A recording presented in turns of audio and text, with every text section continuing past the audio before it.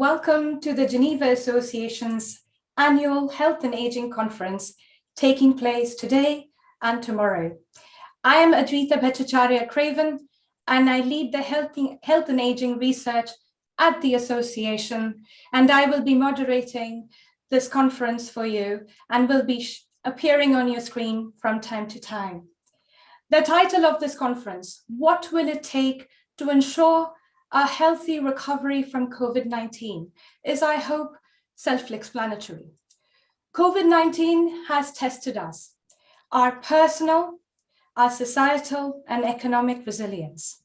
So when we talk about healthy recovery, our underlying belief is that we have to address all these three dimensions. And this is what this conference does, by bringing together great minds from across and beyond the industry that has been enabled by our co-organizing partner, the AXA Group, as well as GA members who have taken an active role in shaping the agenda that you see in front of you today. The event is divided into three parts. Today, we primarily focus on the direct lessons of COVID-19 and also think of the forces that were already making themselves known and felt in the health, well-being, and longevity space, topics such as climate change, data, genomics. Tomorrow, we try and tackle the question of so what? And we have a great lineup of speakers from health and life insurers who can share with you the insights about how they're innovating for the future. Now, some housekeeping. The full conference is being recorded and will be shared following the conference. We have reserved time for Q&A for most of the sessions, and there are two ways to participate. You have a raised hand icon that you see at the bottom of the screen. You can make yourself known this way, and we will unmute you and you can speak live. Alternatively, you can use the Q&A function that you see next to it, and you can submit your questions and we can read those questions aloud. If you are faced with any technical difficulties, please feel free to use the chat function to reach out to our technical teams. We also have a conference hashtag, which is HealthAgingConf21, as you can see at the bottom of most of our slides. Please use this should you wish to tweet or engage in other social media platforms. With that, let me stop here and take you over to my colleague, Jad Aris, the Managing Director of the Geneva Association. Jad, over to you. Thank you, Adwaita. Good morning, good afternoon, and good evening to all of you. It's a great pleasure for me to welcome you to the 2021 Geneva Association Health and Aging Conference. As many of you know, our original intent was to hold this conference physically in London. Unfortunately, several weeks ago, it became clear to us that the pandemic situation would not be conducive to holding an in-person event, so we are holding it virtually. Today, we have participants from the insurance industry, of course, but we have also participants from other circles. We have many participants from multilateral organizations, from the regulatory community, and also many participants from the academic world, from the academic institutions. I would like to welcome all participants. We have more than 300 people who have registered for this event. Thank you for being with us. Let me also take this opportunity to warmly thank AXA, and in particular AXA UK and Ireland, as well as the AXA Research Fund, for the wonderful cooperation in setting up this event. We are honored today to have two eminent keynote speakers, Claudio Genal, CEO of AXA UK and Ireland, who will address us in just a moment, and Andy Briggs, CEO of the Phoenix Group, who will speak to us towards the end of the conference tomorrow. We have a rich program planned for you over the next 2 days, comprised of 7 panel sessions on top of the 2 keynote speeches I was referring to earlier. Yes, Adrita, you are right. COVID-19 has tested us, has tested our resilience. But beyond testing us, COVID-19 has sparked acute societal debates around a number of issues. And let me highlight today two of them. Vaccines. Even before COVID, there was a segment of the population that expressed vaccine hesitancy, who opted against receiving the recommended vaccine regimen for themselves or for their children. Until COVID, this seemed like a fringe group, a small distant minority of the population. With the introduction of the COVID vaccines, the vaccination debate has heated up, to say the least. It has become highly politicized and divisive. Data show that non-vaccinated people are 3 times more likely to infect others.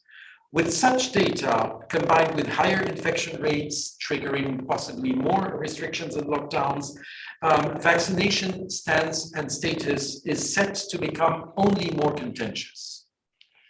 At the Geneva Association, which many of you know is a think tank, a research-driven organization, we think it's extremely important, personal views aside, to hear and understand the science. How do vaccine affects the body's immune systems? What are the pros and cons to receiving a vaccine? How can we promote a sensible public discourse on the topic, and how can insurers contribute to that discourse? Our session on vaccines later today will surely be one of the most provocative sessions. Second example, another debate which was sparked by the pandemic is the debate on personal data and privacy. During the pandemic, data was collected and leveraged, some may argue invasively, to track infections and contain the virus.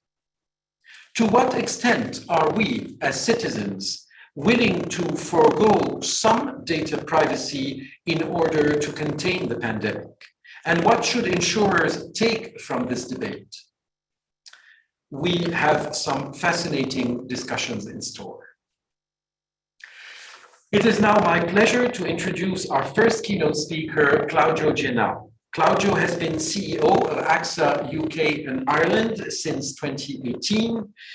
He started in the insurance industry in 2008, working for Zurich Insurance, notably as CEO of Zurich Life Switzerland and as Zurich Group Chief Strategy Officer.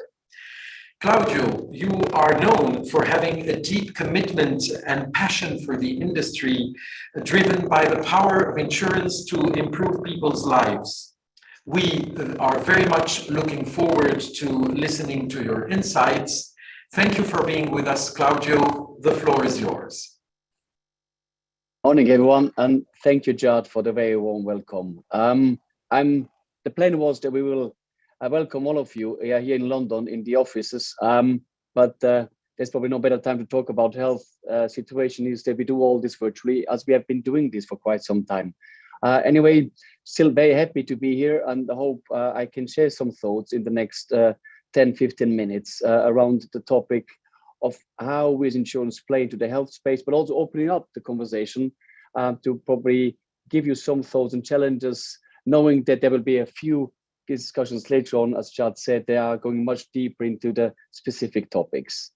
As Chad also mentioned, you will hear later tomorrow, I think, from my colleague Andy Briggs, who is running CEO of Phoenix Group, who will give the perspective from a life insurer. For the ones who don't know AXA, we have a big health part here in the UK, a big health insurer, as well as the GI one. So I'll take that perspective. But before I go in there, I would like to talk about the AXA Research Fund. It's a fund that has been created in 2007 with the aim to support independent, innovative research in key areas. The key areas are health, environment, and socioeconomics. And I'm really passionate about this. I'm sitting on the advisory board, and we discuss a lot about how data, science, and knowledge is needed for us as insurers, but us as a society, to make sure we progress as as we move along. Now, the fund has spent more than 250 million on different projects. And the one thing that I found most fascinating is that as we are operating in the fund in two big areas, climate and health, these two things are related. It's almost like having two perfect storms coming together. And the way, just to share with the way I think about this is, health obviously is more topical than ever today. But at the same time, if you look climate, the climate discussion, and knowing that even if we are able to contain it to 1.5% increase, there will be consequences. And one of the consequences will be that much more areas in the globe will be infected by malaria. And that means they will have a billion more people potentially who will have impacted by malaria. So the health of this extra billion people will take a very different turn. At the same time, areas where it's already very, very warm today, if this increases, the cardiovascular system of obviously people living there will be even more stressed. So again, another element where climate and health come really together. And that's why I'm so passionate about the work we do in the research fund to really establish the basic elements, the basic research needed to inform us as insurers, but also the society, so that we can go much more into preventative form rather than after the fact trying to repair things. And as Benjamin Franklin said, an ounce of prevention is worth a pound of cure. And that was about fire insurance or fire prevention then, but it's true. Yeah, if you can prevent things from happening, that's a much better outcome than trying to fixing them afterwards. Now, if I look at AXA ourselves and how we use technology, there are two or three things I would like to share with you. AXA overall, we have more than 100 million customers. 8 million of them we have here in the UK. And as I mentioned before, we do have a pretty large health business. And there are quite some interesting things in there where we use data and technology to help our customers and members. Now, one of the things we have put in place quite some time ago is what we call Dr. Tent, but it's basically a virtual GP. Now, before the pandemic, we used to see around 500 consultations a month across the whole population we have, which is around 2 million members. Through the pandemic, through the last 18 months, we have seen this number moving from 500 to more than 40,000 a month. That's a huge take up in a very small time frame. And what is interesting when you look at who is using these services, is not just the young ones who are affine to technology. It's across the ages that we do have, and quite a lot of people who are older. And that means also for me, it's very positive because it means technology well delivered, well implemented, is accessible to everyone, and will make again healthcare digital in a digital way more equitable and accessible by many people. Another example where we use tech and data within AXA is in our taking care businesses. So basically, what that business does is allows elderly people or people who are vulnerable to live at home and not going to a care home. And what we do to make sure that it's possible, they have wearables that are obviously connected to the internet and measure a lot of things around them. And using the data from these devices, we can build now predictive models that help us to understand whether there's a change in the rhythm of our members, whether they fall, whether there's anything we need to do then to prevent, ideally, again, from them going to a state of unhealthiness, or worst case, if they fall, then obviously can send someone to go and look after them. This wasn't possible only 10, 15 years ago. And it's just, for me, it's just the beginning of what technology can do when it comes to care and how we look after ourselves, because there's so much that data can do about seeing patterns and the rhythms, how we live through our lives, and seeing changes, and using that as a way to prevent or indicate early on that we need to do something. And the third example that I want to carve out in terms of how we use data is cancer. We work with IBM and the software they have to basically train models on skin cancer. And as you can imagine, the more pictures, the more input we have, the better these models get. And it's true that by now, the models and the tech is better at detecting the cancer, the skin cancer, than most of the specialists. And that's, again, it's at the beginning of what is possible. But these are three big things where I see how technology will drive better outcomes for everyone. We can see that technology will make, in that sense, healthcare more accessible for more people, more equitable, and more affordable. And that's absolutely needed. If you look at the big challenge we have in front of us as nations, but also as across Europe and across the globe, we need technology to help us to help people to look after themselves. Now, there are two challenges in my head that we need to overcome to make sure that technology, data, AI, all these elements can help us and make a difference in the future. So as many, well, definitely many of us are using, as I do now, these Fitbit, these trackers to just check on their health. And if I believe that some of the numbers we have is more than 1 billion people are wearing one of them somehow by now, and there will be many more in the future. But what do we do with all of this? What do we do with the data? And Jad mentioned also in his introduction, there's also a piece about people being distrusting. They don't know what happens with data and how to engage with them.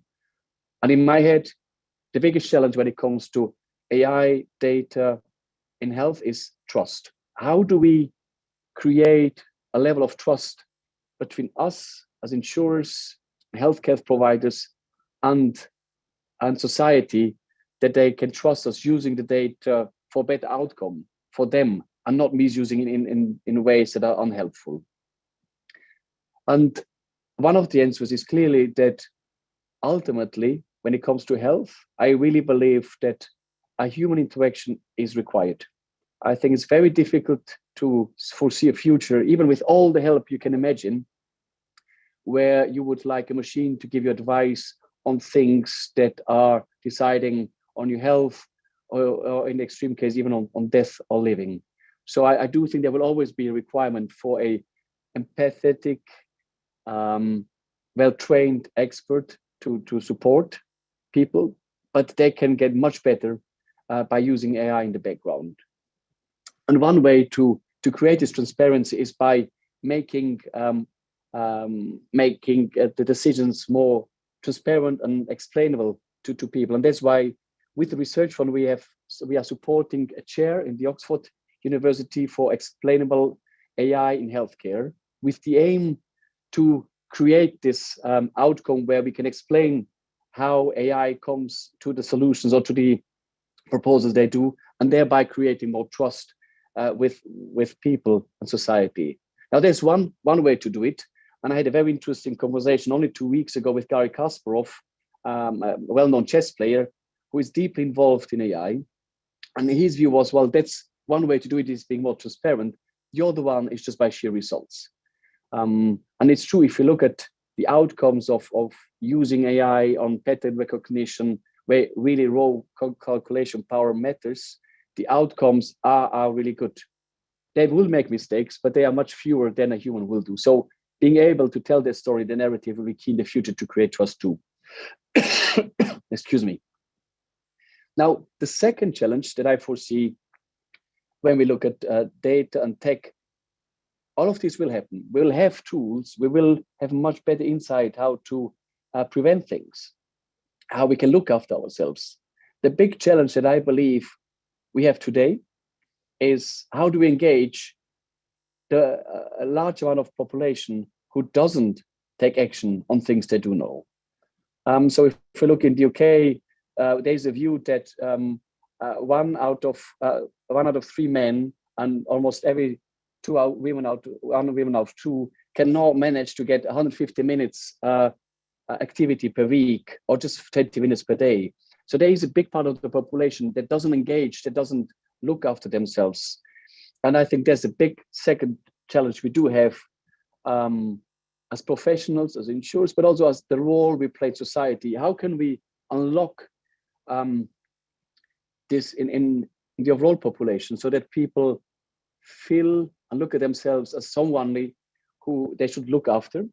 And it's not a selfish act to look after themselves, but knowing that looking after themselves is the only way to have a worthwhile life, but also being able to look after the ones they love most and getting them over the point where they start doing things. Because I'm deeply, deeply convinced that if you can motivate people to take the necessary steps, and I'm not talking about running a marathon, I'm talking about taking a walk every day, making sure they eat a little bit healthier, that they take out for themselves to be mindful. Small steps that in that sense require time, awareness, and finding a way to inject that energy to overcome this, to me, is probably the biggest challenge we have overall, because that will allow us and the whole population to increase the health level of the population incrementally, but also to an extent that would be very, very fundamentally changing the way how health looks in the overall population. So to me, these are the two big challenges we have, and I'm happy to take any views how we overcome them. Is firstly, how do we make sure that people trust AI and technology, and so that we can use it to drive better outcomes, making health more accessible and equitable across the globe. And the second challenge is, how do we motivate the vast majority of the population to look after themselves by doing things incrementally, but also on a consistent basis? As because that, to me, especially in the Western Europe, this will be one of the biggest levers we have to increase overall health levels in the population. Now, with that, I leave that as a challenge out there, but I'm absolutely convinced that with everything we see today, and I gave you some examples where AI and technology is today, we will see an immense step forward. There will be many more things coming our way. They will really change dramatically how we look at health and healthcare in the future. But we need to unlock the trust so we can use these tools and deploy them with the society. And secondly, we need to motivate people to look after themselves, because again, prevention is the biggest tool we have. If people look constantly after themselves, we will just increase the overall health level, and they will obviously prevent many lives and people to go even into a state where they need then healthcare in that sense. With that, thank you very much, Sujat and the Geneva Association for having us here. And I think I'll open up now to questions. Yes, absolutely, Claudio. Can you hear me well? I understand in my introduction there was it wasn't so clear. Can you hear me well? Much better now, yeah. Better. Wow. The crackling is gone. This one, I was only made aware after it. Thank you very much for these opening comments. One question that comes immediately to my mind is the following, Claudio. You emphasized rightfully the importance of trust.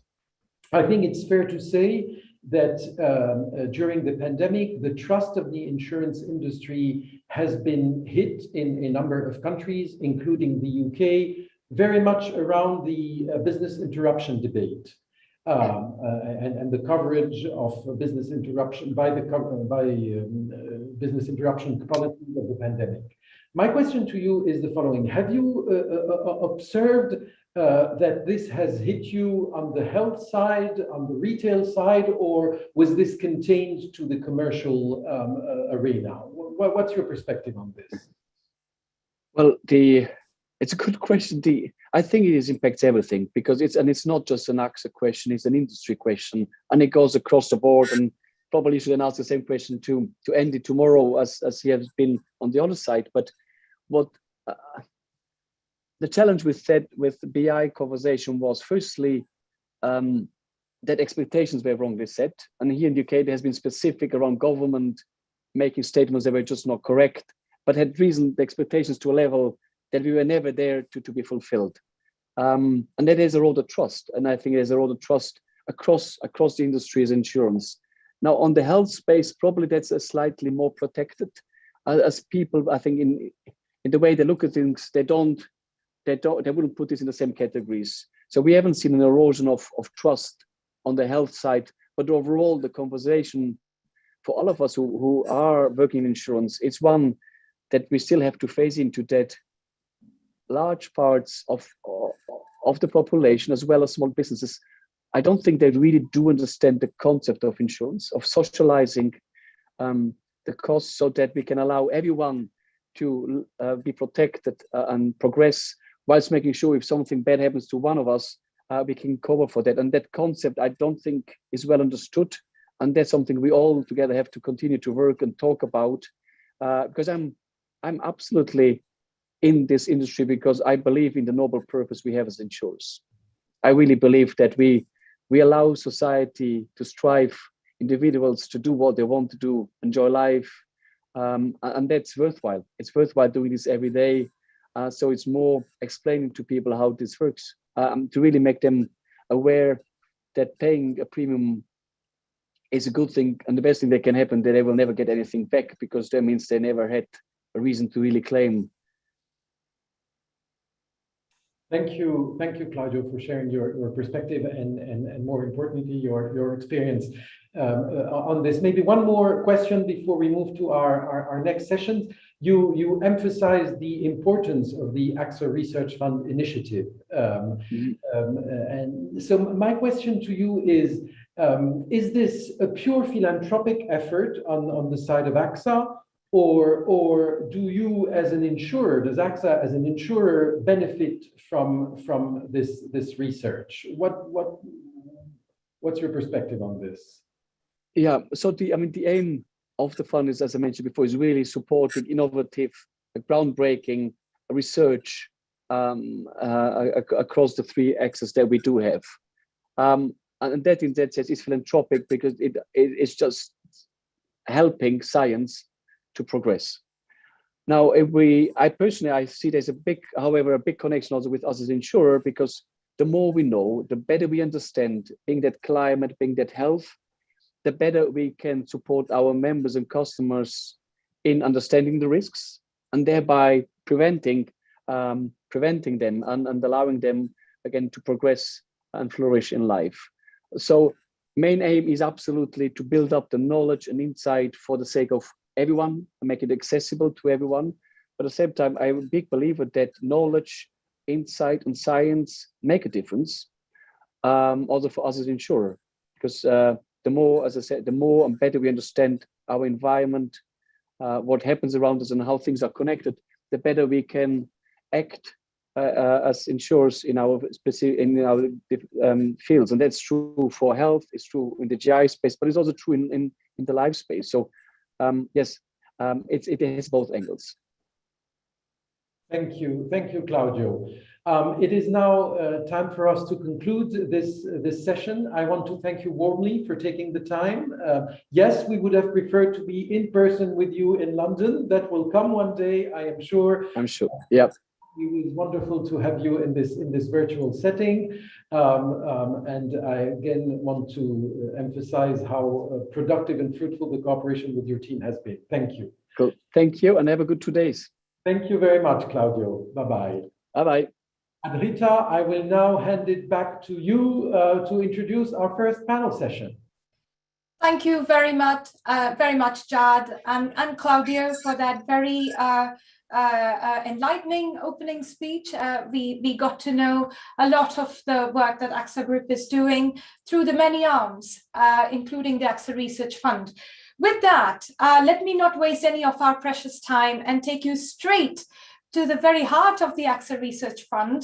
I would like to take you to my colleague, Maryam Bogataj, who is the head of the AXA Research Fund, who with her panelists is going to take the next hour to craft a story together for you as to what has really been the impact of COVID-19 on society. With that, Marie, over to you for the next hour. Please introduce yourself, the session, and the panelist. Thank you. Thank you very much, Adrita. So good morning. I am Maryam Bogataj. I head the AXA Research Fund and Group Foresight. You've heard a lot about the AXA Research Fund this morning, so I will not reintroduce it. I'm really delighted and honored to be kicking off this first session of the Geneva Association's annual Health and Aging Conference, and help the discussion around how we build the healthy recovery soon. Hopefully soon we're out of this. So the current crisis has highlighted really all of the complexities that we knew existed in our societies, but I think in a very unprecedented way and a very violent way, because it all came crashing in. It's exacerbated existing issues. It's created new ones with impacts that are both more far-reaching and varied in nature than anything I at least would have ever imagined. And this was for our societies, for our organizations, and for our industry as insurers. Early in the pandemic at the AXA Research Fund, we sat together with a group of experts from academia and our industry, and we set out to discuss the immediate effects of the crisis. And the very first thing that emerged was the issue of inequality. This was in March 2020. And little did we know that we'd be still having this discussion, almost 2 years later, with many additional issues arising. COVID-19 has durably shaken our health systems, that's for sure. It's unsettled our economies, and it's exacerbated those inequalities even more than it has in the beginning of the crisis. The health crisis has actually morphed into an unprecedented period of business interruption, which was one of the very unexpected factors, I think, out of this pandemic. Supply chain disruption and increased inter and intrastate inequalities. And so we gather here today in this first session of this conference to discuss some of the major shifts that have occurred, with particular focus on this issue of inequity, social, but also from an insurance and protection perspective. And we want to look at the implications of these shifts in attitudes towards health, life insurance, and risk protection. To do that, I have the pleasure of welcoming an excellent panel today. Anne Boring, welcome, Anne, who is head of the Women in Business chair at Sciences Po in Paris. She is also assistant professor at the Department of Economics of Erasmus University in Rotterdam and research fellow at the Women and Public Policy program at Harvard Kennedy School. Welcome, Anne. We also have with us Thomas Holzheu. He is chief economist for the Americas at Swiss Re and deputy head of Group Economic Research and Strategy. Hi, Thomas. Hello. And Kau-Uwe Schanz, who is deputy managing director and head of research and foresight of the Geneva Association and a reinsurance-focused strategy, business development, and communications specialist. Kai was also previously at Swiss Re as senior economist and then chief economist for the APAC region. Before we dive into our discussion, hi Kai. Hello everyone. Before we dive into our discussion, I just want to give a quick reminder. I know Adrita has mentioned this before on the Q&A, but so we have reserved time for Q&A at the end of the session, and there are two ways you can participate. One is by using the raise hand function at the bottom of your screen to ask a live question, and I will be monitoring that. Or you can use the Q&A function to submit a question to be read aloud. And you can do this at any point during the session. So feel free to jump in. So one of the major issues, as I mentioned before, that appeared instantly in the conversation was inequality. And as we went through the pandemic, it continued surfacing in very different ways and in multiple dimensions. Most recently, the North-South divide with vaccination distribution inequity. Very early in the pandemic, low and high skilled worker protection gaps, and more obvious gender and race gaps. And so I'll turn to Anne first. The crisis has brought about shutdowns, lockdowns, new ways of working for some proportion of the population, many new demands on others. And so I wanted to ask you, Anne, what the data and the research you're conducting say about the effects of these shutdowns, lockdowns, new ways of working on the different social, gender, and racial groups. Thank you. Thanks a lot for the invitation and for the chance to present the research that a lot of economists actually have been working on over the past year and a half, almost 2 years now. And I think that it's quite clear that the research shows how inequalities throughout the world have been exacerbated by the COVID-19 crisis. One of the reasons why those inequalities have been exacerbated is because groups have been impacted differentially in terms of just the health impact of the disease in itself, but also the policies that governments have had to put in place in order to mitigate the spread of the disease has had major consequences and has contributed to increase inequalities in between groups. So the groups that have been the most impacted by policies that are related to, well, the lockdown measures, of course, but also just the social distancing types of policies in general and the economic changes that have accompanied these new measures measures are, of course, women, that we've been talking a lot about since the beginning of the economic crisis, because a lot of women have been taking on a disproportionate role of taking care of children during the pandemic.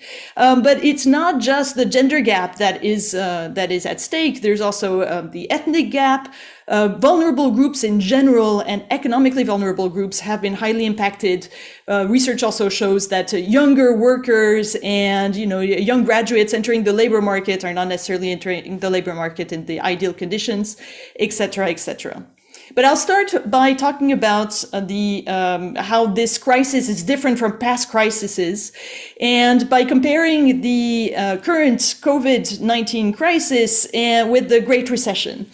And in past economic crises, it's often, those crises have often impacted sectors where men tend to work disproportionately more than women.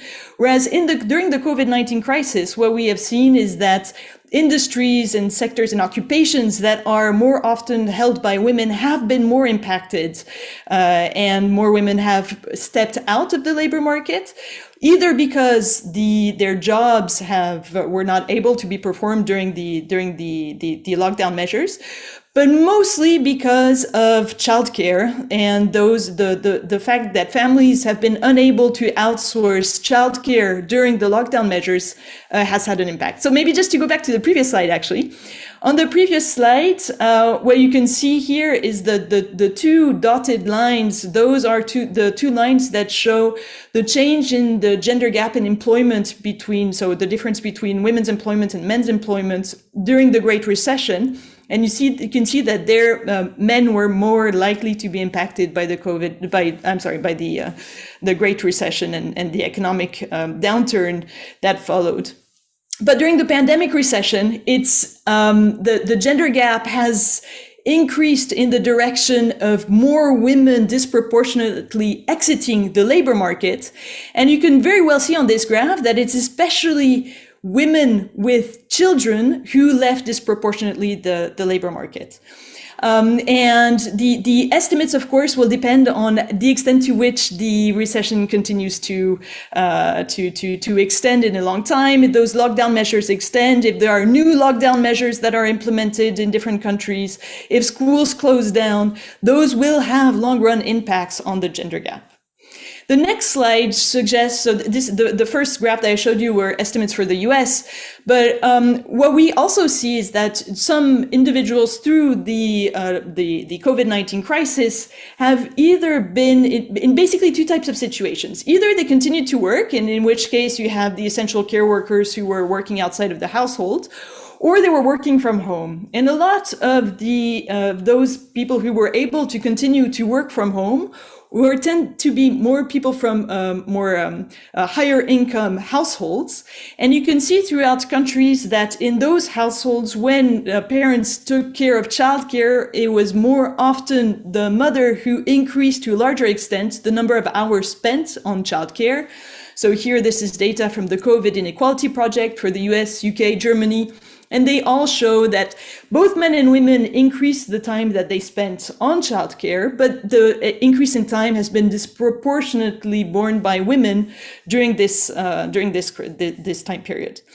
This has potentially long-term impacts. So if women are exiting the labor market for a longer period of time, they might start to fall behind in terms of skills development, learning on the job, but also being visible in the workplace, and they might be negatively impacted in the long run in terms of their promotion rates.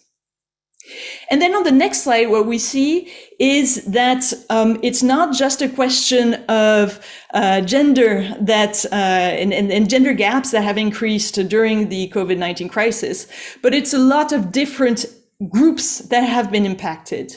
What you have on this graph is research showing how the shutdown measures have impacted workers, and especially in industries where the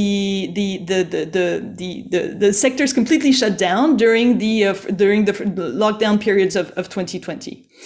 So you can see that in those sectors where the shutdowns were more important, there were more women who were working in those sectors compared to men. But you also see that it tends to be more younger workers that were in these sectors that shut down. And very importantly, looking at the earnings decile, you can see that those sectors that shut down really correspond and correlate quite well with lower socioeconomic backgrounds. So the lower income deciles were those who were the most impacted by just not being able to work during the COVID-19 crisis. Ethnicity also matters. This is data for the UK, but we see very similar trends in the US, for instance, where Black and Hispanics were and still are more than disproportionately impacted by the lockdown measures, and their ability to work is much more reduced and has been much more reduced since the beginning of the COVID-19 crisis. And as the crisis extends, we see that there are some long-run consequences which are very preoccupying.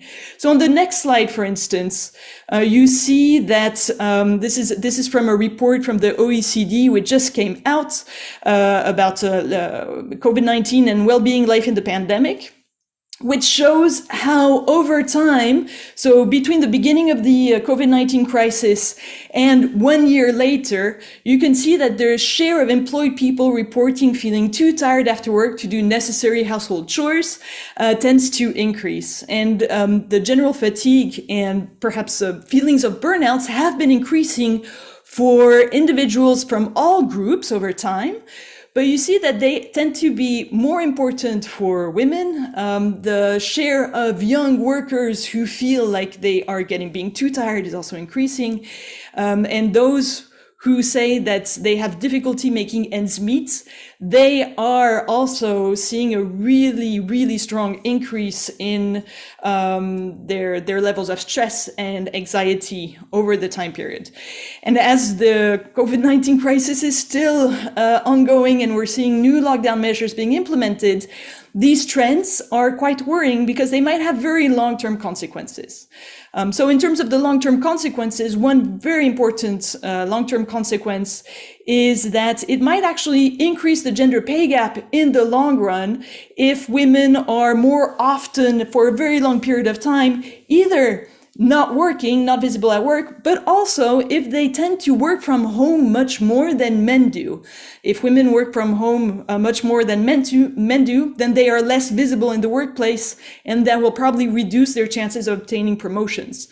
And the other, one of the other main issues that I also want to stress are inequalities in education, because in terms of ability to do homeschooling, access to resources for young children from lower socioeconomic backgrounds, they might be, and they actually are already lagging behind because of the beginning of the COVID-19 crisis, where they're just not having access to the same type of resources than children from higher socioeconomic backgrounds.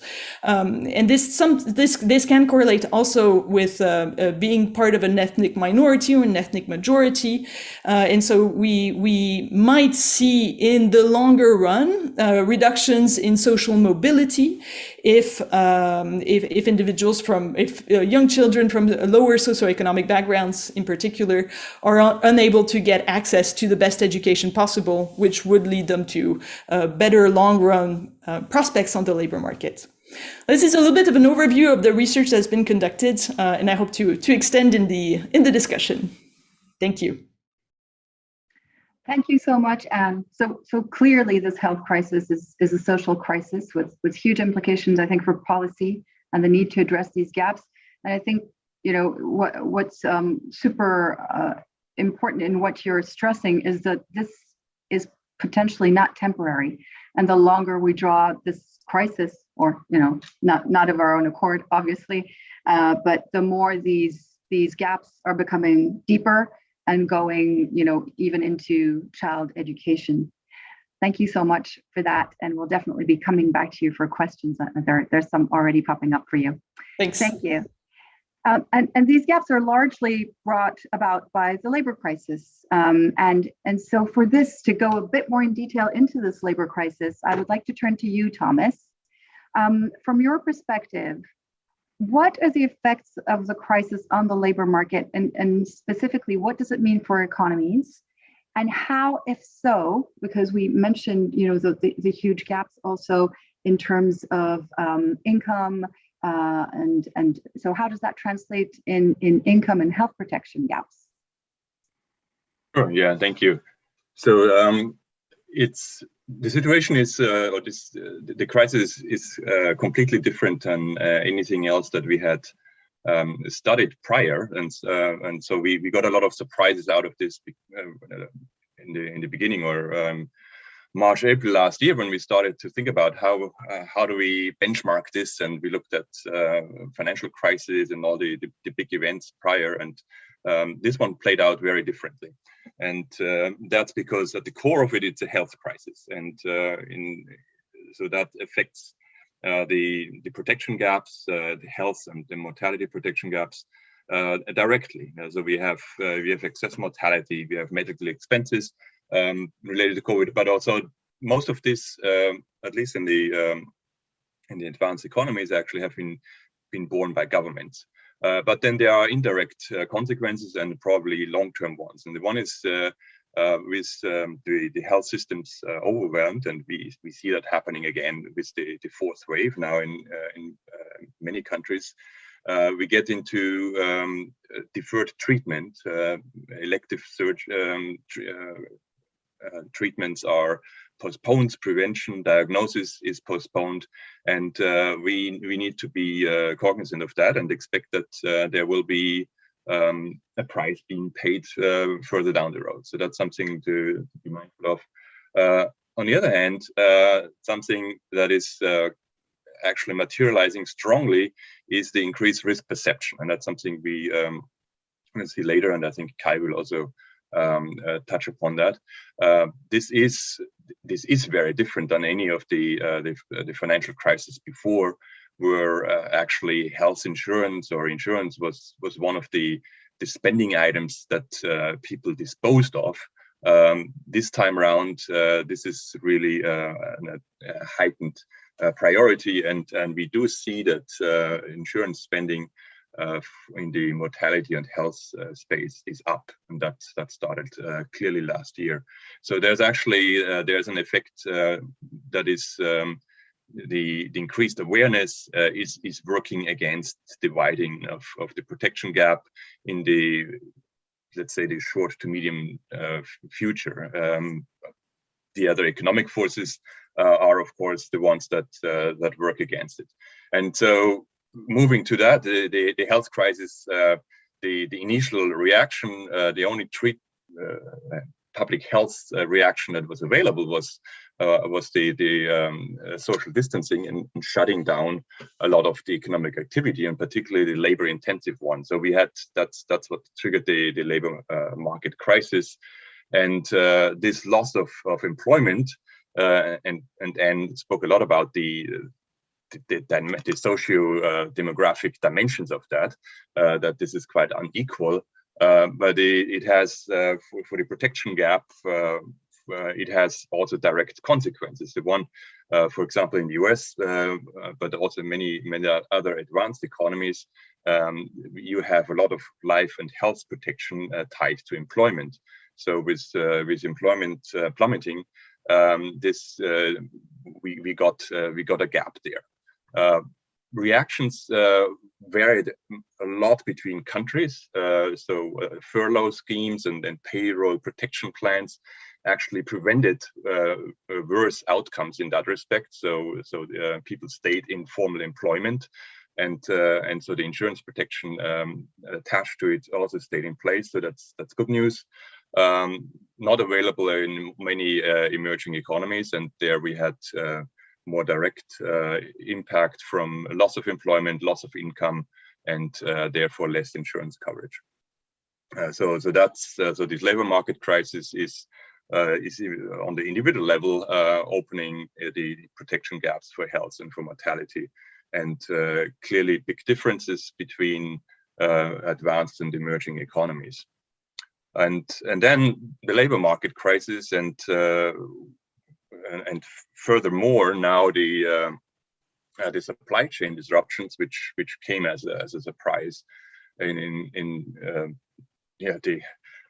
the spread, and we were surprised how ubiquitous they actually are.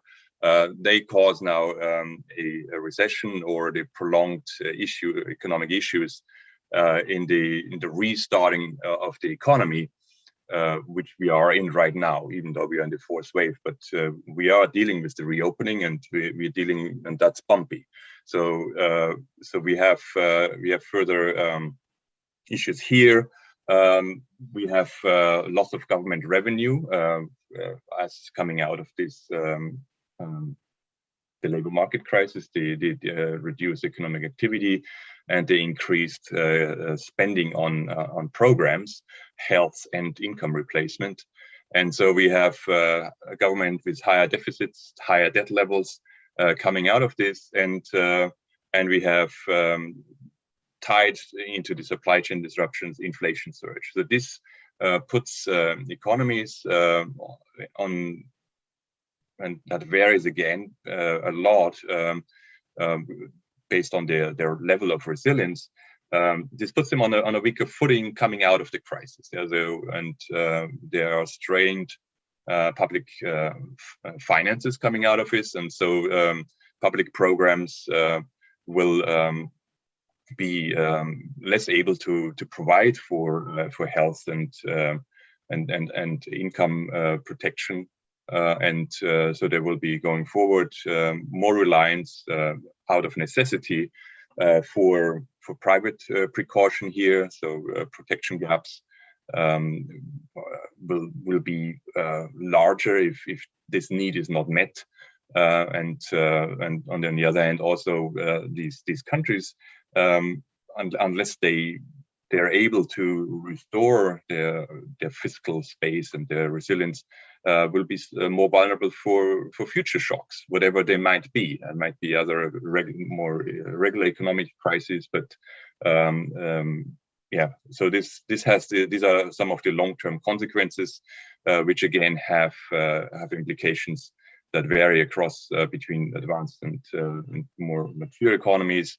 But then also the reliance on social security systems, inflation has an unequal impact within a country. So this is so definitely lower income demographics are more affected by these phenomena, and so this has a dimension where unequal outcomes or different weaker or more vulnerable demographics are more affected by these longer term consequences. So if we look at protection gaps, and that would be on the next slide, please. We have we measure those for mortality and for health, and they particularly, and we also look at natural catastrophe, but this is not relevant here in this context. But during the crisis, and we look here at numbers for 2020, these protection gaps widened significantly for the said reasons. And an interesting aspect here is that particularly the emerging Asia, and that's a lot driven by China. They have the highest protection gaps, and particularly around health. And so what we see here is clearly that the emerging economies, and particularly Asia, that grew, where you had a middle class growing very quickly over the last few decades. These countries, they outgrew the social welfare systems, and so there's more reliance here on private provision, and so that's one of the main reasons why we see a dramatic size of protection gaps, particularly on the health side, and less advanced or less pronounced in some other emerging regions. But overall, we see 60% of the global gap for health and mortality coming from emerging economies. So this again shows on the international spread range the heightened vulnerability to this current and future crisis. And then if I just want to go to the next slide, please. And so what we ran. So as I pointed out, so there's the largest vulnerability are in Asia, and we ran a consumer survey there, and for the specifically related to COVID, and we ran the first one in 2020, and then a follow-up this year. And we asked a lot of questions around security, risk perception, and question around insurance cover and the perceived shortfall. And not surprising, the areas where we see where the perceived shortfall was the largest was income protection, critical illness, and medical insurance, and then questions around how this translates into planned actions or the future changing behavior or insurance purchases. The priority for additional cover was the highest for medical insurance, but then also income protection and critical illness. And income protection, that's disability, and this is an area where current coverage is rather low. Yeah, there's much more medical insurance and health insurance, and mortality covers are pretty widespread, but critical illness is very low on the agenda, on the range of current covers. So here we see a big discrepancy, and that's as I mentioned before, the impact of the heightened risk awareness, risk perception. This in this survey here, we see the results. You know, these the expressed shortfalls. These numbers are higher through COVID now, and the plans and the desire to take care of this and to reduce the protection gap through insurance cover is an immediate reaction to this. I'm going to stop here.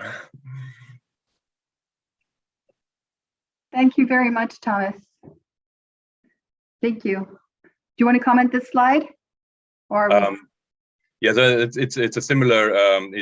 This basically showed how risk perception around medical insurance and health concerns, how they're correlated, and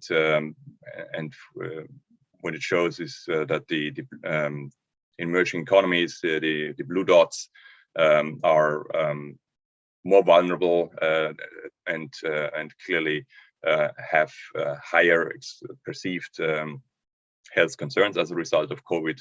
And as a result, then there's more intended action to change behavior and to increase health insurance coverage going forward in response to this. So again, in terms of a cross-country inequality, we see here the different resilience of health systems and of the protection level. And the emerging economies here more vulnerable. It plays out in the lives of the households, and it drives their expressed future behavior. Thank you very much. Very clear. So, going from Anne's analysis of the social gaps that are widening, I think what's extremely interesting here is that these labor gaps are really opening protection gaps in health and protection. And again, we're seeing the North-South divide, the emerging markets being much more impacted. And we can see this daily in the news through the distribution of vaccines, but here it's very, very close to our hearts as an insurance industry to see that these protection gaps are widening, and that the reliance on private systems is probably going to be much stronger with the fiscal ability of governments going down. So thank you very much. Key learnings here in particular for the APAC region for our industry, with medical insurance being prioritized, and then discrepancy with critical illness that I think should be looked at as both a challenge and an opportunity for us. So the pandemic, the consumer survey that you showed us kind of shows the redefined priorities in terms of insurance needs. And turning to you, Kai, I know that you have conducted also a customer survey. Does the research and the data that you see confirm that trend? And we also spoke about consideration of insurance. How does the COVID crisis affect the perception of our industry and of insurance overall from a retail perspective? Over to you. Thank you very much, Marie. And indeed, what I'm going to present is pretty much confirming what Thomas showed for APAC. So just as a backdrop, in early 2021, the Geneva Association commissioned a global customer survey, including 8 different markets, 8 different countries, 6 mature markets and 2 high growth markets, namely Brazil and China. You can dig deeper into all these results when you refer to a paper that we recently published less than half a year ago, a paper on the post-COVID-19 risk landscape and the role of insurance in that.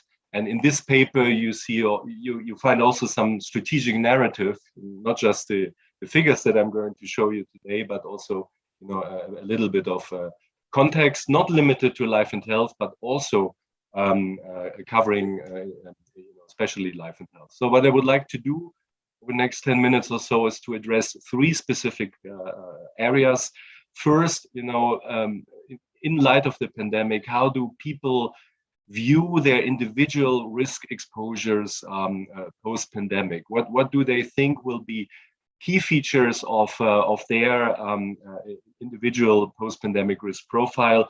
So, in different words, how is the pandemic expected to impact their risk perception in terms of hazards, exposures, vulnerabilities?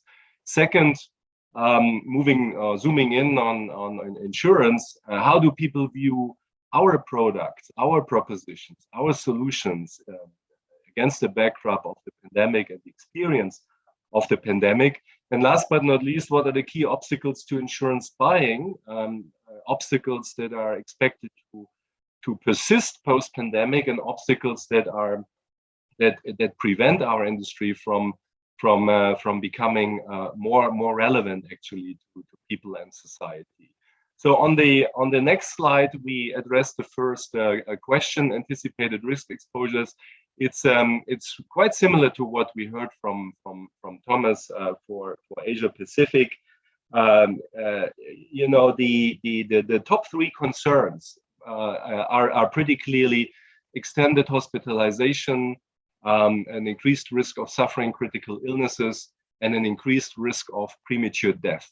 This is on top of people's minds. So 64% of all the respondents across all 8 countries are concerned about an increased risk of extended hospitalization post a pandemic. So this is an important finding of relevance to health and life in insurers.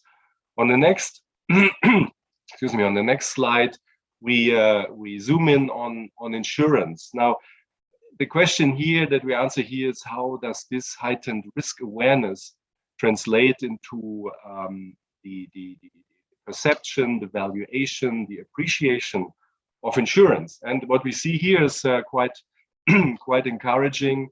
So 46% of the respondents told us, well, we attach more importance to private health insurance in light of what we have experienced during the pandemic. 43% said the same on life insurance. So this is pretty good news, and The big question, of course, is, how does this translate in actual buying intentions? So this is a major question.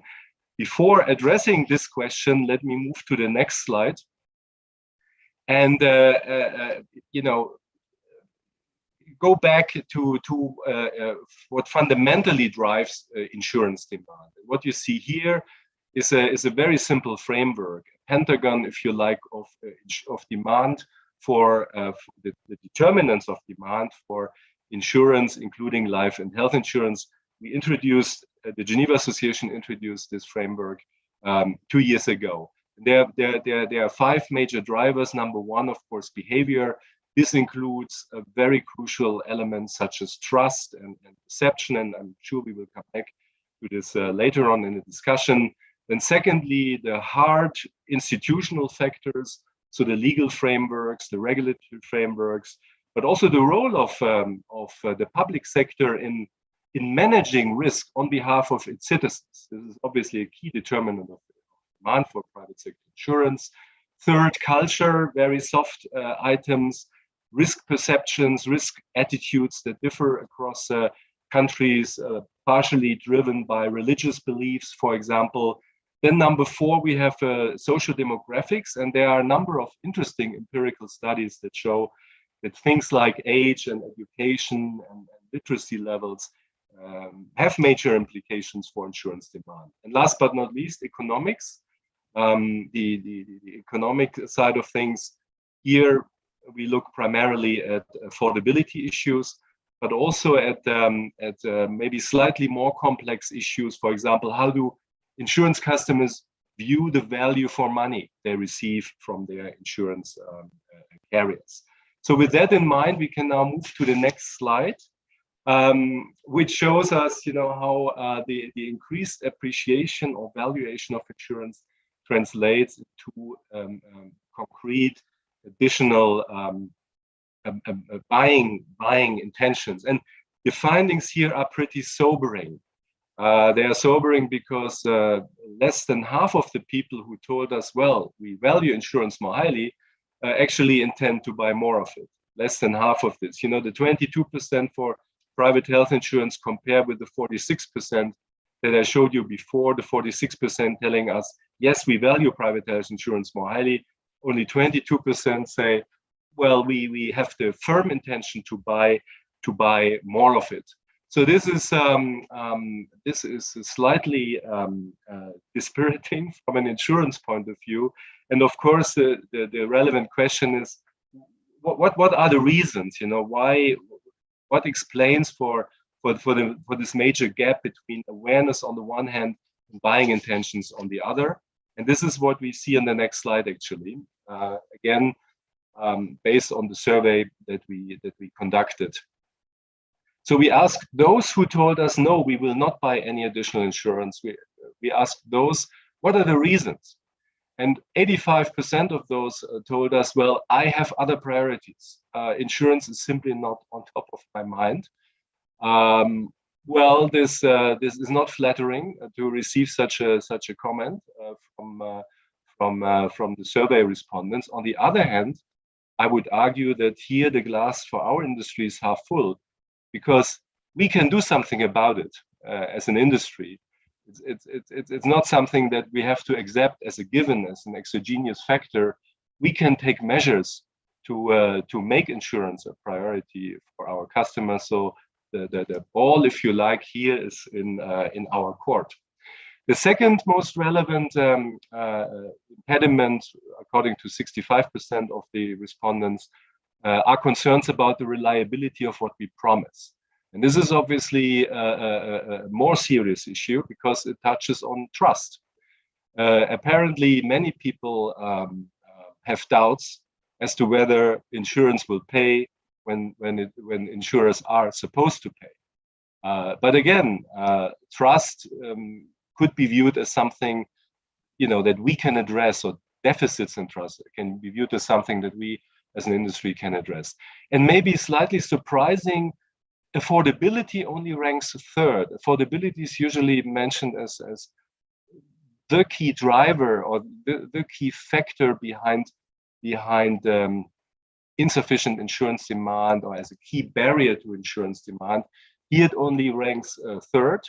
And not surprising, particularly in markets such as Brazil and China, so middle income markets. I think these findings are very interesting for the industry, and because they will trigger, or they could trigger, specific strategic and operational responses. Now, on the last slide, I offer you a quick, three quick takeaways, pretty straightforward from what I said. Individual awareness of health and mortality risks is definitely up. This, I believe, is a major tailwind for our industry. It boosts our the life and health insurance industry's ability to address protection gaps, and these protection gaps, as we heard from Thomas, are gigantic. Number two, we have seen that life and health insurance is valued more highly, so people have a better understanding of what insurance in principle could contribute to managing, to mitigating, to preventing personal risks on the life and health side. But, and this is the third key takeaway, long-standing obstacles to insurance buying remain relevant, also in light of the pandemic. On the other hand, as I have argued, the glass here is half full, not half empty, because most of these obstacles can be addressed through measures taken by our own industry. So maybe with this, on this positive note, Marie, let me stop here. Thank you, Kai. And it's good to get a positive note. So thank you very much for actually rounding up the essential points.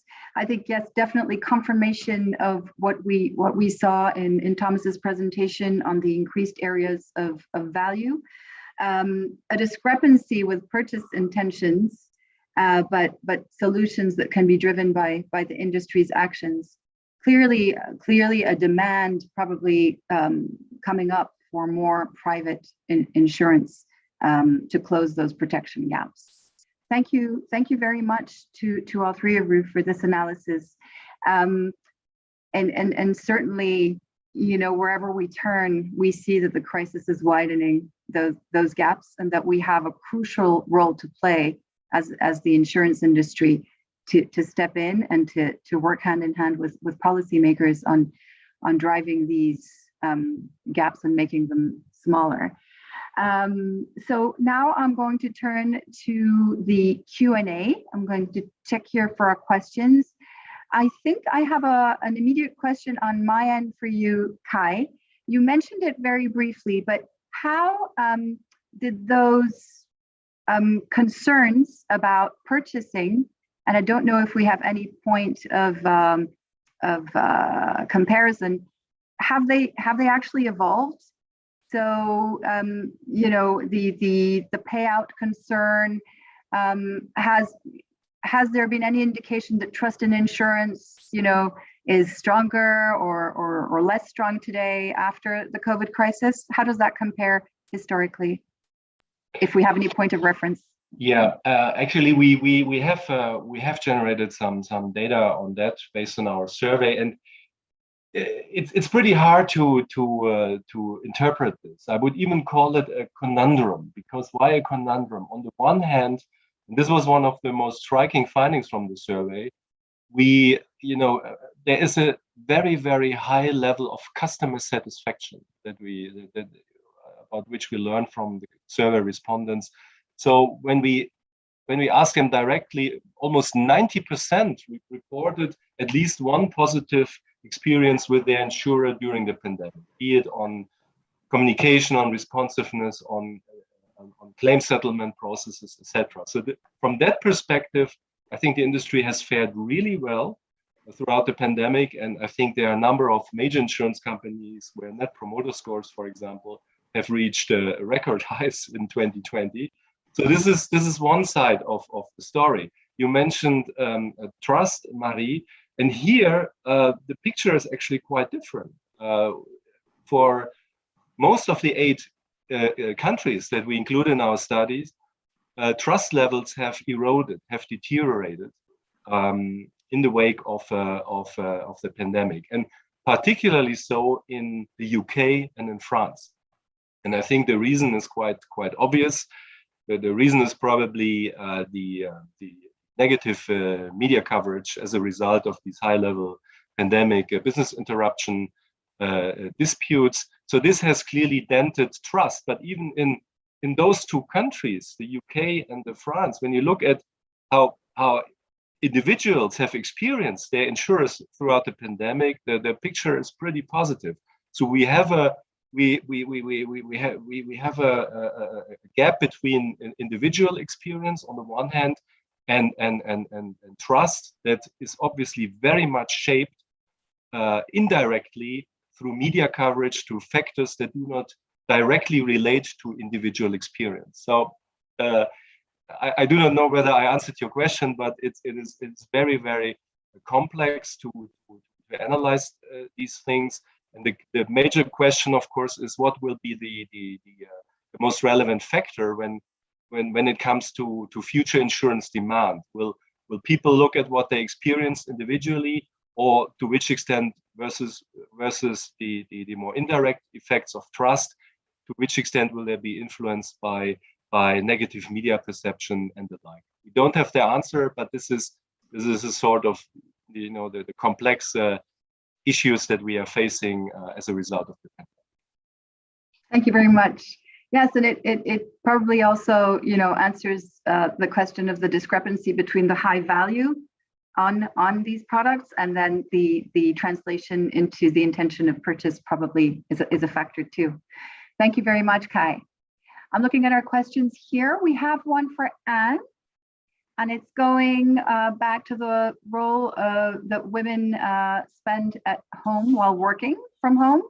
The question is related to, is there a difference according to the level of responsibility at work? So I guess the seniority at work and involvement in work from home and child rearing or child schooling.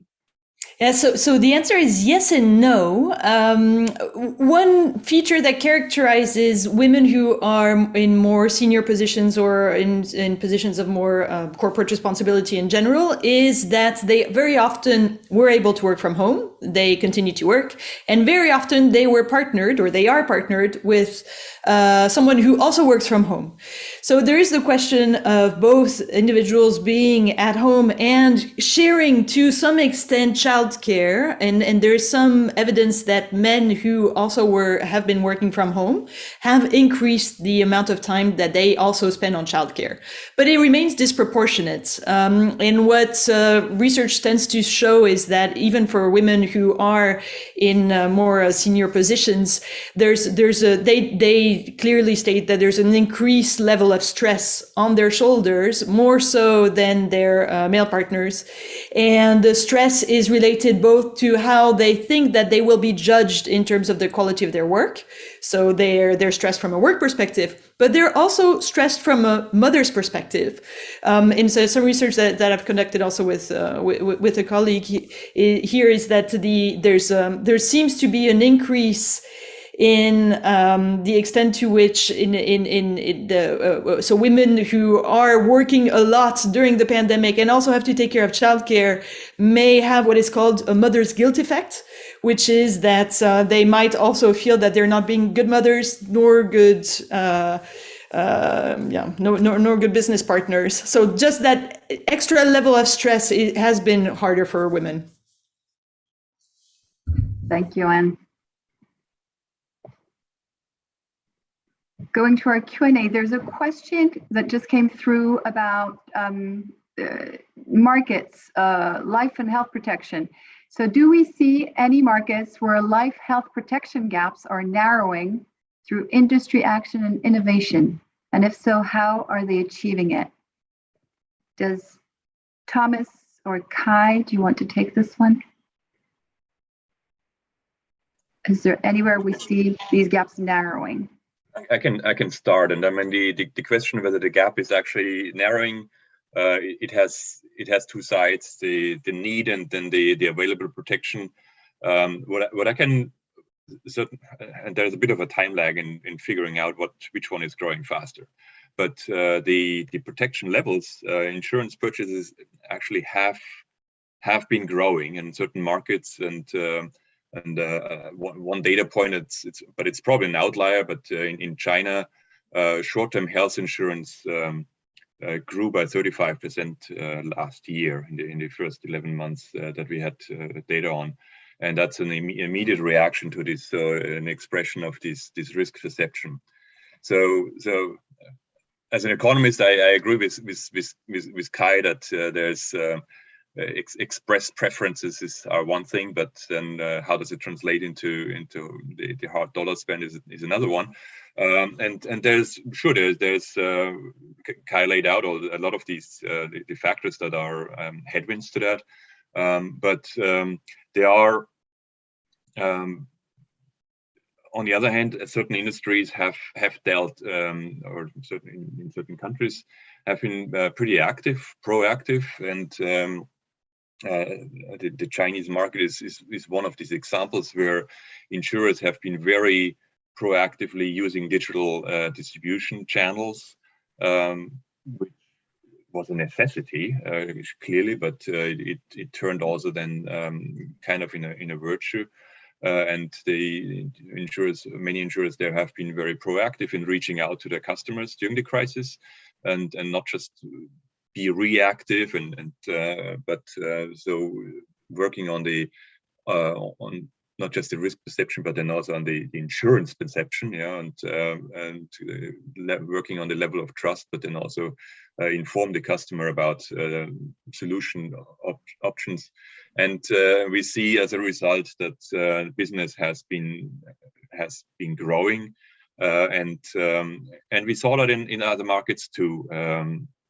Thailand, Singapore, some other of the Asian markets, but also in Latin America, where the labor market situation and the economic situation was really dismal. But the insurance, the growth of mortality and health protection has held up much better, and as a reflection of translating some of these perceptions and expression and plans into action. So there are some of this that we can see. It's a bit early on to have a good overview in terms of actual data. Thank you. Is there anything you would like to add, Kai? Not much actually, but just as Thomas alluded, there are maybe two sides of the coin. On the one hand, protection gaps can be narrowed through increasing availability of insurance. On the other hand, they're influenced by the level of exposure. And post-pandemic, you can argue that the exposure to premature death, the exposure to catastrophic healthcare spending has increased tremendously, and maybe for good. It's really hard to tell, what is growing faster, the exposure to calamity, or the available risk protection based on insurance. So it's a very dynamic dynamic development. And maybe the question also that we received from the audience was about innovation. I think the industry has made huge progress over the past 10 years or so, especially when you think of micro policies in the most vulnerable countries. The cost of distribution has been slashed by 80-90% over the past 10 years. So I think this is a very good time actually to make progress on this front, through innovative distribution, as Thomas said, or through pricing policies based on smartphone data. We have seen a revolution in opportunities here over the past few years. So yes, I mean the outlook here is definitely a positive one. Thank you, Kai. And definitely, I think that type of innovation actually intervenes in reducing the access gap, for example. Definitely microinsurance, definitely more tailored products, more precise pricing and need information through data. And I think that goes to helping, reduce those access gaps and serving populations that probably wouldn't have had access to insurance. Well, our session is actually already drawing to an end. I want to warmly thank you, panelists, for your precious insights. Clearly, so the pandemic has brought forward a number of underlying issues, and it's requiring to ask difficult questions about how we build back better through policy, notably on all of the issues that you mentioned, and through cooperation, interdisciplinarity, better foresight, innovation in our industry, and clearly insurance has a role to play. Thomas, you mentioned the reliance on more private sector protection. There are new expectations from our industry and needs that are emerging that provide us with both challenges and opportunities today. And so I want to thank you very much for providing your analysis on the societal impact of the pandemic and the concerns and priorities and perceptions around the insurance that will help inform the way forward. And with that, I wish you an excellent day, and I hope that our audience enjoyed our session and will enjoy the remaining ones. Thank you very much. Over to you, Adrita. Thank you, Marie, Anne, Thomas, and Kai for that, again, a very lively discussion. I think from my point of view, and your presentation definitely took me back a while, where we talked about the social determinants of health. And in our case, probably the mandate is slightly bigger. We are looking at the social determinants of health, well-being, and healthy aging, and what we end up with when we are old. So I think it was very interesting to see some of the starting points of some people, the more vulnerable groups, the women, and ethnic minorities in society, and how they have coped with the crisis. I think, Thomas, you painted a really good picture for us in terms of the global picture around the perceptions and protection gaps. And I think, Kai, I have been privy to some of the research that you have done before, but I think it again brought to life the real challenge of how people prioritize insurance and to what extent they do, but to what extent that also translates to actual buying of protection.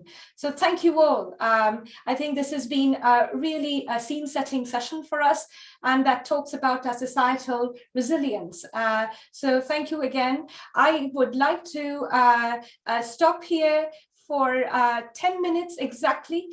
We will be back here at exactly 11:40 a.m. GMT, so that's London time, and we will resume our next session, and you can have a coffee break, but please come back promptly, and we are looking forward to carrying on a whole days of very lively discussions across all these three dimensions of recovery I've mentioned. Thank you very much. Bye-bye.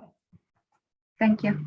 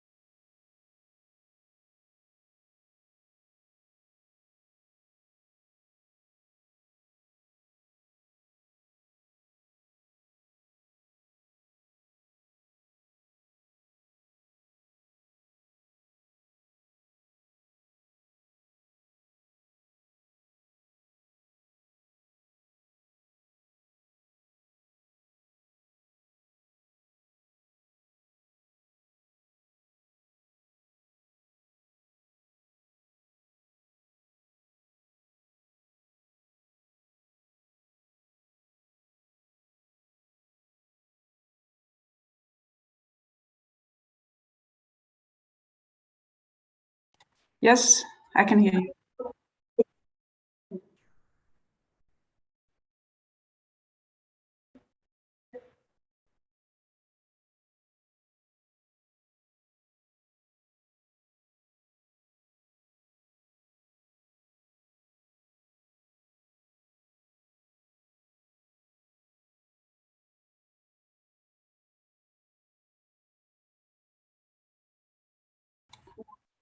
I shouldn't have, but I'd only see one window here, and that's kind of the central one, but I have your sound indeed.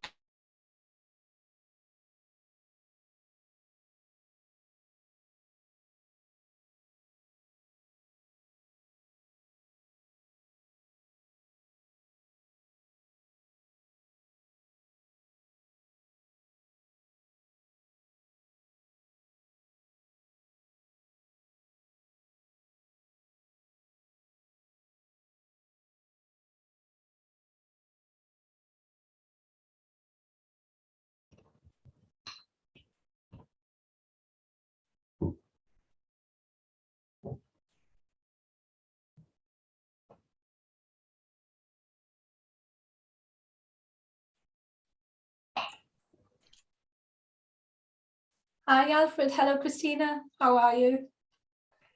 Hi, Rita. Good to see you. Good to see you too. The day is finally here after all these months. Exactly. I saw this. Sorry. I was just saying, if not in person, then at least together in cyberspace.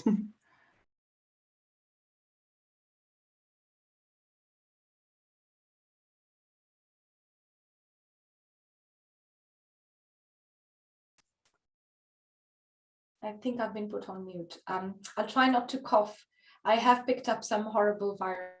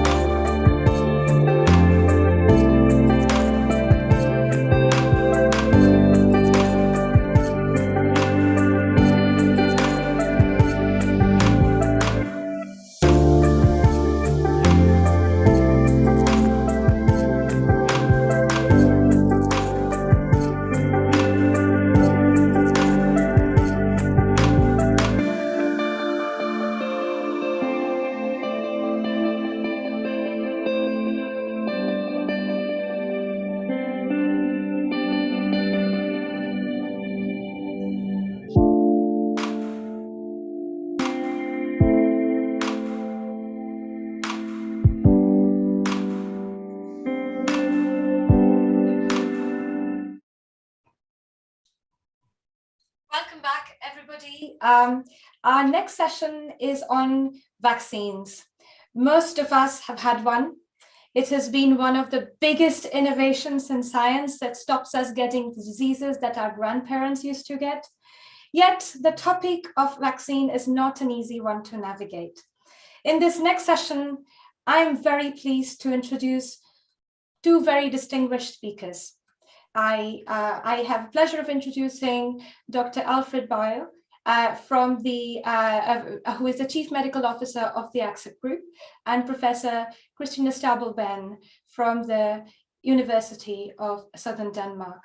Alfred, over to you. Take it away. Yeah, thank you, Rita, for having me. And I would like just to start with some housekeeping, because before we start, we have reserved some time for a Q&A at the end of the session, so after 20 minutes. And actually, there are two ways to participate. One is use the raise hand function on the bottom to just ask a live question, or the second possibility, use the Q&A function, just write to it to submit a question to be read aloud. You can do this at any point during the session. And it is now my great honor and privilege to introduce Dr. Christine Stabell Benn, who is professor in global health at the University of Southern Denmark. Christine has a long and distinguished career as a public health professional. And if I can get the first slide, she is co-leading the Bandim Health Project in Guinea-Bissau. And you see here where this is. This is located at the very western part of Africa. And on the next slide, you see the Bandim Health Project's major research area, which is to study the real-life effects of vaccines. Dr. Benn is now a world-leading authority within vaccine research. She's the author of more than 300 scientific articles, many in high-impact journals. And one of the more recent articles you see here on this slide. Welcome, Christine, and thank you so much for joining us. How are you today? Thank you, Alfred. Thank you very much for the invitation to join you here today. It's a great honor for me to talk with distinguished people from all over the world about our research into vaccines and their non-specific effects and how that may potentially shape the way we think about health and disease in the future. Thank you, Christine. Christine, just looking at your resume, I'm curious because there's one topic that dominates, which is the research into the effects of vaccination on general health, in particular, the effects on child mortality in a very poor country in Africa, the Republic of Guinea-Bissau. For a medical doctor born in Denmark, a rather unusual career path. I saw that you already went very early to Africa. How did you end up going to Africa so early in your career? So back in the early 90s, as a medical student in Denmark, I was occupied by two things. And one was the great inequality in health globally. So the fact that particularly that children died in low-income countries at a very high rate from preventable causes.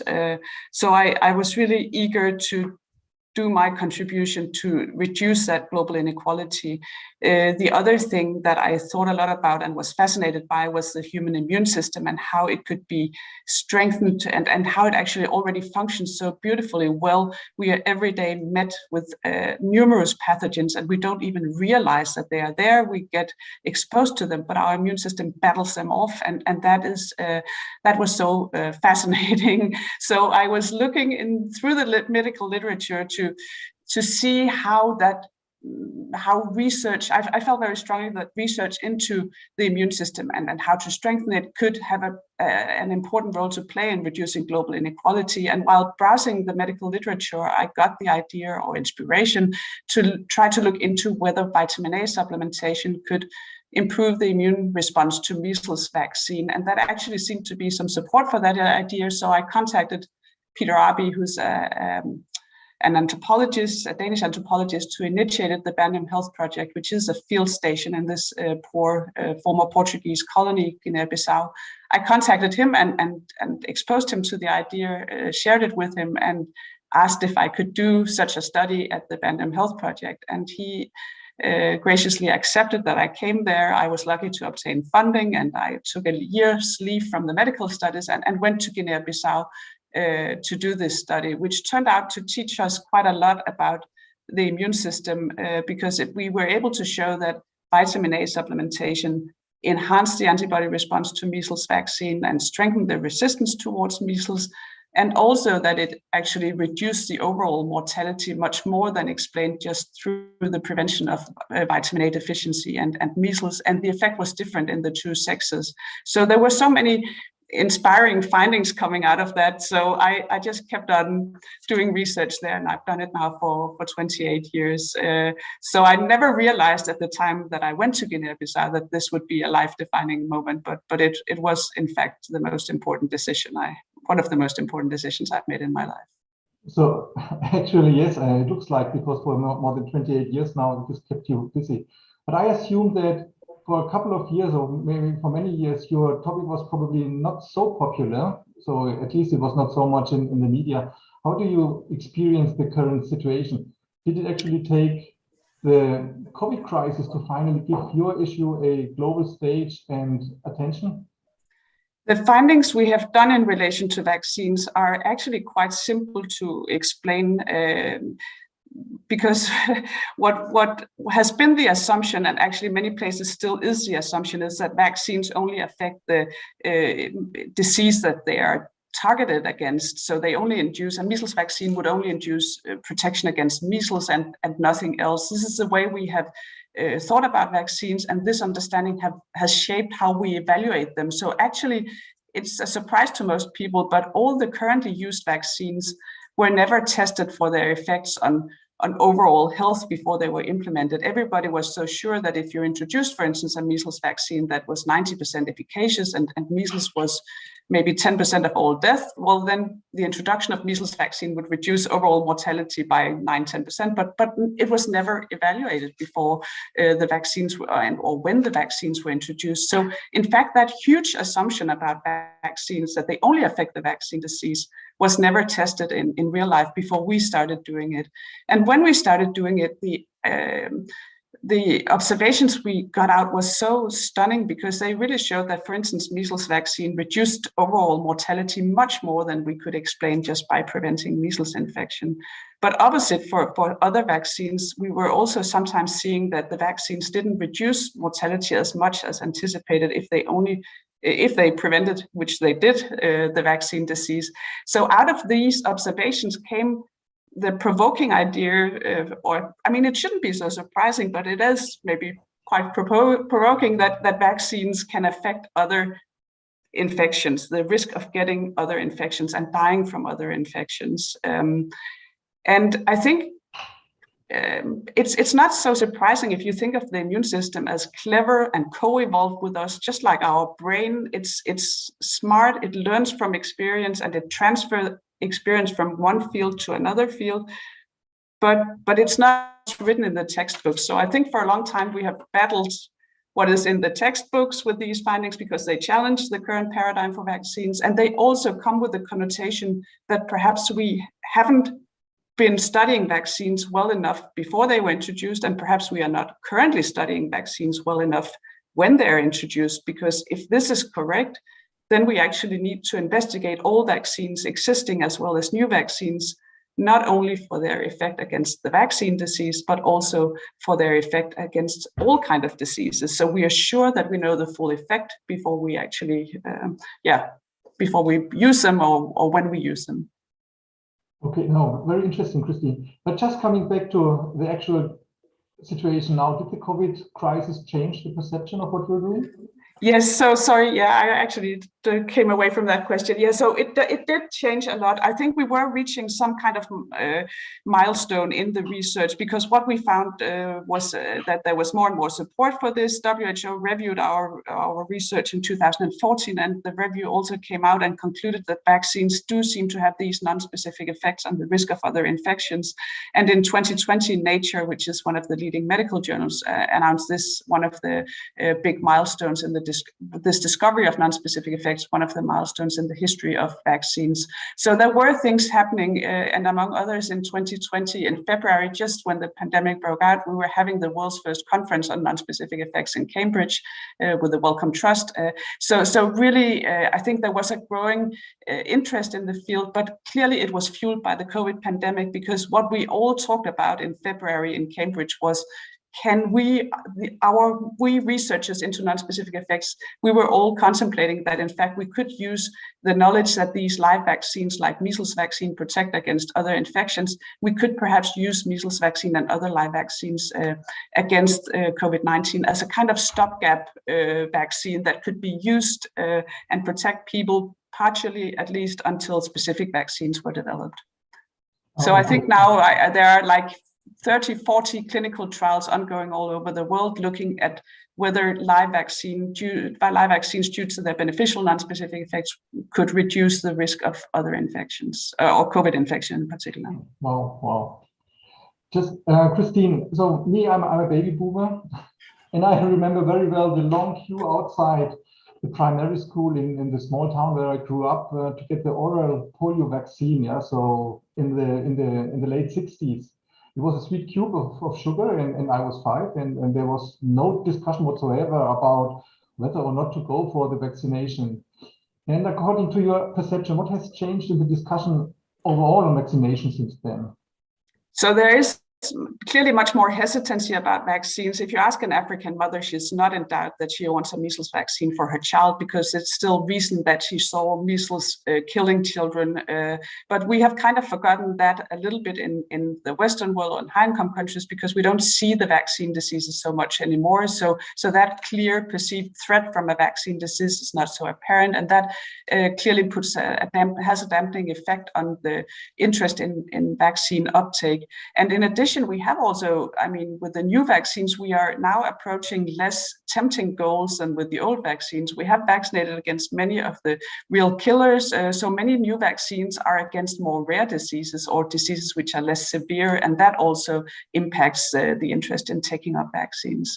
So I think there is quite a huge difference with regard to the childhood vaccination program, depending on whether the diseases are still seen as a threat or not. Oh, okay, I see. And actually, what is the current situation on COVID vaccination in Guinea-Bissau?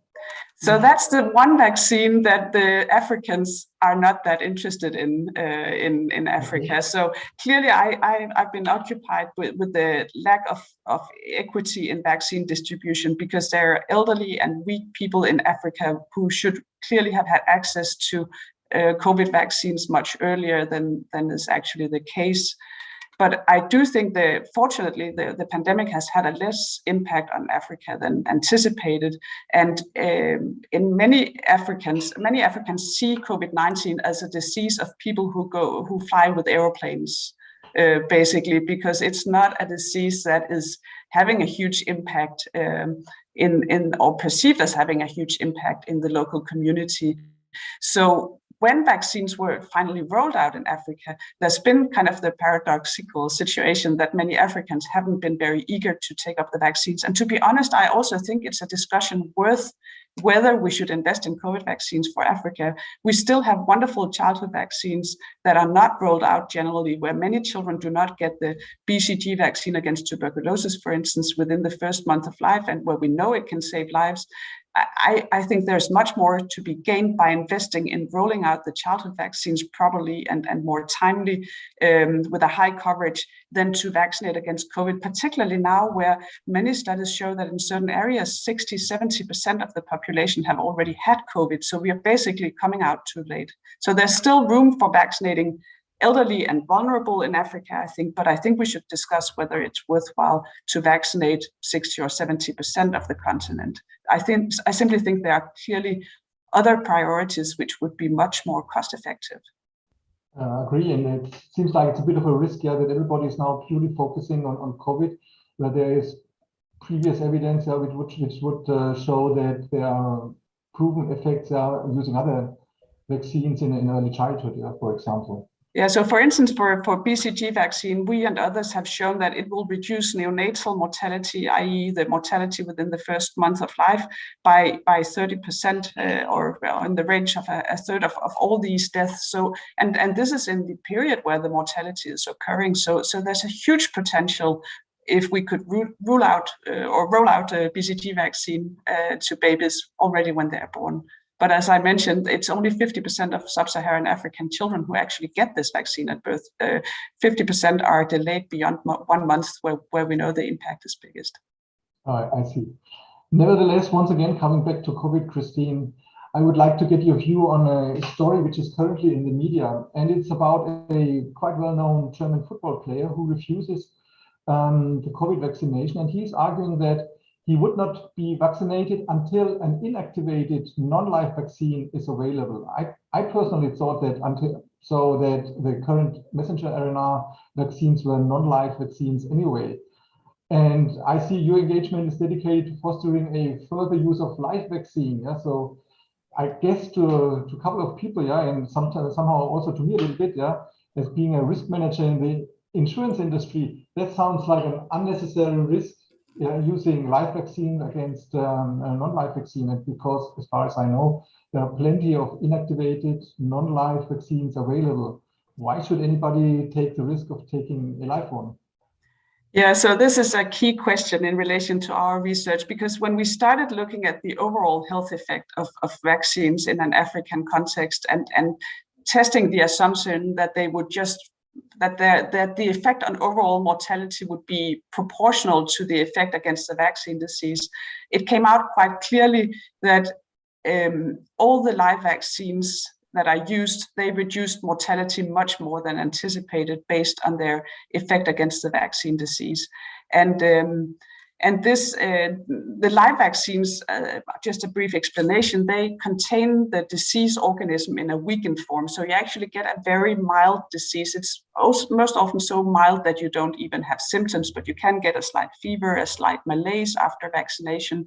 But that live infection, that is what is key, it seems, to train the immune system in a beneficial way so it gets strengthened. And as I mentioned before, like the brain, it's taught something from the meeting with the live pathogen that trains it beneficially in terms of understanding and knowing what the immune system should do when it meets not only the same pathogen again, but maybe also an unrelated pathogen. So the live vaccines are holding some secret to them that we are, of course, also trying to nail, that does seem to be very beneficial for the immune system. And part of the work has already revealed, our Dutch colleagues have shown beautifully that the so-called innate immune system that all living organisms have, and which has been perceived as being a quite stupid first line of defense before our adaptive immune system with a memory can take over,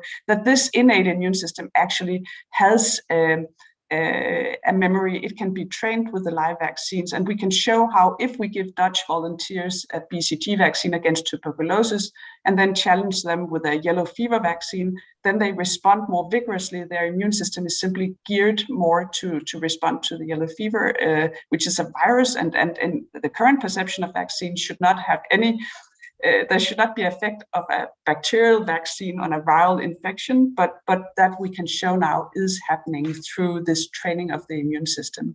So the live, I would say your German football player, he should wait for the live COVID vaccine. I would put my faith in that one. And clearly, live vaccines can come with a small health risk, but it is absolutely minuscule compared with what we see now is both in terms of specific protection, which is usually better after a live vaccine, but also in terms of these non-specific effects, the training effects on the immune system.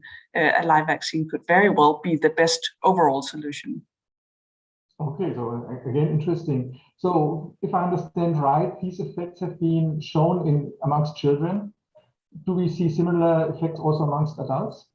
Yes, so that is now starting to emerge. More and more people have become interested in these non-specific effects of vaccines, the training effects on the immune system, and clearly also we started asking ourselves the question, can they be used to bolster the immune system also in adults, and particularly in the elderly, where we know that there is this immunosenescence. So with age, the immune system starts to get more and more weakened, and we know that older people more succumb to infectious diseases.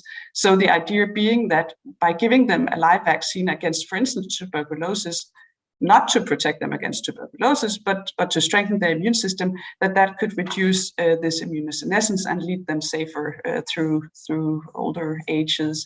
And the first results are emerging. We have shown immunologically that indeed we can train the innate immune system of the elderly. And we have shown also, and others have shown in epidemiological clinical trials, that yes, if you give a BCG vaccine at discharge from the hospital to elderly Greek patients who have quite a lot of comorbidities, in randomized trials, when you gave half the BCG and half not a placebo, then the risk of getting an infection within the following year was highly significantly reduced by 50% in those who had received BCG at discharge. So the idea, the concept that you can now vaccinate to strengthen the immune system rather than to target a specific disease, that is starting to become picked up in various areas and looks super promising. Okay, but I see too early to say it's a general advice that I should go back getting another sweet cube of polio vaccine. We are working hard on demonstrating whether it's worthwhile. So currently we have a randomized trial ongoing in Guinea-Bissau where we give this sugar lump to people over 50, or we don't give them any. And currently we're just collecting the last data to hopefully inform you soon whether it looks as if it protects elderly Guineans from infections and deaths. Of course, it's still an extrapolation whether it will protect you, Alfred, in your setting, but at least it will give some first indications whether the sugar lump is worthwhile, is reintroducing. Okay, thank you so much, Christine. I see that it's already time for the Q&A session, and if I'm not misled, there is one question at least in the chat function, which says how medical research could be part for a union insurance initiative for increasing health rate and life expectancy. Could insurance companies to contribute for an international pool in that way?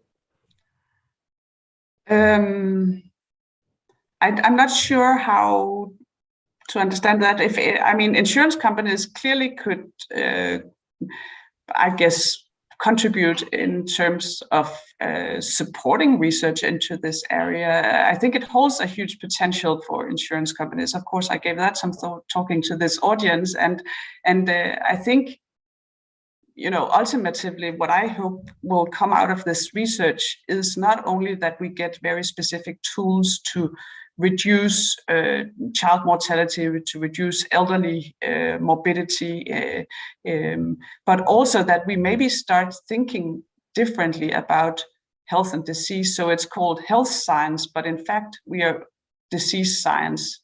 Health science is about treating and preventing specific diseases, but the focus maybe should more be twisted or turned around 150 degrees towards thinking about health as the human host, as ourselves, and rather than focusing on combating specific diseases, we should turn the game on ourselves and see what can be done, which interventions can we use to strengthen our health in a manner where we will then be better able to combat a broad range of diseases.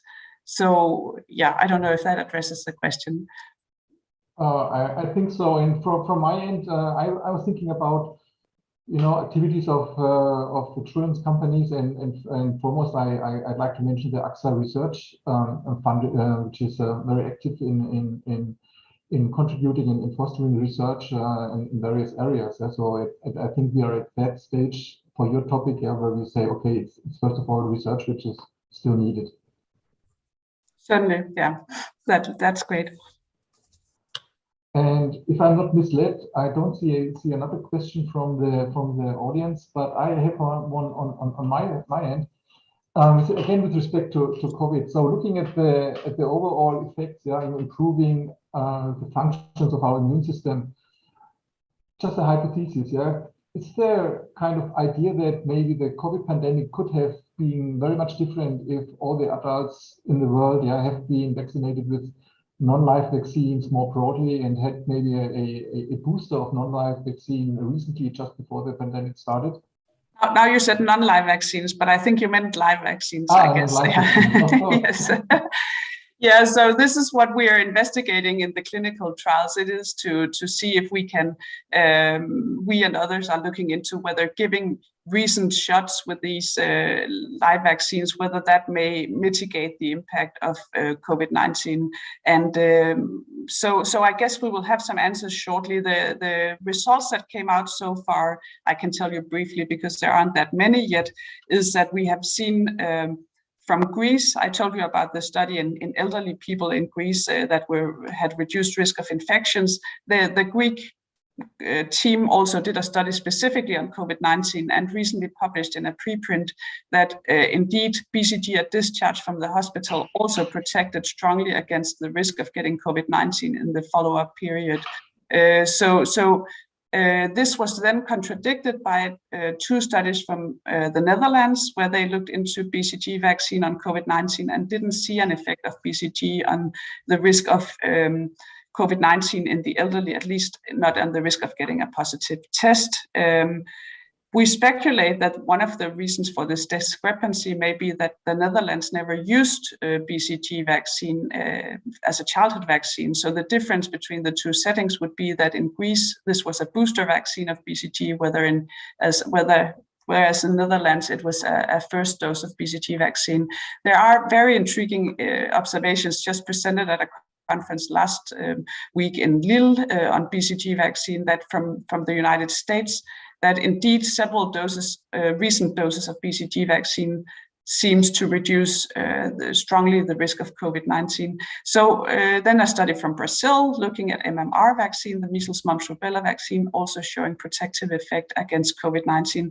So I would say the jury is still out. We have some results coming in.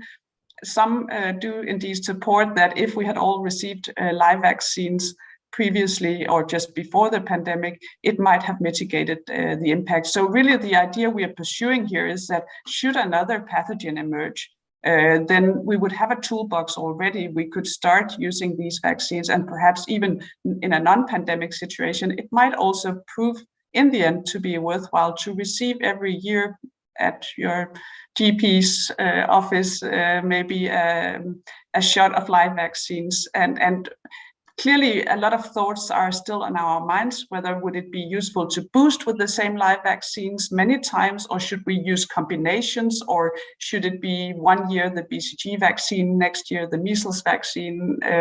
All these things are intriguing next line of questions if it turns out that also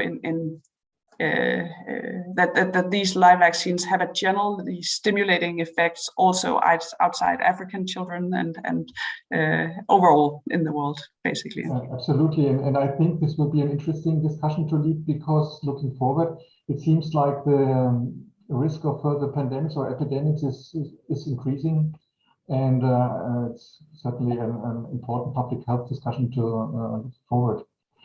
And I see Adrita has a question and a comment. Maybe Adrita? Thank you, Alfred, and thank you, Christine, for that very informative presentation. I am coming at this from a point of view of risk. And, from what you are talking about in terms of live vaccines and non-live vaccines, the whole process of vaccine development is somewhere in there. And from your point of view, where do you see this is headed? And from our point of view, from an insurance point of view, or from a health payer point of view, where do you see, or how do you think we should be thinking of those in terms of risks, depending on which way the vaccine development process sways, either on the live vaccine sense or the non-live vaccines spectrum. So where, if you give us a sense of the vaccine development process, where do you think this is headed? And therefore, what should be the risks that we should be thinking about now? That would be very helpful. Thank you.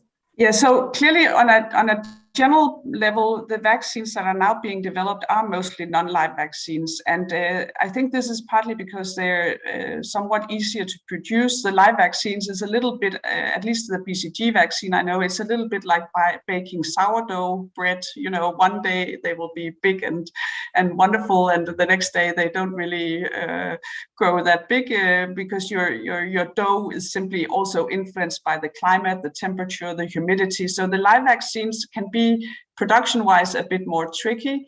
They also come with the caveat that we briefly touched upon, that they can give the real disease in people with very weak immune systems. So for instance, you don't recommend to give live vaccines to people with AIDS because they might get aversion of the real disease.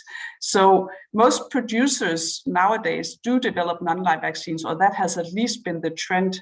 But I do think that these findings have quite huge implications potentially for vaccine development, but both because the live vaccines, and that's something that's really super important in these days, they do give not only protection against the vaccine disease, but they also give protection against transmission. So we see with COVID that we do get some vaccines which seem to have a good protection against getting severely ill with COVID and getting into the hospital and dying from COVID, but they are rather poor at preventing transmission. So we can see more and more how people who are vaccinated, they transmit COVID. The live vaccines, and we know that example from the polio vaccine, for instance. There we have an injectable non-live polio vaccine, and it cannot prevent transmission. But the live polio vaccine and the sugar lump that Alfred talked about, it gave him not only protection against polio and potentially beneficial non-specific effects, but it also gave protection against transmitting polio to others, because you get the mucosal, you get your defense system in your mouth, your nose, your throat also activated. So I think there is a new emerging role for reintroducing live vaccines, and the interest in live vaccines because they would be better at transmitting or preventing transmission. So I have high expectations for an intranasal live COVID vaccine, which would give you a very mild COVID infection, but would really protect you potentially for much longer time and from transmission of COVID. And also because all this research into non-specific effects suggests that your immune system would get not only the protection against the specific disease, the protection against transmission, but also beneficial non-specific effect, a training course in how to deal with other pathogens. So I mean, if I look into the crystal ball, I would predict, and I would definitely hope, based on evidence that I've seen, that there will be a growing market for live vaccines, but it needs to deal, of course, with the small risk of creating the real disease in the recipient. And we need to think about, first and foremost, ways to avoid these scenarios, to pinpoint which individuals shouldn't receive the live vaccines, but also in terms of, are there ways to harness the benefits of the live vaccines without the risk?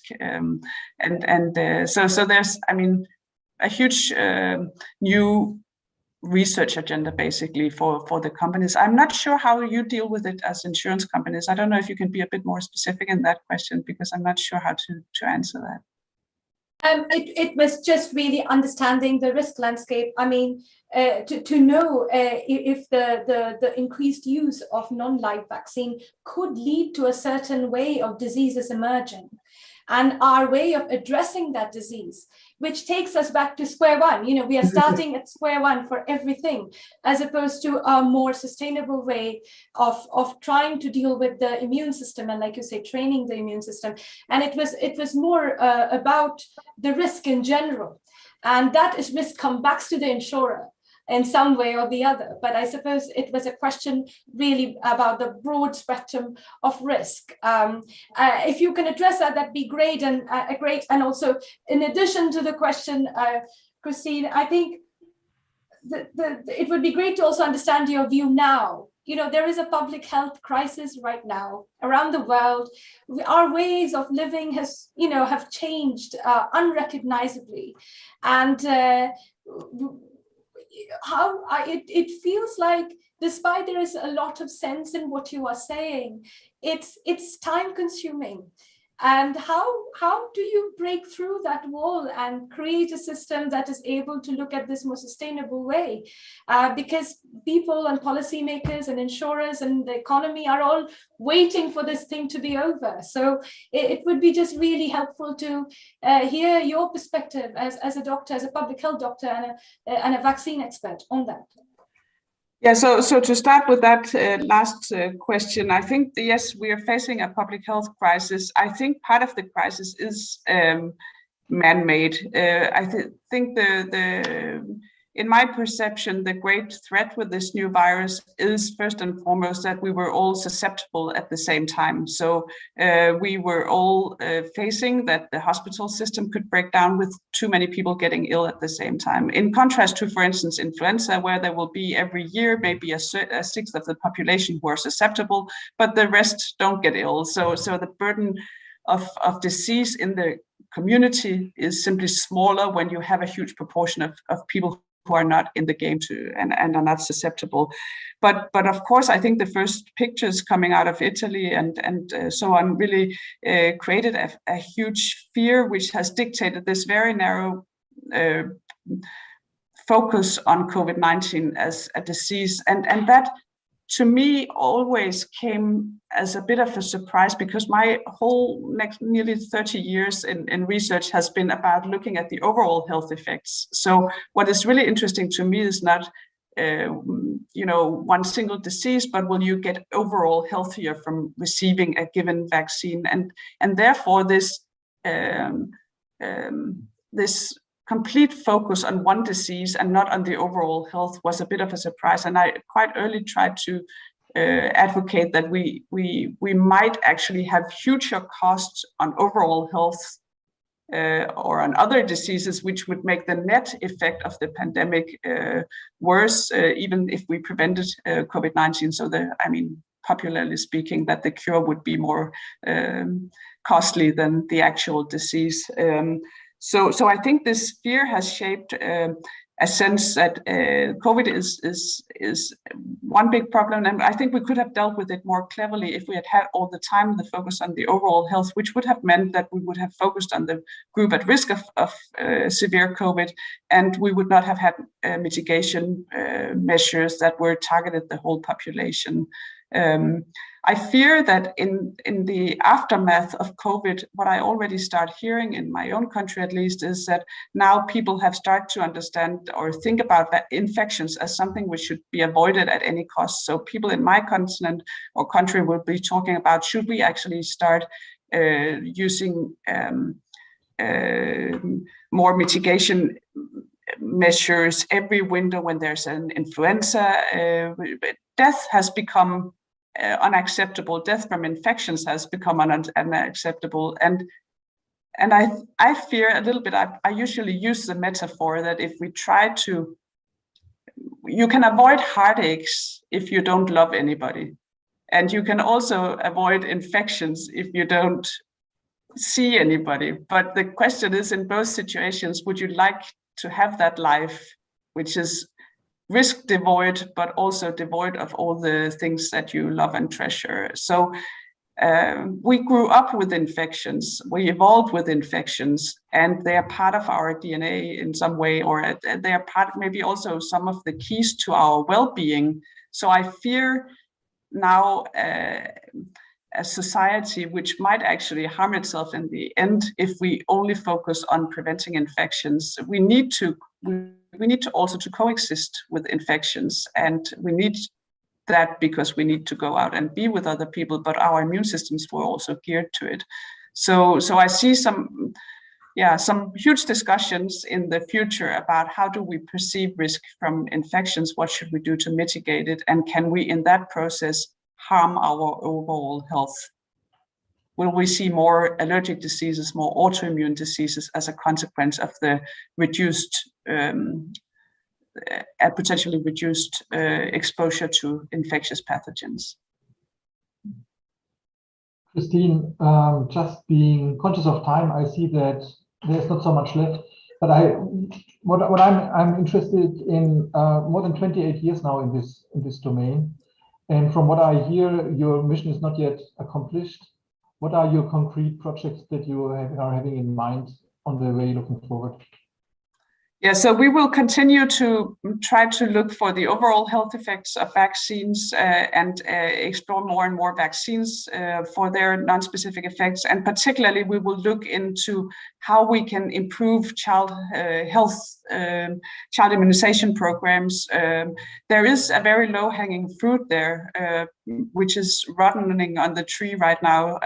An Australian professor has calculated, using the data from WHO's review of non-specific effects, he has calculated that if we modify the existing childhood vaccination program using the same vaccines we have right now, but we just make sure that children have live vaccines for the major part of their childhood. So really every time they receive a non-live vaccine, we give them a live vaccine a month after to really make sure that this live vaccine is dominating and training the immune system for the majority of childhood.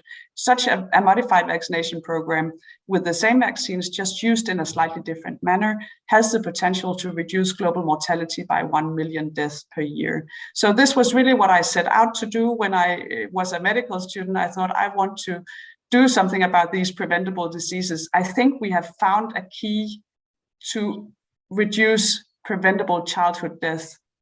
So my mission now is really to continue to pile up documentation to hopefully reach that point that we haven't reached yet, where we can convince the World Health Organization about the potential in this research for reducing global mortality, and we can actually have an impact on childhood vaccination programs, and we can harvest that low-hanging fruit that, as I said, is currently unfortunately rotting on the tree, because we are still, to some extent, battling the textbook knowledge about vaccines and having still a bit of a hard time to get. I think in the research community, there's now a growing awareness, but with policymakers, there's still some way to go.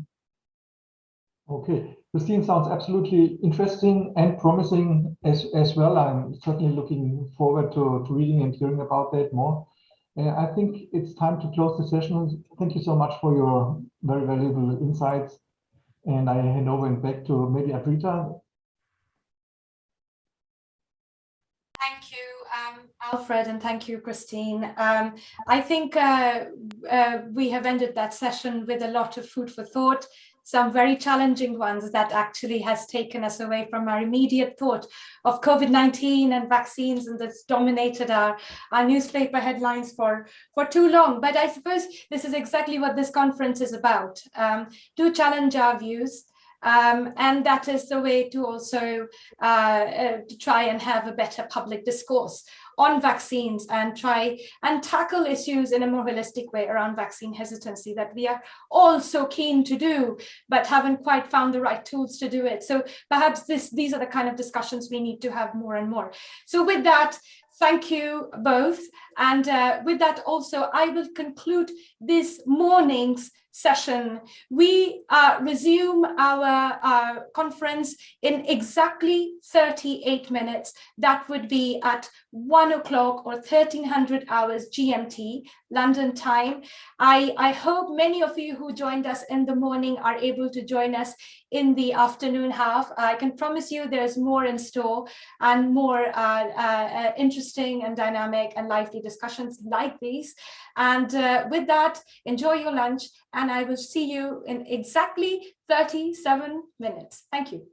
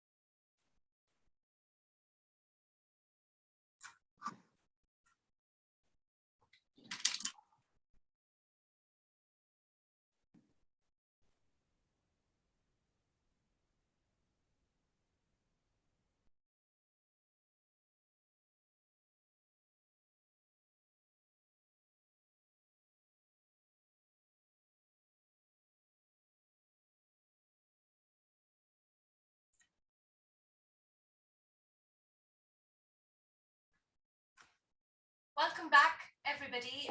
Sorry for the few seconds delay in our start. We had a slight technical glitch in our hand, but we have managed to resolve it. So thank you for your patience. So again, let's start. Welcome back, everyone.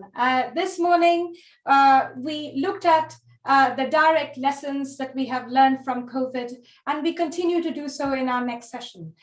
We started off the conference looking at the lessons that we have learned from a societal angle. So things such as inequity, trust, protection gap, what's happened to that. We also put in a spotlight on vaccines, and specifically our approach to vaccines in the context of COVID. And I don't know about you, but it has certainly challenged some of my long-held views around vaccines and how we have really led the discourse around vaccine and vaccine hesitancy. This panel that is about to begin is also equally important. In fact, the panel and the topics that it deals with, they have also dominated our news headlines. We have mental health, we have non-communicable diseases, and we have elderly care. And there is no country in the world that have not have been challenged in any of these areas with what has been going on over the last 2 years. With that, let me take you over to my colleague, Dr. Annabel Bentley, the Chief Medical Officer for AXA Health in the UK.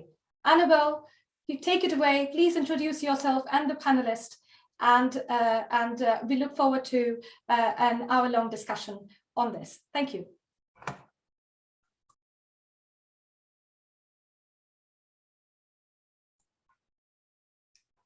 Annabel, we cannot hear you. Maybe there is a problem with your sound.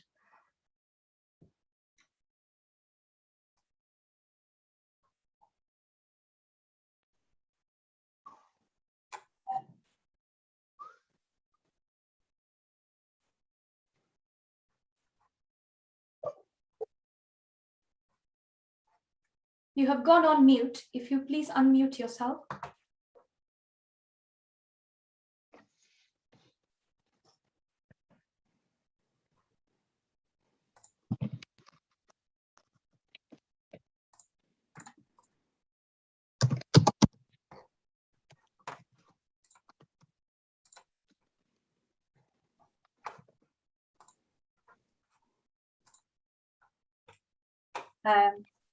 For some reason, we have trouble getting hold of Annabel. I will perhaps get this started off while waiting for Annabel to fix her sound.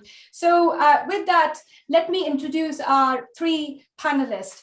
Firstly, we have Professor Helen Colhoun joining us from the University of Edinburgh. Helen, firstly, perhaps the biggest accolade in the context of this conference, our co-organizing partner. Helen holds the AXA Research Fund and a chair in medical informatics and life course epidemiology at the University of Edinburgh, and is an honorary consultant in public health with the NHS. During the COVID-19 epidemic, she has co-chaired the COVID-19 modelling and research at the Public Health Scotland office. Helen is affiliated to both the biomedical genomics section of the Medical Research Council and Human Genetics Unit, and the Genome Medicine section at the Centre for Genomic and Experimental Medicine within the Institute of Genetic and Cancer, where she leads the Diabetes, Medical Informatics and Epidemiology program. That's a lot of technicality all in one go, something that I cannot say next to my name yet, but Helen, you have clearly made it. We also have the pleasure of having Professor Shekhar Saxena joining us. He joins us from the Harvard Chan Medical School of Public Health. Shekhar is a professor of practice of global mental health at the Department of Global Health and Population at the Harvard Chan School of Public Health.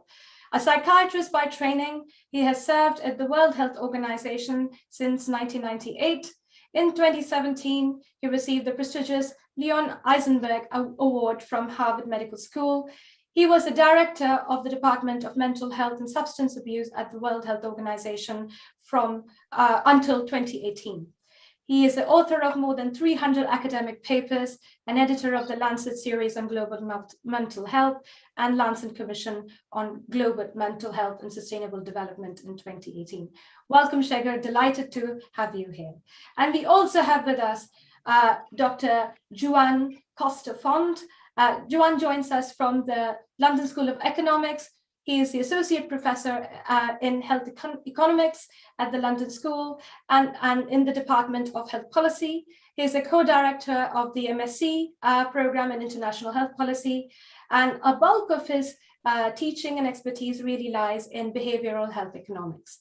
He's affiliated with the International Inequalities Institute and the LSE Health, where he leads the aging and health intensive labs and works across global economic research networks, such as the Center for Economic Studies and the Institute for Labor Economics. With that, let me begin. There are three very heavy topics ahead of us, and I know Annabel may have had her way of introducing. I will have to be a little bit freestyle here and get us all started off. So we have seen the topics of non-communicable diseases, mental health, and aging, and what has happened to these three areas over the COVID, dominating our newspaper headlines. But really, what we want from the three of you over the course of the discussion in the next 25 minutes or so is to understand what we have got right and what we have got wrong, and perhaps some granular details that we can take away with, and perhaps do things differently from now on. With that, Helen, maybe we should start with you. Can you give us an idea around what happened to the space of non-communicable diseases? How did we manage it, or should we have we managed it if we had all the information that we have now? Over to you, Helen. So thank you very much, Adrita and Annabel, for welcoming me here today to speak to your delegates. As Adrita has mentioned, I'm the very fortunate recipient of an AXA endowed chair. And my research program is all about harnessing electronic healthcare records for prediction in chronic diseases. But I'm also a public health doctor. And so at the beginning of the pandemic, it was a very natural step for me to go to our public health agency and to work with them to use similar approaches to try to understand the epidemiology of COVID-19 so as to have more evidence-based policies. And so right at the very beginning, the very first thing we wanted to do was to build a risk prediction model of severe COVID-19 so we would understand who in our society was becoming ill. And actually, it was very easy to do that. Age and sex alone actually have a C statistic of about 0.8 for severe COVID-19.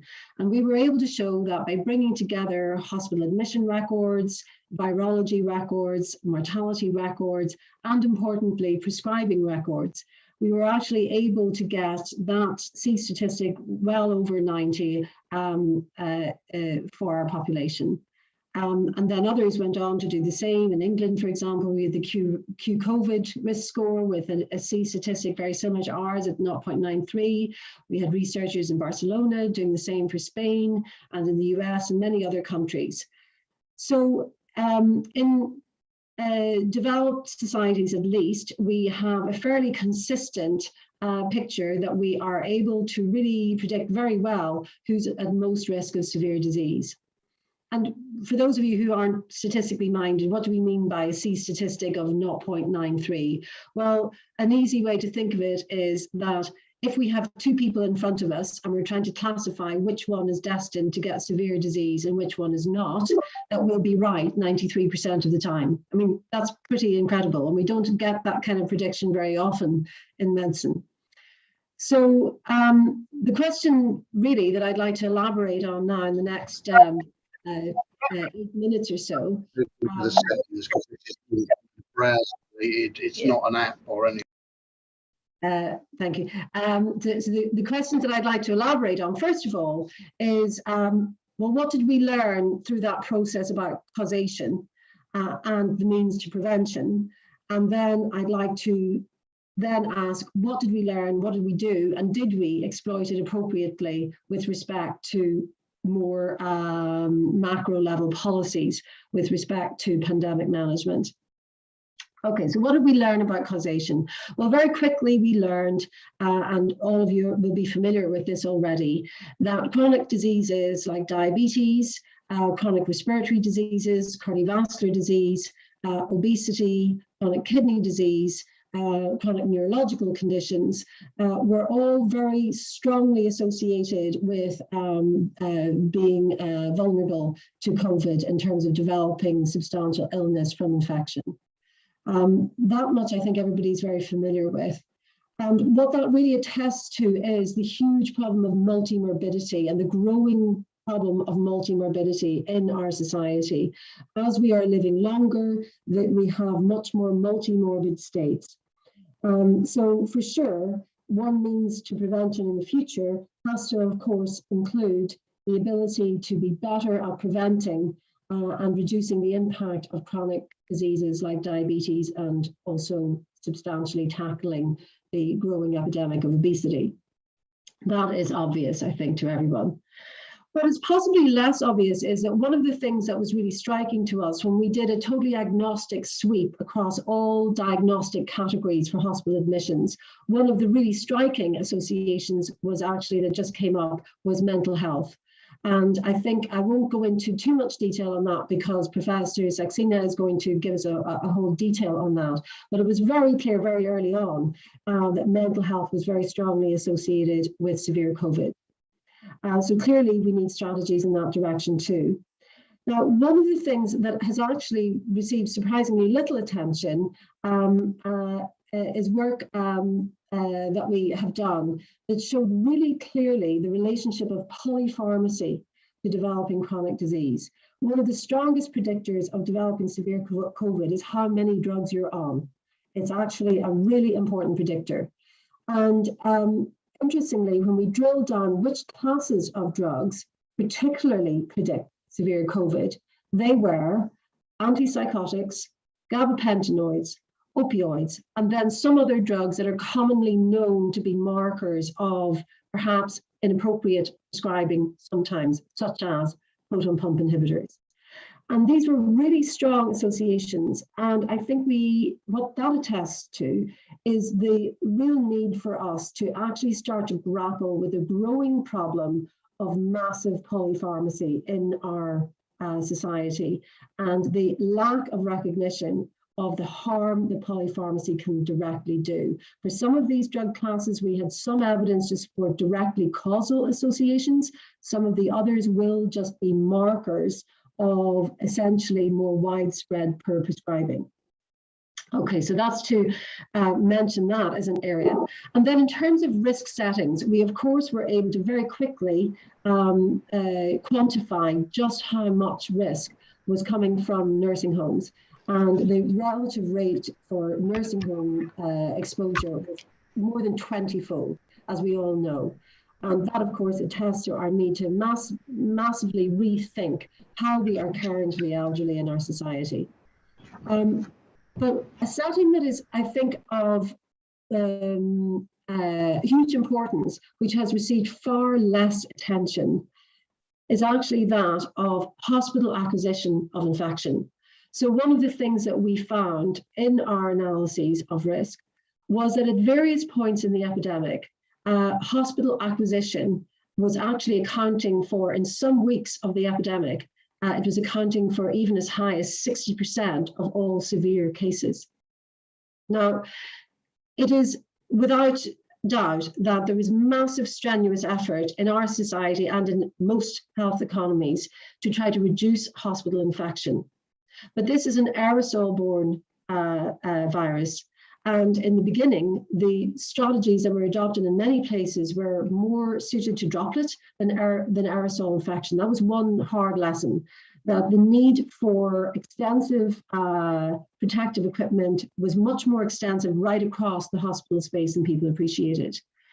But it's also true that even despite the valiant efforts of clinicians and hospital management and hospital infection control teams, that this virus was still finding a way around all of those preventive measures. And I think that we really, really need to address this now and as well for future pandemics, that actually the way we organize healthcare and the way we actually are building stock in hospitals is not well suited to effective infection prevention and control of aerosol-borne infections. And we really need to think about that. We need to actually, instead of just devolving to local building managers' decisions about ventilation, we need a really detailed strategy on that. So I would say that nosocomial acquisition was underpinning in many countries at various times a huge proportion of transmission. And yet the attention given to masking children in schools versus that setting, I think, is really uneven and does not reflect the epidemiology.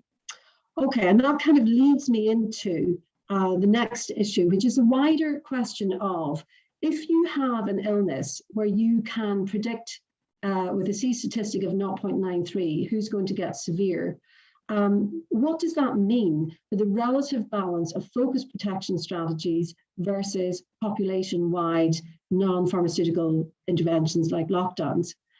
And I think one of the problems in the pandemic has become this whole question right from the beginning became very polarized debate. And so there was so much misinformation. There was a lack of calm, courteous scientific discourse on this matter, right from the early stage in the UK, for example, when Patrick Vallance got absolutely lambasted for mentioning the concept of herd immunity. And so that has blindsided us to some of the very important aspects of risk discrimination with respect to severe disease. And I've already mentioned, for example, it's very difficult to be straightforward, I guess, about the fact that children are actually at extremely low risk of severe COVID. And that is not to say that no child is at risk.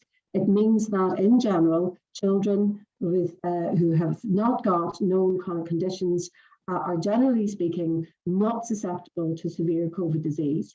But rather than that message being transmitted and reflected in policy, we instead got lots of statements about long COVID being hugely common in children, for which actually there is not good evidence. And that has been used as a messaging. And I think that I use that as an illustration that when we start to mismessage to our populations to achieve behavior control, we do so at our peril because we breach the trust between the population and scientists and government and policy in a way that will not stand us in good stead in the future. So I think that has been underappreciated. And then the other area, of course, that we need to now tackle is actually being much more stringent about what focused protection for the most vulnerable might entail. There are many aspects of this now emerging. I won't get into vaccines. You've had a whole section on vaccines this morning, but suffice it to say that as we see that we are unlikely to achieve complete eradication of transmission through vaccines alone, then it becomes ever more important to have very focused protection strategies for the most clinically extremely vulnerable in our society, particularly those immunocompromised persons who have less response to vaccination as individuals. Unfortunately, we now do have monoclonal antibody therapy, so we need to think very carefully about how we roll out such opportunities for protection in the future.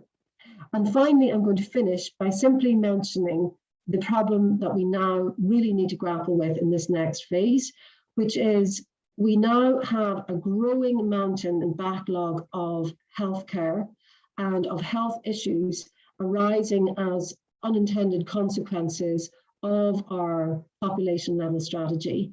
Massive hospital waiting lists, a growing burden. Yesterday, we had a big report here in the UK about the number of missed cancer diagnoses, for example, in the last year and so on. So, and we're beginning to see this translating into excess mortality, non-COVID related excess mortality. And the challenge for the future will be, how do we exploit our knowledge of the epidemiology of severe disease and the need to protect the vulnerable? how do we do that whilst actually opening up our healthcare systems and getting them back to full productivity again? So I will finish with that, and thank you. Thank you so much, Helen. I believe, Annabel, you're online and everything is working. So I will give it to you. But before I do, we have suffered from some technical difficulty in this session, so we are running a little bit behind. But can I be the most unpopular time police, but a good one, I promise you, to say, can we all try and keep our remarks quite succinct, and then we can engage and have these deeper dialogues with the audience as well. Over to you, Annabel. Take it away. Thank you so much, Adrita, and thank you for the seamless handover. I'm sure nobody noticed for a second a small glitch. Thank you, Helen. That was a most eloquent summary of bringing the numbers to life and some of the impacts we're seeing, feeling and hearing on individuals and populations long term. So next we're going to hand over and we're going to hear from Professor Shekhar Saxena. Over to you, Shekhar. Thank you very much, Annabel and Adrita, for inviting me and also for a very generous introduction. Helen has already spoken about the connection between mental health and COVID. In fact, I am going to, and that is true, that people with mental disabilities and disorders have a very high risk of having COVID and also having a severe disease. I'll perhaps focus on the other side of the coin. What are the mental health consequences of the populations because of the COVID pandemic, whether the disease is there or not there, the restrictions are there. But I'd like to begin with giving a definition of the health and mental health by the World Health Organization, an organization that I worked for more than 20 years. And that is really the starting point, that health is a state of complete physical, mental, and social well-being, and not merely the absence of disease or infirmity. Unfortunately, when we talk about health, we often forget that mental health and social well-being are essential and integral part of that. And so for the discussion on COVID-19 pandemic, if we do not discuss the mental health and social well-being, we are missing a lot. Mental health has also been defined as a state of well-being in which every individual realizes his or her own potential. It's about potential, not about disease. Can cope up with the normal stresses of life, and we could perhaps say here that COVID-19 is not a normal stress, it is much more than that for a large number of people, and can work productively and fruitfully and is able to make a contribution to his or her community. So this is more than just health, it's about productivity, it's about contributing to society, besides psychologically being up to the mark. And these are important elements that we need to remember, because COVID-19 pandemic has proven again that if we don't take physical, mental, and social well-being together, and also if we don't take the societal aspect and community aspects together with the individual aspects, then we will miss a lot and we will be doing a disservice to the individuals and also to the community. If I can have the next slide, please. I'll go on to describing mental health as a dimension and not as a binary. We often think that the world can simply be divided between two groups of people, one who have a mental disorder and others who are normal, so-called normal. We don't believe that is a very helpful way to define mental health and disorders. We believe that mental health has to be seen as a spectrum, as a dimension, where on the left side of this screen you have positive mental health, you have mental distress, you can have mental disorder, and you can have a mental disability. And people move on this spectrum from one end to the middle and to the other in terms of time. So if you're enjoying good and positive mental health now, we should still be prepared for having mental distress tomorrow, and perhaps a mental disorder in a year's time. And something could be done about everybody on this spectrum. If you enjoy positive mental health, you can still promote it better. You can be better mentally healthy by some interventions which are evidence-based. If you have a mental distress, you can avoid going into mental disorder by preventing interventions. And if you happen to have a mental disorder, you can avail of treatment and care and become better.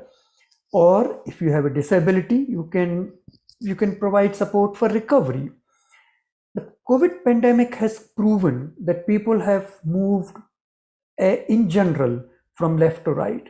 So if they were coping up well, they now have a mental distress. I am a classic example of that. I thought I could cope up quite well, but with work at home, with all the problems that were associated with the pandemic, I'm actually having mental distress. And I could say a very large number of people are having that. And if people had a mental disorder, the disability is larger. So COVID pandemic has actually proven that mental health has to be seen as a dimension and not as a binary. If I can move on to the next slide, I would like to suggest that socioeconomic determinants have been more impactful than the disease itself. And I'm talking about many, which all of us and many large sections of societies have faced.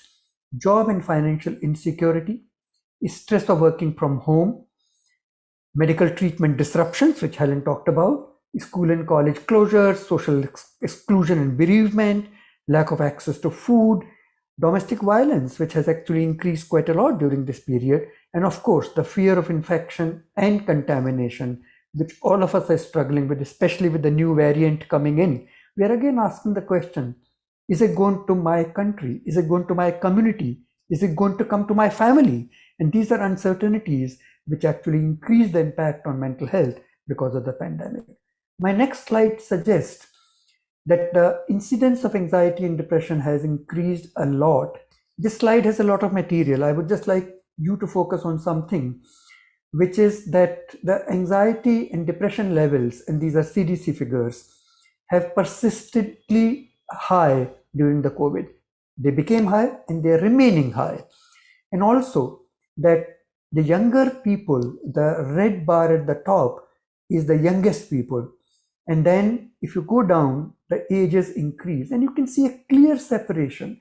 The younger the persons are, more the anxiety and depression symptoms are. So actually, the young people are more vulnerable to the mental health impact, as the older people are more vulnerable to the COVID disease itself.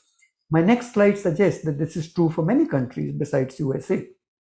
You can look at countries like Sweden, Mexico, France, UK, Italy, and Japan. And the mental health symptoms of depression are very high. These are 3 to 4 times the symptoms that are usually found in the pre-COVID period. My next slide suggests that this is something that we could do something about. Where did COVID-19 hurt the most? Mental health is a pandemic. Within the COVID-19 pandemic, I would propose those without social and economic security have been hurt the most. These are the vulnerable people who are less paid, who have less job security, and who are suffering the most. And young adults in terms of age groups have suffered the most in terms of mental health. What could be done to promote mental health? We'll come back to it perhaps during the question answer. But to summarize, we must include mental health within the pandemic response, and that is not being done by many countries and many communities. We must develop policies to protect and promote mental health and see to it that these policies are part of the pandemic response, and they are there to see to it that the lockdowns and other restrictions which are put in place are there, but they're still protecting and promoting mental health for the most vulnerable people. We must provide mental health care in schools and colleges. These are the places where young people are there and they are facing the most anxiety. And implement workplace mental health programs. Perhaps our audience is well versed on the workplace mental health program. There was a need all through, but the need has increased so much during the pandemic. Thank you very much, and back to you, moderator.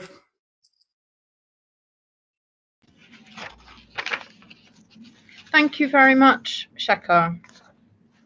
That was a fantastic summary of some of the data on mental health, where it's being felt most, and where the impact is.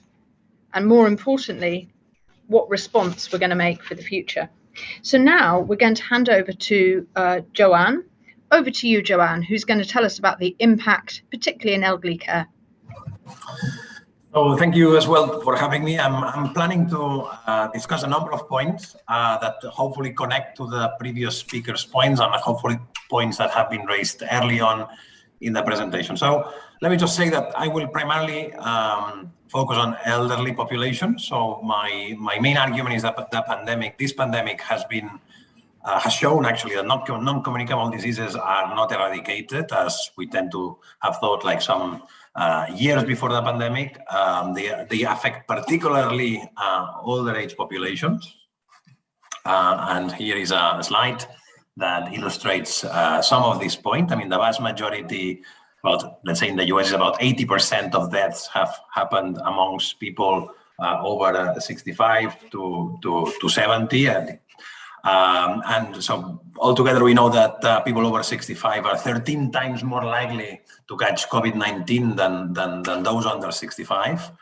And that although generally the older you are, the more likely you are to die, actually the pandemic has increased that gradient by about 5 percentage points, at least using data from the US. That's what we know, right? Now, it's true that there is huge variation across countries. And I would argue that this is in part reflecting some level of ageism. So I would agree with the previous speaker that children have been like heavily hit by this pandemic, but together with children, older age populations as well, because they are the ones that are more likely to die. They are the ones that feel the risk more than everyone else, right? And many countries have reacted very late, thinking here of Brazil, the US or even Britain have reacted very late to the risk of COVID-19, which basically shows, I would argue, some level of ageism. So the idea that because it hits primarily older age populations, they are less worthwhile, et cetera, et cetera. And then, we know that COVID-19 hits particularly older age people because older age tend to have reduced immune response. I mean, the older you are, the poorer your immune response, and inevitably that means that individuals that are subject to unmet needs, particularly living in nursing homes, are more exposed to the risk. I mean, we show as well in this slide the percentage of deaths that are in nursing homes, which are roughly, depending on the country, about 50%. And then, of course, the question is, what does explain those deaths in nursing homes? I mean, we published a paper earlier this year, and of course, the data is not very good, but it's what we have. And what we find is that nursing homes that are larger, that are more heavily occupied, right, tend to have more deaths. That's in part because lack of availability of rooms to self-isolate. We find evidence connecting underfunding and use of temporary staff in nursing homes with deaths. And that, as we know, is because, of course, people, juggling with different jobs and working in a nursing home, they would just carry the virus inside. And that's what happened, particularly in Spain. This is just data shows that there is a clear positive association between occupancy rate and average size of a nursing home and deaths at different Spanish regions. And then, of course, this trend of increasing deaths at old age, and particularly in nursing home, reflects as well the fact that weaker individuals in society, individuals that are like health-wise weaker, are more exposed to the pandemic. And in part as well, if one looks deeper into it, you'll see that it's mostly publicly funded nursing homes that have been hit most, at least in Spain. And that basically shows that inequality is at the core of the consequences of this pandemic. So I think that was something that was discussed earlier in the conference. And I would like to reiterate here as one of the clear determinants here. And we know that actually inequality attitudes have changed along this line. So people are more inequality averse after the pandemic than they were before. Next slide. So then I guess that I would like to stress that there's two other phenomena that are important and are connected with old age. One is mental health, that I won't say a lot because it's been already discussed. Mental health has been one of the key features that has become more salient in this pandemic. Mental health at old age is still very much stigmatized. I mean, older age populations are less likely to report a mental disorder, but they still suffer the consequences. And we know that actually lockdowns have an important effect to play in reducing anxiety. So in the slide, in the diagram in the right, you'll see that there is a reduction in anxiety when there is a lockdown, when a country is exposed to category 5 pandemic. So when the pandemic is actually very severe, right? It's actually exhibits high number of deaths. A lockdown actually reduces anxiety. So against the backdrop that lockdowns increase, depression and anxiety, what we find is the opposite. So if there is actually a risk, a lockdown can help people reduce their feeling of unease and reduce as a result their anxiety, improve their mental health. So in a way, what we are saying is that mental health, mental disorders are very much not just the consequence of the reactions to the pandemic, but the pandemic itself. So finally, next slide. I thought of like concluding with a final fact and some observations. I mean, the final fact is that, of course, this pandemic has shown that health system, that at least in Europe, the vast majority of individuals seem to have a reasonably high trust in their health system. But actually, there is an interesting, you could say, age-related disparity, which is that individuals under 45,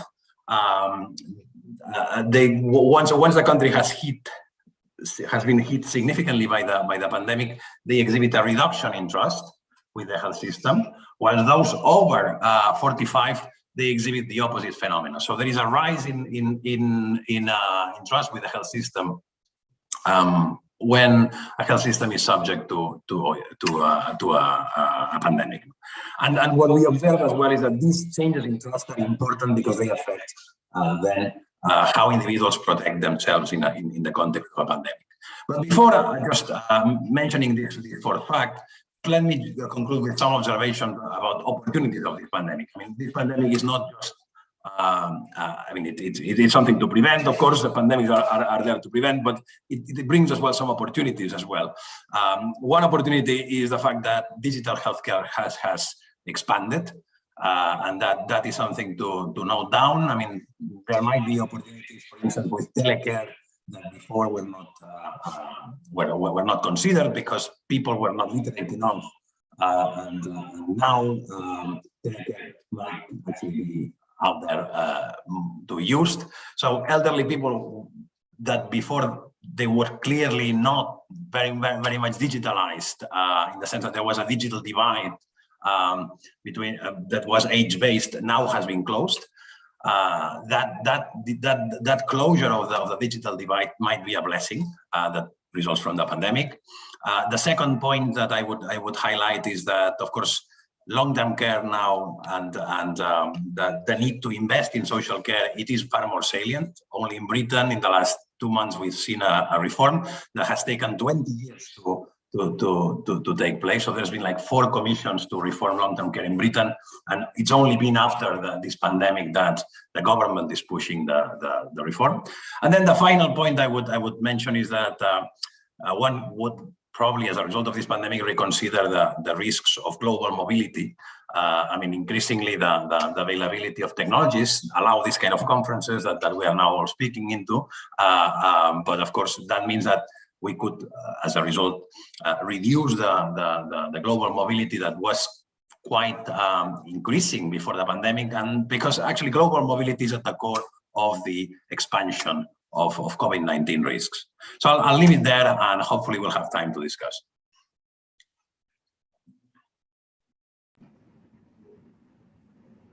Thank you so much, Joan, Shekhar, and Helen. What fascinating insights. So we're now going to go to our Q&A session. So one of the first things that's coming in, we're beginning to collate questions together here, is what we're beginning to hear is this tension of where the impact is felt the most. Quite a strong argument that the youngest have really felt the impact from Shekhar, yet Joan is much more of the older impact. So I would like to just address that point again. We will go to Helen first. In the round, Helen, Where do you think the impact has been felt the most and why? Well, I guess I think it's more useful to kind of consider whether the impact that has been felt was inevitable. So I think that, or preventable or avoidable. I certainly think that a lot of the impact on the elderly was avoidable, for example, through reducing nosocomial infection and from better management of care homes, for example. I don't think we could have immediately reversed chronic diseases to reduce those risks in the elderly. But probably the ethical issue really is that we have imposed an enormous issue on children and risk on children, particularly with respect to mental health, loss of education, exposure to violence and other issues that have been touched on briefly here. And we have done so whilst their individual benefit is likely to be much, much less. So that's a real issue of the ethics of different policies. And we have heard a lot, and quite rightly so, about the ethics of allowing the vulnerable to become exposed rather than protecting them. I happen to believe that there was a better way and is a better way for the future, which is to have a greater focus on focused protection of the vulnerable whilst relieving the pressures that we are putting on children. I think that there really is an urgent need for that to be reconsidered very quickly now. That's fascinating, Helen. And now to Shekhar. Yes, thanks, Annabel. I think we need to think about health as an integral part of people's well-being. And in that sense, I don't think we can differentiate between the impact on physical versus on mental and social well-being. And almost all of us have felt the impact. It is true that deaths and severe illnesses have been much more in the older age group, but the mental health impact has certainly been more amongst the young people. Children as well as the young adults, 15 to 35 is the age group that has been impacted the most, and almost all studies have suggested exactly the same findings over the year and a half that these studies have been done.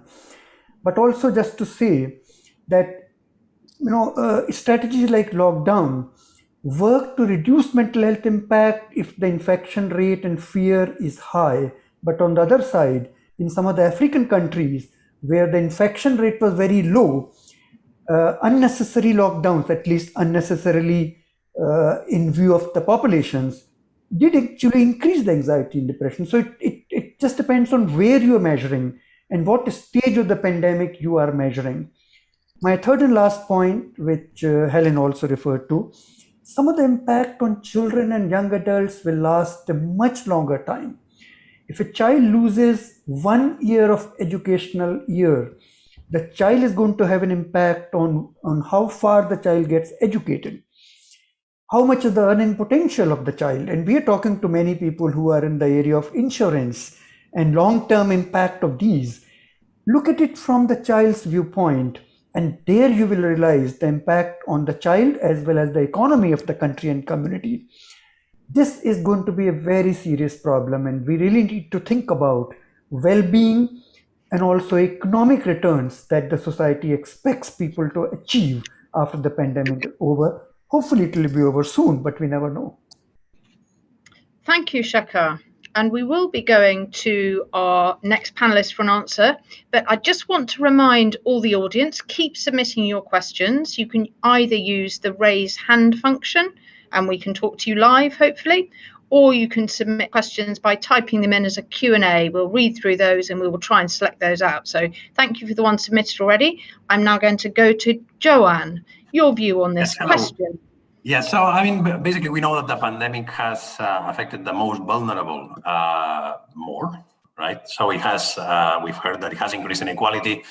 Recently, Angus Deaton, they published an interesting study that shows that looking at the US, if you look at educational inequalities, if you look at inequalities between those at the bottom of the education ladder and those at the top, in 1990s, the mortality gap was about 2 years, and now it's increased to 6 years. And part of that wide increase has happened in the last few years, and the big chunk of it is due to the pandemic. So the pandemic has widened the inequality, the health inequality in society, right?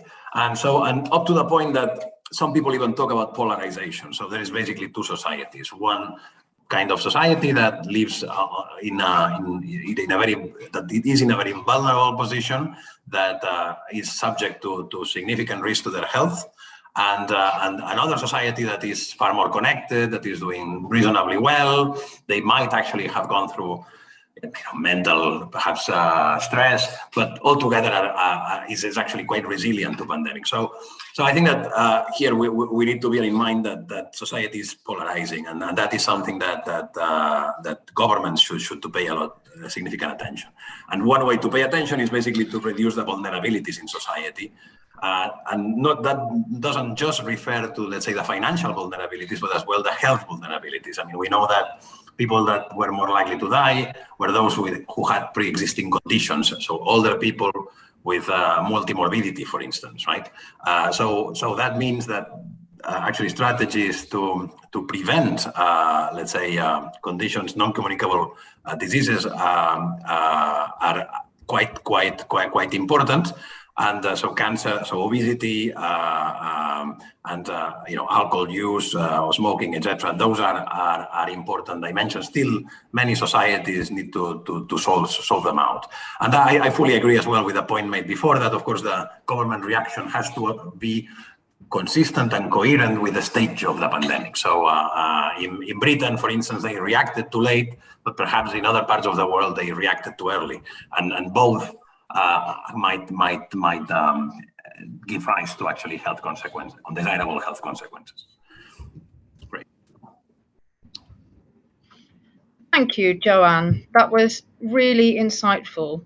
I think we're picking up some common themes here about the impacts, and Helen made a really insightful point about it's really important to find out which is avoidable.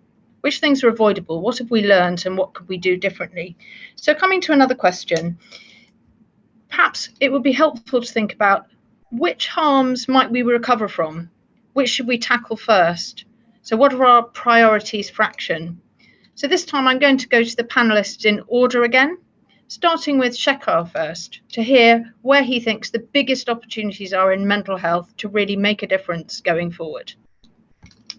Thanks, Annabel. I think there is a lot to be done on mental health. And it was there before the pandemic, and the urgency has increased even more due to the pandemic. Mental health services have been poor in almost all countries, rich or poor, and they are just a fraction of what was needed. With the pandemic, a markedly increased levels of anxiety, depression, as well as disabilities because of severe mental illness, there is a crying need for improving and strengthening mental health services. And we do know that there have been disruptions in the services. So innovative methods like digital mental health, like teleconsultations, as well as community care rather than the hospital care, are things that are absolutely necessary and urgently necessary. The second thing I would say is, for the vast majority of people who don't have a diagnosable illness, it's the protection that is needed, it's the prevention that is needed. And we need to really make policies which can protect, as Joan was saying, the vulnerable groups of society and provide the promotive and preventive interventions for them. Just like we do that for the refugee and migrant population.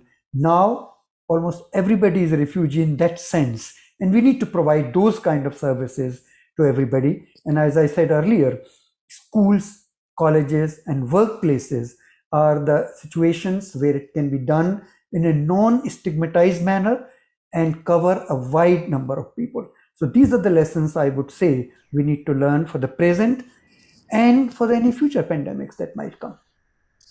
Thank you, Shekhar. And now I'd like to hear from Joan, his perspective on what we can change and in what order. Great. So I think that I was mentioning some of these points before in my section on opportunities. I think that this pandemic has shown the potential for digital healthcare. Increasingly, at least in Britain, it has shown that actually many of the appointments with the GP can actually be sorted out online. And that means reducing the congestion of health services. So health services can be, as a result, a bit more flexible, a bit more fluid than they were in the past. Another important point is perhaps the urgent need of rationalizing the use of healthcare. I mean, like we know, we've heard about late screening of cancer in Britain, but as well other parts of the Western world. We know that there's been significant number of deaths resulting from the pandemic, from unintended consequences of the pandemic. So people not turning up for a screening and then catching cancer later at stage 3 when they should have known it's stage 1 or stage 2, and then it's not reversible. Then the overuse of A&E. I mean, we've actually seen that during the pandemic that has corrected itself. So actually, the pandemic has illustrated there is a lot actually to consider when re-engineering, let's say, the health system, and particularly when it comes to social care. Social care now is a key policy priority all over Europe. Right now, after this call, I'm participating in a call of economists all around the world, reconsidering actually how we finance long-term care. And there's new opportunities, as I mentioned, on telecare for individuals with lower needs. We are reconsidering as well the role of nursing homes altogether. There's a clear preference for people to age in place. The pandemic, I would say, would bring very significant reforms on that front. Thank you, Joan. And again, a brief reminder to our audience, keep the questions coming in. Either raise your hand with the function on the screen or type in. Over to Helen.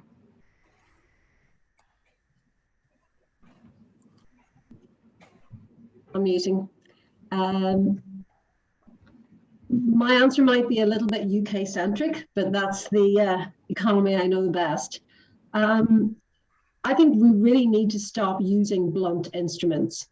What we've heard and what we've been discussing today is that there's a lot of difference about how the pandemic and the management of the pandemic differentially affects different people. And yet we're still stuck with one-size-fits-all policies that are failing to be effective whilst actually causing harm. And we need to move away from that. Right now, our big problem, our big opportunity, I would say, for health gain in the short term is to deal with a massive backlog in waiting lists and in healthcare delivery that we're currently facing in the UK. Now, we hear daily calls from the NHS that we must do population.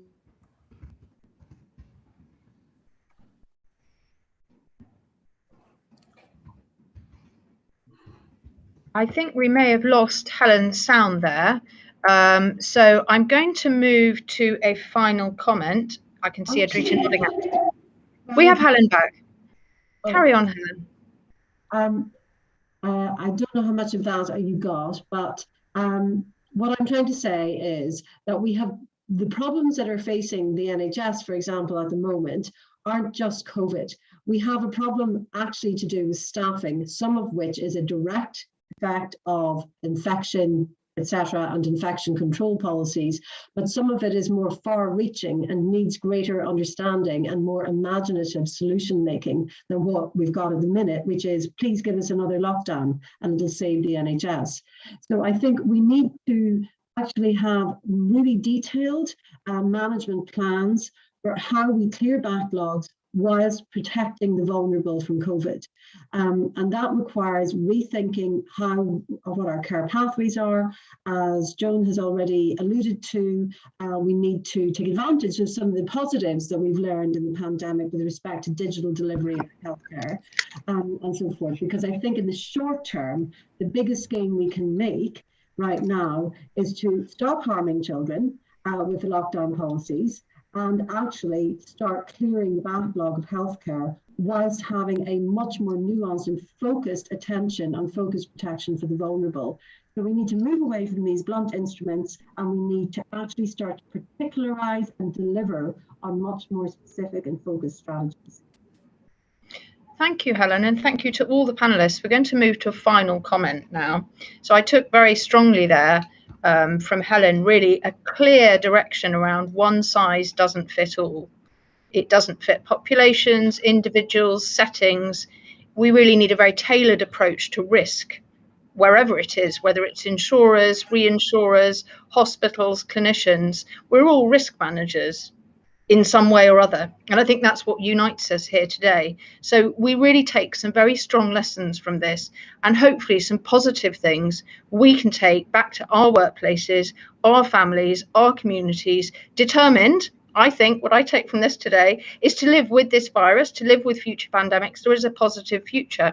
So I would like to just finish with a few comments from each of our panelists. I'll go in order. I will start with Joanne this time. Your final perspective, Joanne, on your takeouts, particularly from a risk perspective. So in terms of risk, I think that's a very good way of approaching this discussion. I think that this pandemic has shown that risks are very personal, so that individuals perceive different risks in different according to different circumstances. So insurance designs, insurance contracts should adapt to its individual circumstances, and should try to create some form of partnerships. Before you were saying, we all face risks, and we are all sort of insuring ourselves against risks, right? But some risks we cannot face on our own, and that's why we need insurance, because we cannot do it on our own, right? And I think the role of insurance will be to identify what those risks are. So, for instance, when it comes to social care, clearly there is a risk that insurance cannot help much, which is the catastrophic nature of social care to families. That is something that the state has to do. But what the part that is not catastrophic of long-term care, that's something that clearly insurance companies could help individuals, carrying out.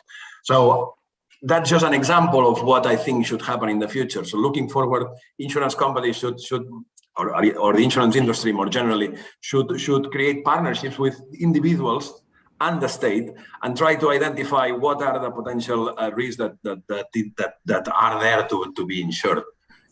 Digital is an opportunity because it can lower the cost of providing healthcare, and here clearly it's something that I would expect the insurance market actually to be more active. And the other final point I would mention is a stronger focus on high value healthcare. Right. So in the past, insurance contracts have very much focused on less valuable healthcare, like trying to avoid, let's say, time wasted whilst visiting a GP or visiting a specialist. I would say, I think that if I was to looking forward, I would expect insurance companies to get into the business of increasing as much as possible the coverage of high value healthcare that is available out there, and I'm sure individuals would appreciate that. Fantastic, Joanne. We're now going to have a brief comment. We're going to go straight to Helen next for a final brief comment.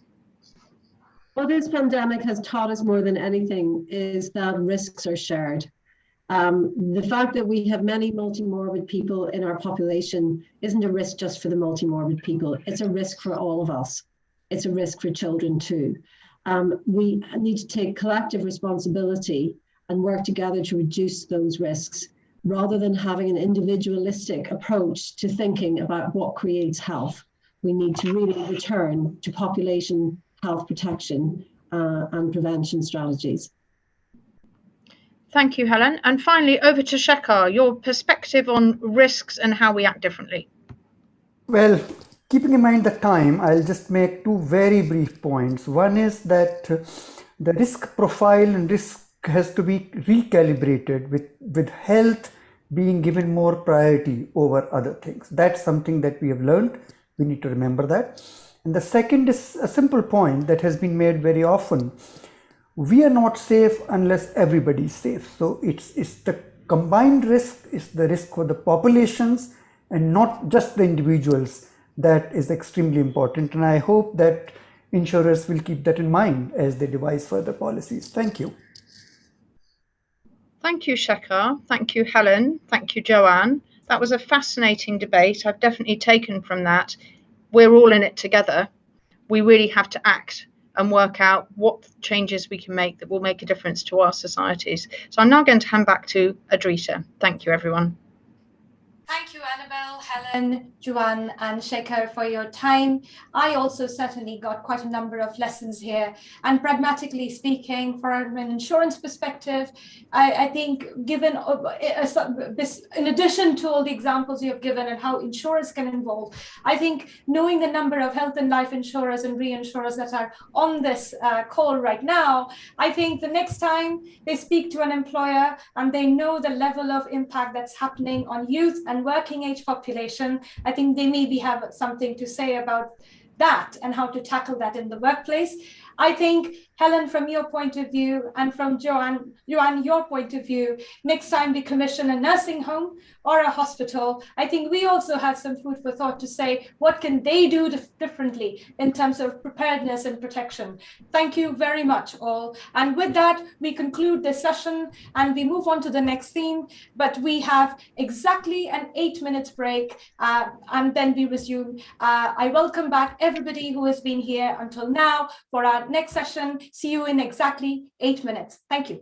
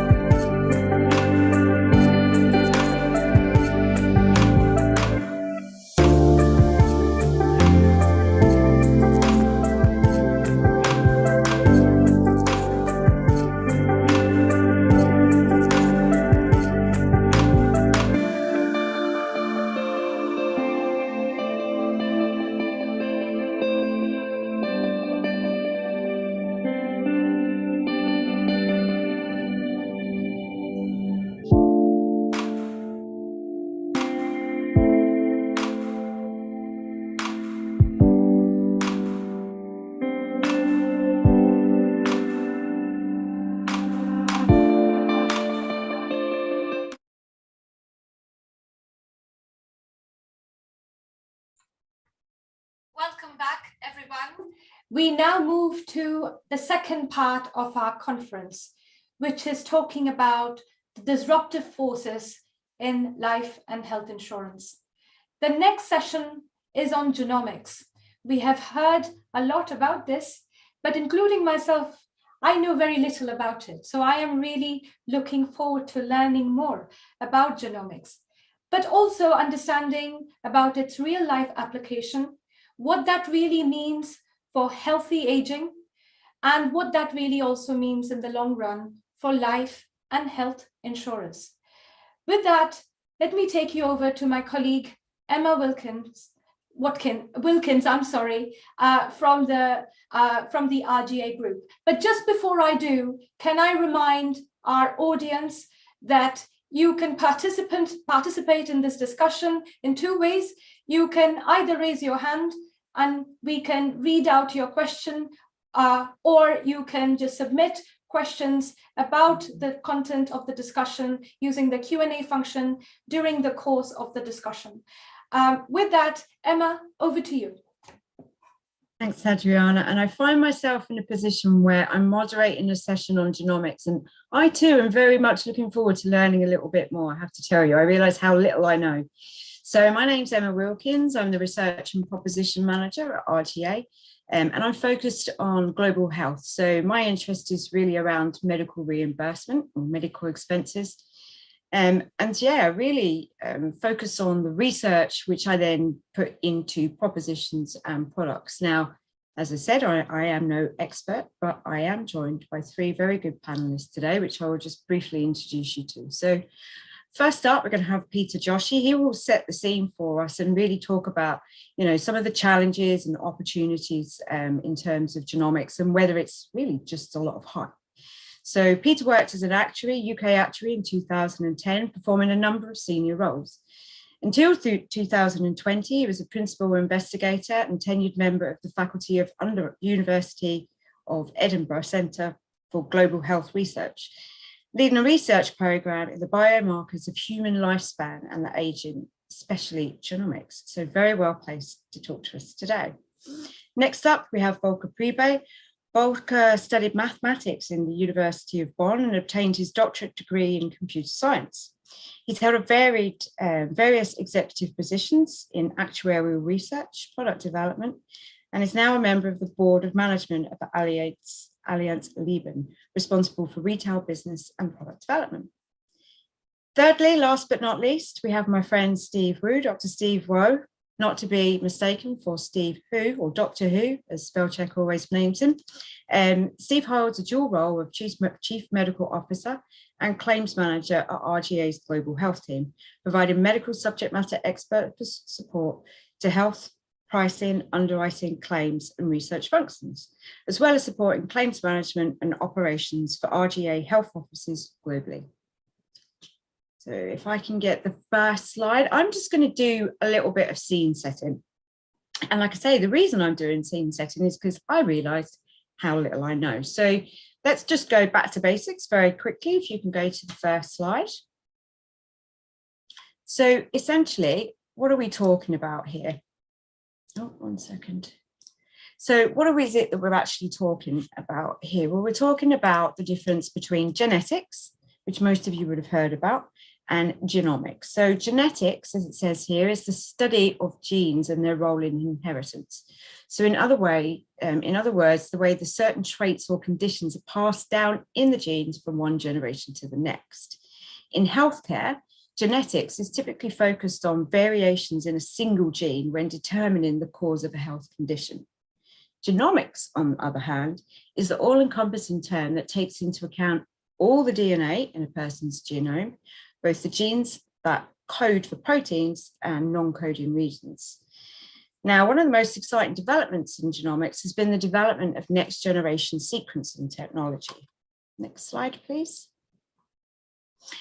So what you see here on the left is the NHS view on what they're doing around genomics. And you'll see from an NHS point of view, they're looking at ways that we can enable a quicker diagnosis, predominantly for patients with rare diseases.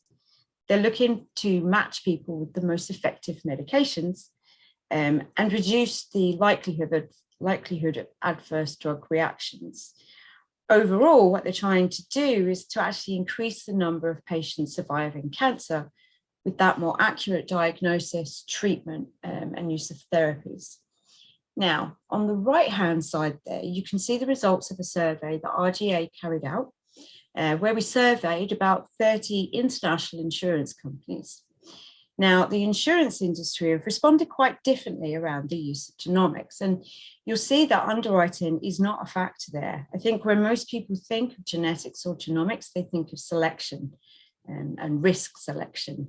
However, generally what people see is that there may be a good opportunity here using genomics for a policyholder or for a claimant to take a more active role in maintaining their health. They see that there is an opportunity to offer these kind of testing services as a perk and potentially to sell new policies. Completely different adverse effects of the scale. Next slide, please. Now, I believe looking at the program, you've been talking about COVID. Of course, you can't not right now. But, you know, as of mid-October, around 6.5 billion COVID vaccine shots have been administered globally, some using this mRNA technology.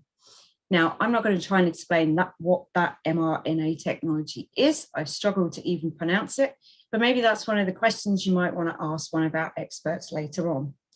Now, although the COVID-19 vaccine made by Pfizer's, etc., is the first mRNA vaccine to complete all the clinical trials and be licensed for use, the technology has actually been around for quite a while.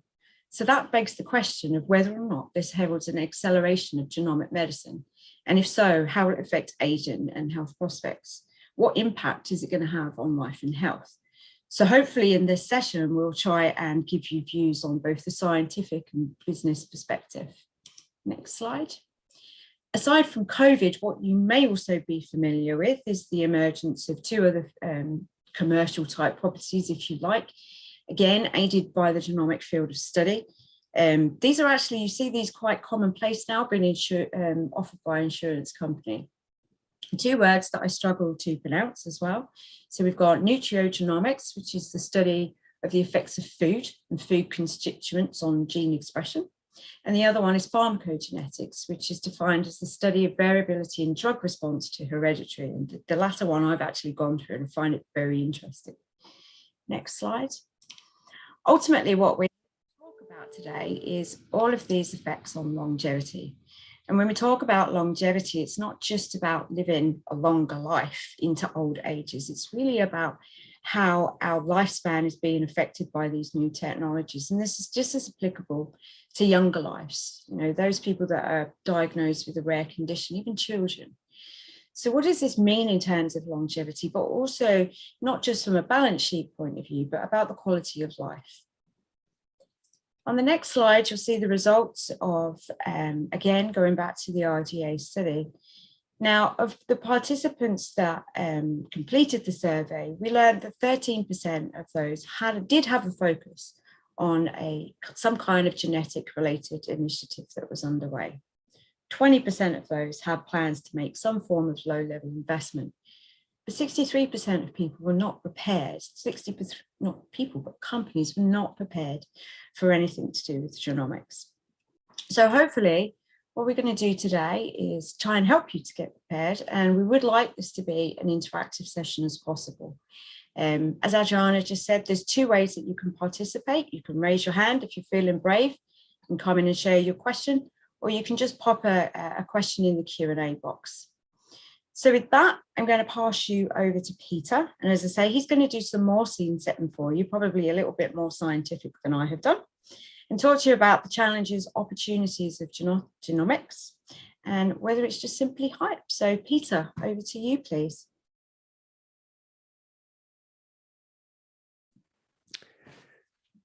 First, I'd like to thank the Geneva Association for hosting this conference, and particularly AXA, who not only are a sponsor of this conference, but are actually sponsor of some of the work that I've done in this field, and I'll touch on very briefly.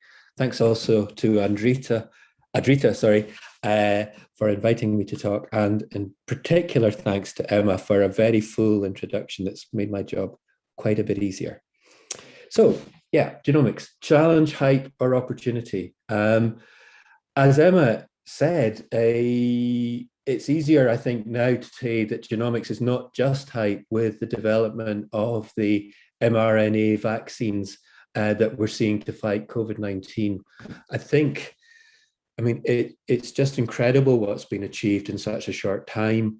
It's incredible if you understand a little bit around the technology. Historically, vaccines would have been developed by a transfer of biological material, most obviously cowpox, and then culturing that. For an mRNA vaccine, reading the genetic code enabled essentially a possibility to just simply send an email with the key information about the vaccine and the mRNA vaccine to be developed on that basis alone.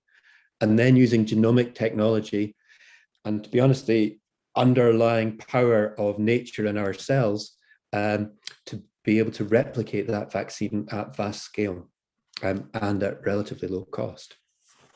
Not having said that, there are clearly challenges and opportunities, other opportunities associated with genomics, and that's what I'm going to talk about today. Next slide, please.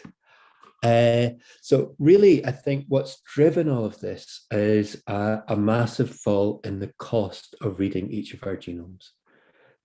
That's giving rise to scientific knowledge. It's giving rise to patient screening and therapies in a clinical setting, and it's giving rise to a huge amount of direct and consumer offerings and a great deal of interest by consumers in genomic technology. That all provides a lot of potential for health providers and insurers, but it's not straightforward. Next slide, please. So what's changed? The way I think of this often is that, in a sense, we sit today where the computing revolution sat in around 1970. The transistor had been around in modern form in some sense since about 1950 for about 20 years, and its costs had been falling. We've been able to read human genomes in the way that we do nowadays, in a sense, since 2000. The human genome was first published in 2001 by the Human Genome Project. And what we've seen in this graph on the left here is the massive fall in the cost of reading a human genome since then. That's 5 orders of magnitude. It's a log scale on the left for those of you who are struggling to see it, from $100,000 to $1,000. And we've vastly outstripped the level of fall in costs that would be associated with Moore's law for transistors and silicon chips. That's given rise to a whole set of feasible new techniques, a whole set of applications. As a result, appetite for more investment, huge progress in basic science. I work a lot with the UK Biobank data set that the Medical Research Council were kind enough to make available to researchers around the globe. 500,000 people have had their DNA read in that project, and we're able to access their information. That whole virtuous circle then, including just doing things at scale, as I've just described, is leading to falling costs and this sort of ongoing virtuous cycle of improvement. Okay, so next slide, please. So at its core, as Emma so well explained, is DNA. DNA, you probably are aware, is a double helix, and it contains your genetic code. That was first discovered in 1952, I think it was, by Crick and Watson. That double helix, you may not be aware, has this wonderful symmetrical property. Each side of the helix is a mirror image of the other one. And your DNA code is actually the symmetrical bonds that hold that double helix together. That has one wonderful property, that if we have only half of the helix, we actually have all of the information. And just like the easiest way to copy me, in a sense, is by looking at me in a mirror, the DNA replication process uses that obviously in a molecular way to produce mirror images of the first image, and is able therefore to produce from one cell that was present at your conception, an accurate copy to 30 trillion cells across your body, each one of which contains this complete DNA sequence. So these bonds are your DNA code. That code for you and me is shared 99%. 99% of the code is common across all humans.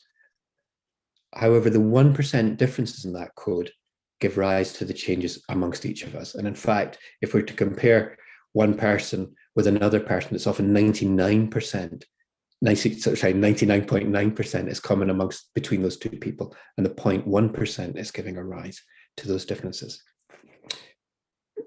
Next slide, please.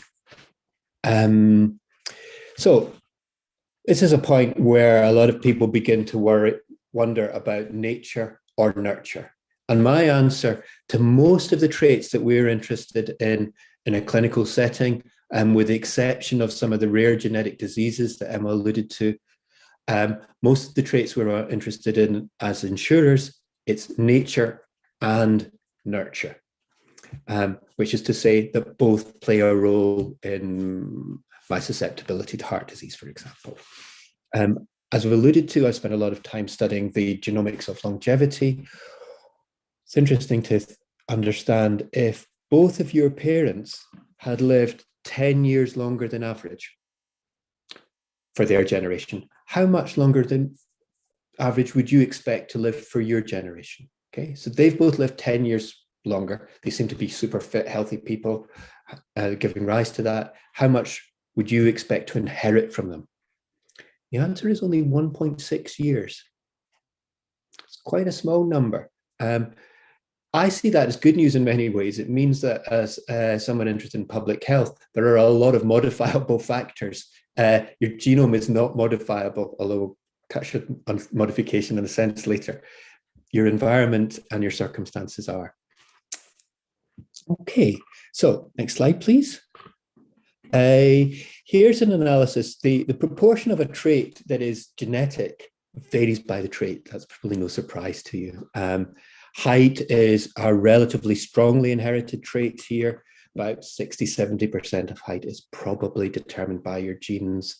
BMI, less so. I believe the lower estimate rather more than the upper estimate here, but something in excess of 30% of your BMI variation across a population is probably attributable to the genome. Education, even less so. And then sadly, for those of us trying to disentangle the genomics of lifespan, even less so for lifespan, around 7%, I think, is probably a reasonable estimate.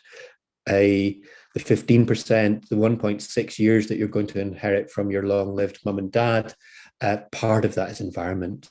You inherit your socioeconomic status often from your parents, for example. Okay, next slide, please. Okay, so now I'm going to talk about the applications that we can see for genomic technology. The first one of those applications, next slide please, is drug discovery. Here, GSK have partnered with 23andMe and are looking at differences amongst people's genomes and understanding differences arising due to their susceptibility to disease. And by understanding which parts of the genome, which genes are giving rise to different susceptibilities to disease, they can develop drug targets to intervene either at the gene level or anywhere in the biological pathway that that gene is acting. Next slide, please. Second application that Emma alluded to, and isn't necessarily the one that insurers are seeking to take up straight away, is genetic risk prediction. Here we see a score that could be developed for someone at the age of 18 by reading their genome of any cell or collection of cells. This score is indicating the lifetime risk of type 2 diabetes. And you can see there's a very different or a large variation across the scale here from around 1% at the low end of the scale of people suffering from diabetes to around 6% at the higher end. Next slide, please. So if we can, well, I should also have emphasized that genetic risk score could be evaluated at birth, at the age of 18, at the age of 40. It should be the same whatever age this has been evaluated at, and is essentially a lifetime risk. If we can do that for individual diseases, can we do that for lifespan longevity? Yes, and this is work of my own on the right, and I'm showing you here. And essentially what I'm saying is that if we take people who could have been scored at birth, at age 18, at age 40, at age 65, and score them for a longevity risk, we'll see a distinction between the people who score in the bottom 10% and the top 10% of about 5 years of life. Certainly not insignificant in the context of either life insurance or pension underwriting, or potentially in terms of the information asymmetry that might exist between an individual and an insurer. Next slide, please. So if we can do that at birth, could we actually do this at conception? That seems like a stretch, but actually the short answer is yes, absolutely, and it is being done. There was a girl, Aurea, who was born last year, and her embryo, as part of in vitro fertilization, was assessed for its risk of disease, and the embryos that were implanted were selected as having lower risk of disease than other embryos. There's obviously a huge amount of ethical concern around that. Different practices in the US, I think, where this happened compared with in the UK, for example, that I know about. But the technology is there and is feasible.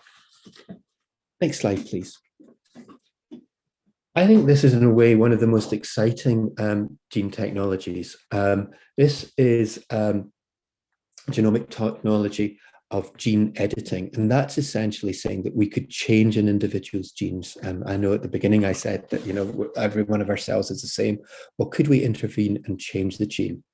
Here, what this company, Verve Therapeutics, are looking at is changing cells in the liver and their production of cholesterol using a gene called PCSK9. Some of you with a clinical background may have heard of PCSK9 inhibitors.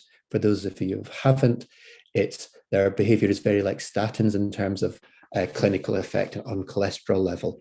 And what we're saying here is that perhaps someone at the age of say 18 could have a one-time dose of this gene therapy and have extremely reduced risk of cholesterol-related heart disease for the rest of their lives. Next slide, please. So pharmacogenomics, I think from an insurance point of view, this is one of the most exciting possibilities.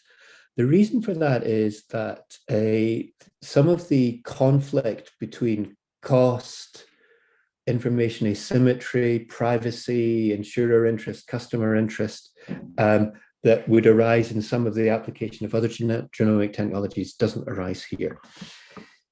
Pharmacogenomics is essentially recognizing the fact that things like adverse drug reactions are principally determined by an allergy, and that allergy is principally determined by your genome.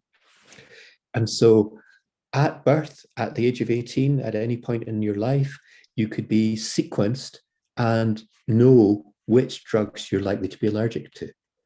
That sequencing would also tell you which drugs you might need to take more of, for example, warfarin, than someone else to have the same desired effect. Extremely powerful, and I think relatively uncontroversial from a patient point of view, even if an insurer were involved in that process.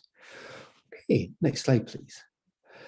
So I think it does behoove us to take a step back and ask ourselves, are these technologies new? Are they useful? For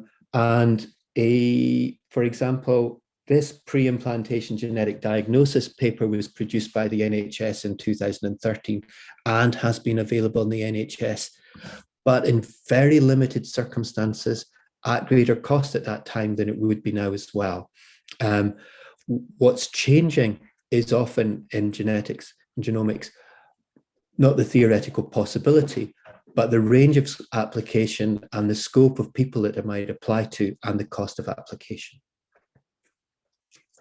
Highlight on the right, sorry, back one slide, a highlight on the right, a personal report on myself about cilantro coriander aversion. 23andMe were kind enough to tell me I was slightly more likely to dislike cilantro.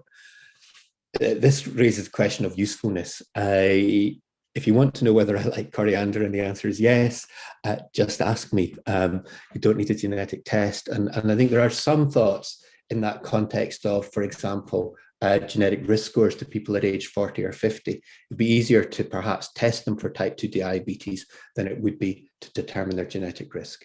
I think having said that, work that I and others have done have said that even at the age of 50, genetic information can add information to future risk over and above what clinicians typically observe on a phenotypic level. Okay, final slide, please. So in summary, there's a massive fall in sequencing costs that's driving all of the virtuous circle we talked about. I see a lot of potential health provider and insurance applications, but it is very difficult to sort out the wheat from the chaff amongst those applications. And we also need to recognize, just I think as Emma highlighted, that insurers' understanding is lagging. Society's acceptance and understanding of these solutions is lagging even further. Thank you. Thank you very much, Peter. That was really helpful. Far more scientific than mine. Okay, even more science now. We're going to have Volker come in. If you can give us your response to what you've just heard, and maybe if you can kind of put it into some of the more commercial implications and what it means to our industry, and specifically annuity tables, I guess, is specialist subject. So yeah, thank you. Thanks, Emma, and happy to be here and to discuss all the interesting aspects that were alluded to in the previous inputs. Thanks for Geneva Association for hosting this inspiring conference. Would have loved to come to London and to discuss with you and the audience, but well, these are the times. I'm perhaps the odd man out, as you already mentioned, Emma, because I'm a life insurance actuary, besides being a product developer. And if I would try to summarize what has been said so far, so our title mentioned disruptive technologies, and we are about to discuss later on whether these disruptive technologies are about to change insurance business or life insurance business. The full title of the section is Longevity and Retirement, Disruptive Technologies and Their Influence in Practice. So if you allow me for a second, I would love to elaborate on the issue that longevity itself, without the disruptive technologies, is already a quite complicated customer issue, because consumers regularly underestimate their life expectancy. We have seen, so if I take German numbers, a trend of increasing life expectancy, basically something like 3 months per year. This has gone down a bit in the past decade, but which means that you live 7 years longer than your parents did. This is one thing. So the average is increasing, but from an individual point of view, and you mentioned some of the terms already, what is of interest to you is the individual lifespan. And if I may introduce two other terms, then it's the individual health span, how long I'm about to live in a healthy status. And it's also the individual wealth span. Do I have enough time to cover my expenses during my lifespan? So there is a need for longevity covers, annuities. Who is going to offer them? Life insurers are in a unique position to cover longevity for our customers by annuity payments, because they are paid irrespectively of how old the customer gets.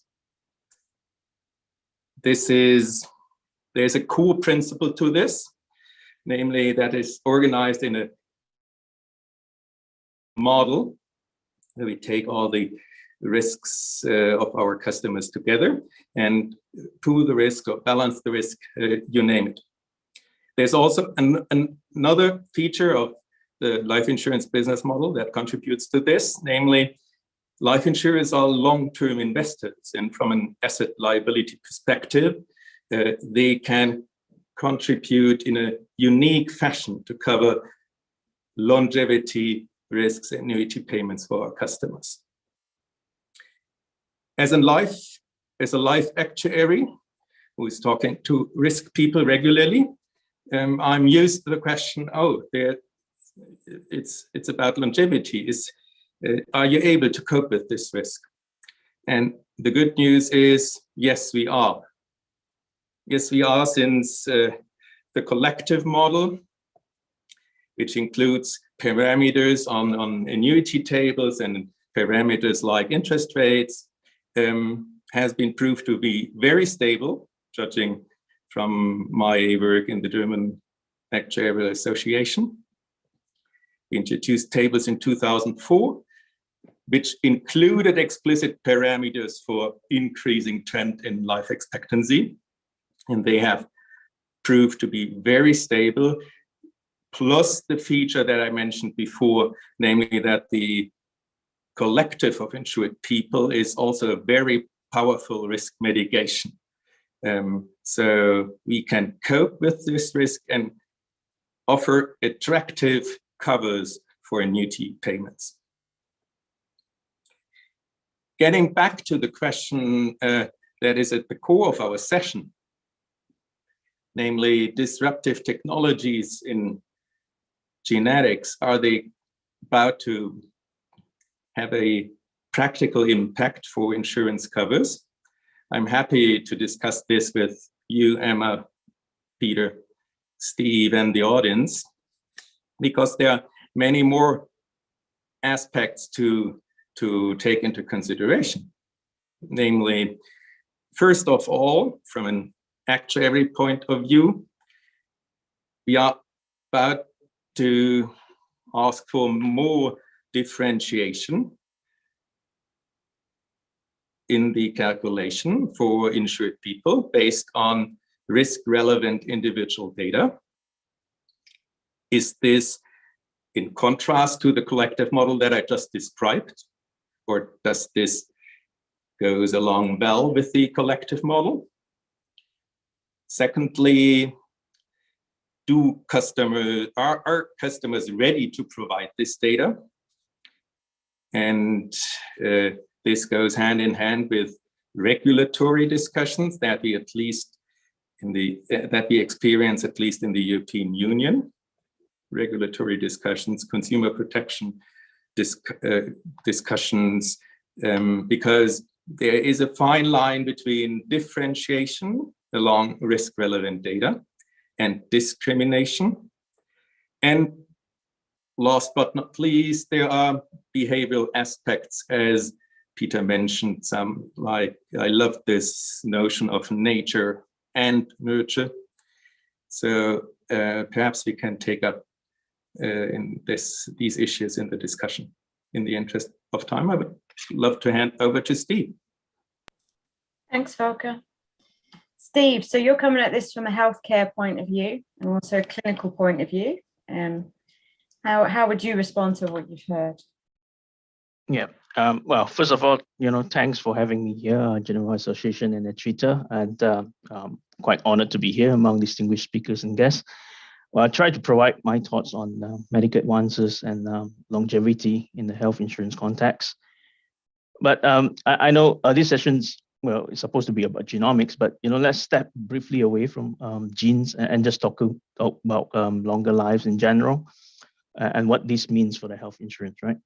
So many existing health products actually has expiry ages, covers people up to age 70, 80, well, some up to 99, but they have a finite age limit. And what happens once this policy expired, right? And this older generation of customers, policyholders, would have no protection. And by then, it may be hard for them to get the policy, once they have exited or once their policy has expired.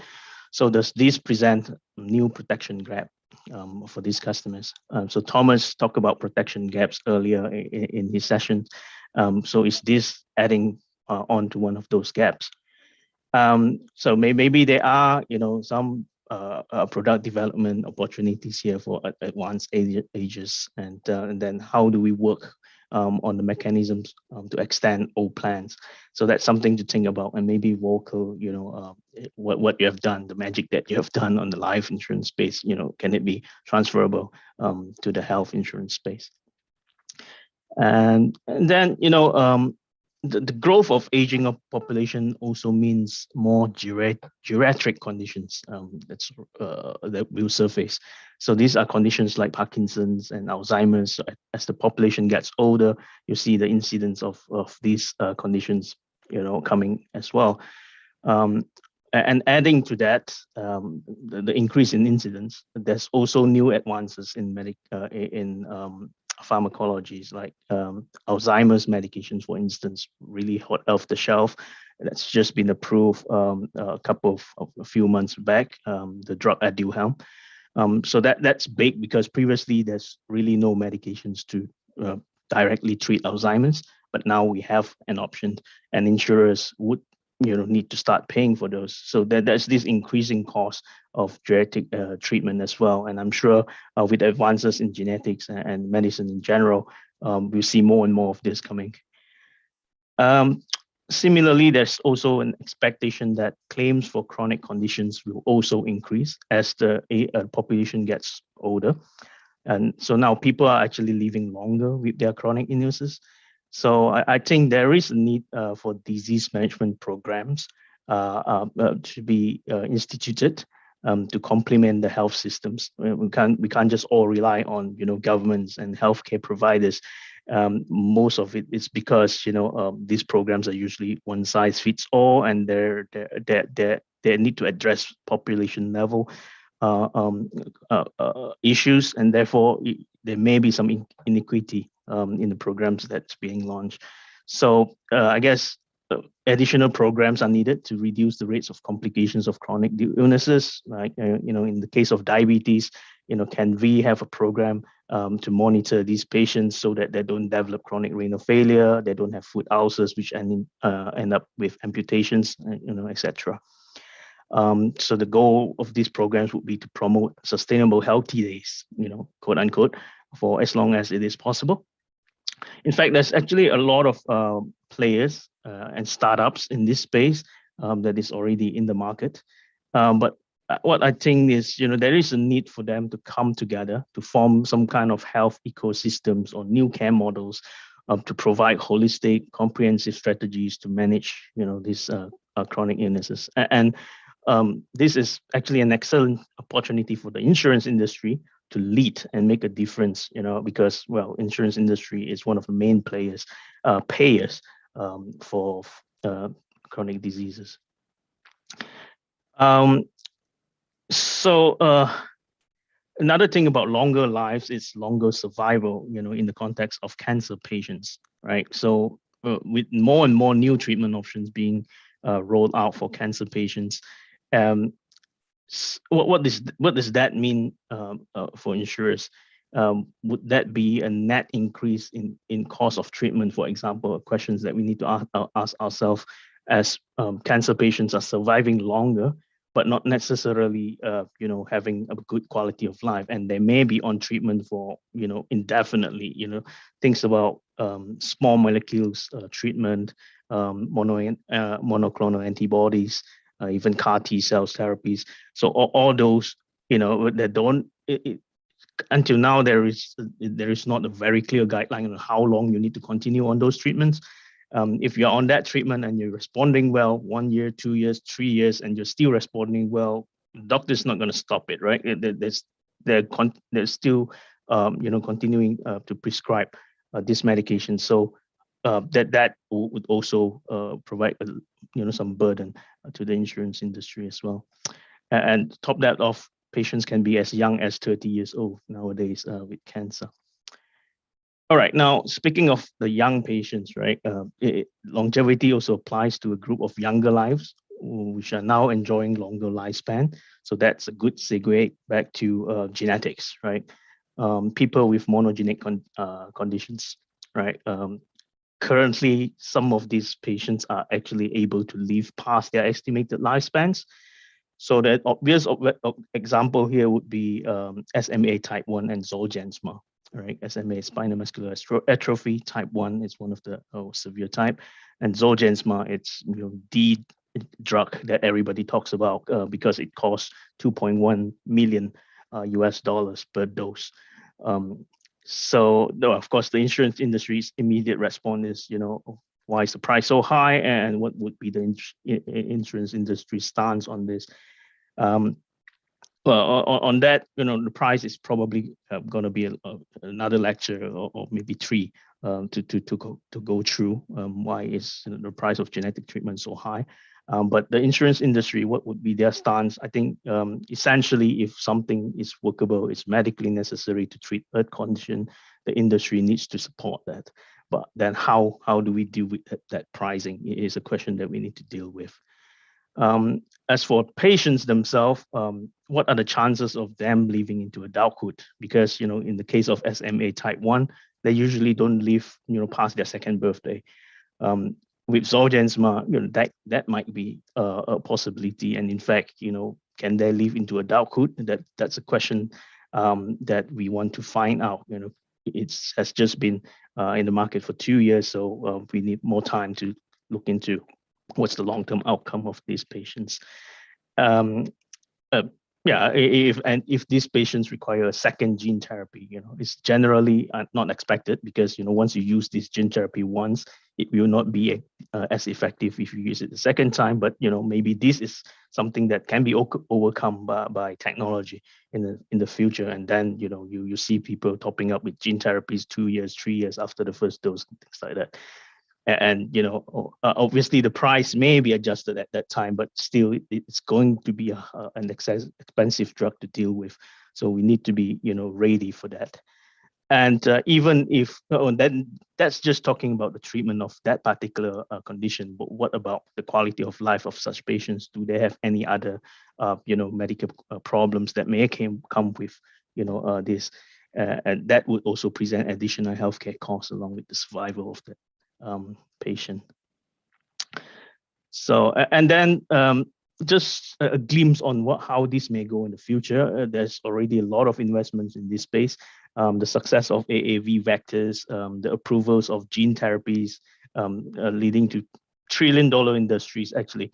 And this is growing at a 20% annual growth rate. So that tells you a lot about how what's the impact of all these new treatments coming into the market, and therefore translated to the insurers who's paying all these bills. So yes, I guess the insurers should start thinking about ways to mitigate that impact so that we're not caught unawares. And in terms of health insurance, it's not just all about treatment. There's also testing, right? And I think Peter has mentioned about genetic tests and pharmacogenomics and things like that. But personally, I group them into two groups. One group is pharmacogenomics, which is used in therapeutics to aid treatment, and the other one is risk predictions. And in this case, polygenic risk scores that Peter mentioned earlier. So in therapeutics, genomics is used as a tool of precision medicine. Right, in cancers, for examples, or adverse drug reactions, you don't want patients to take drugs they are not suitable for. So that reduces wastage and side effects. It saves times and costs. It's good news, but still we need to monitor for overusage. This needs to be driven by evidence and not by commercial interest. And in terms of the test for risk predictions, that's usually to identify risk of developing certain diseases. It's used for risk mitigations mostly, to reduce the risk of developing those diseases. If, let's say, the report says you have X% chance of getting that, and what you can do about it. there's a little bit of controversy involved in this area where, will there be information asymmetry, non-disclosure of this information, anti-selection behavior. If I know that I'm developing certain diseases, I'm not going to tell my insurer, but I'm going to purchase the policy that would cover this if it eventually comes. And also the perceived elements of discrimination, which Volker also touched on earlier. The regulatory challenges, restriction of use of genetic information, giving the customer the choice to disclose. So all this could add to layers of complexity when we are navigating such subject. So I would just summarize here that longer lives presents both opportunities and challenges for health insurance industry, and genetic advances obviously play a big part in this as well. Yes, the industry need to take a balanced approach here, not to be too bullish or even overly cautious, and then ending up a victim of this disruptive advances. So we need to anticipate and think about ways to adapt to the science, regulations, and consumer sentiments on all this. And that's it. Thank you. Thanks, Steve. Thank you very much for that. So guys, just to remember, if you do have a question for any of our panel, then you can either raise your hand and I'll call you in, or you can pop a question into the Q&A box. So yeah, let's get some interaction going. In the meantime, I just want to go back to Peter and, what you were saying about, see if I can say it right, this polygenic example where they're doing this testing on the embryos and then we're doing gene editing. How far can all of this reach? Where does it stop? Because it sounds very science fiction at the moment. But are there specific examples where perhaps where there's some very complex diseases that are never going to change? What is the scope for genomics here? I think it's an interesting question. I think if we talk about gene editing, I think we're not going to get gene editing that stops accidents, skiing accidents, whatever. But if you think about a lot of the chronic diseases that we worry about, cancer, heart disease, type 2 diabetes, I think there's a lot of scope. I think it's incredible. For example, these PCSK9 inhibitors were developed in the context of the knowledge that people who had the gene variant that was beneficial really do not suffer the same types of heart disease as most of us worry about. The prospect of making us all like those people, is really exciting at its simplest. And I think those sort of applications, whether perhaps even to type 1 diabetes, for example, which is essentially I'm not an expert in type 1 diabetes, an autoimmune reaction, the potential to intervene early in that context. I think the scope is absolutely massive. And when these things first came out, I wondered whether or not the vectors to deliver them would be sufficiently targeted and so on and so on. I think that's been proven now to be feasible. One obviously has to worry about side effects. I talked about a one-off therapy that would last a lifetime. Presumably the side effects last a lifetime as well. Yeah, that is a bit of a cause for concern. And a question for Steve. How is all of this new technology what's the clinical view? If you as a treating clinician now, how do you view this? Is this a help or a hindrance? And, what's the word on the street from consumers or patients? Are they interested? Are they fearful? Is there sufficient support for consumers in this space? Okay, there's a lot of layers there. So no worries. So I think in general, the clinicians are obviously very excited about all these new advancements. Of course, this needs to be guided by science and evidence. Just because something is there and new and shows great promises doesn't mean that you need to jump on a bandwagon and start prescribing gene therapies to everybody. But the medical faculty as a whole, the field does have a check and balance, and there is a lot of evidence-based resources or sources or even experts to guide usage of those things. And then it would be the onus would be on these practitioners to educate right candidates on the efficiency of using this treatment. So it's very promising. It's good. It's exciting.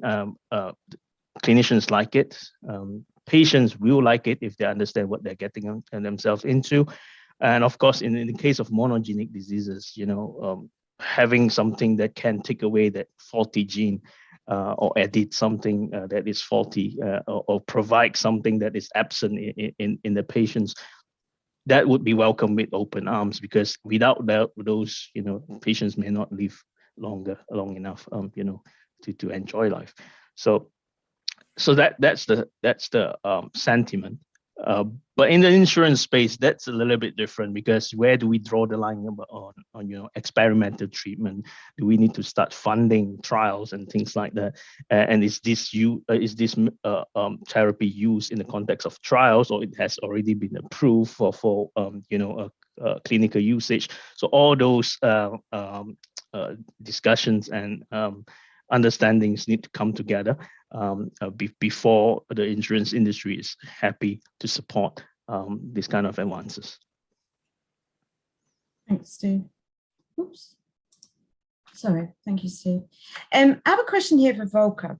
So you've spoken a lot about kind of the annuity tables and looking forward at risk, etc. But what we do know is genomic information, it can find lots of coincidental findings along the way of different variants, different significance, right? So what does this mean to us? And how do you take into account, all the information asymmetry and demand for follow-up of mnemonic testing and just understanding all the things that we really don't understand? How do we prepare for that?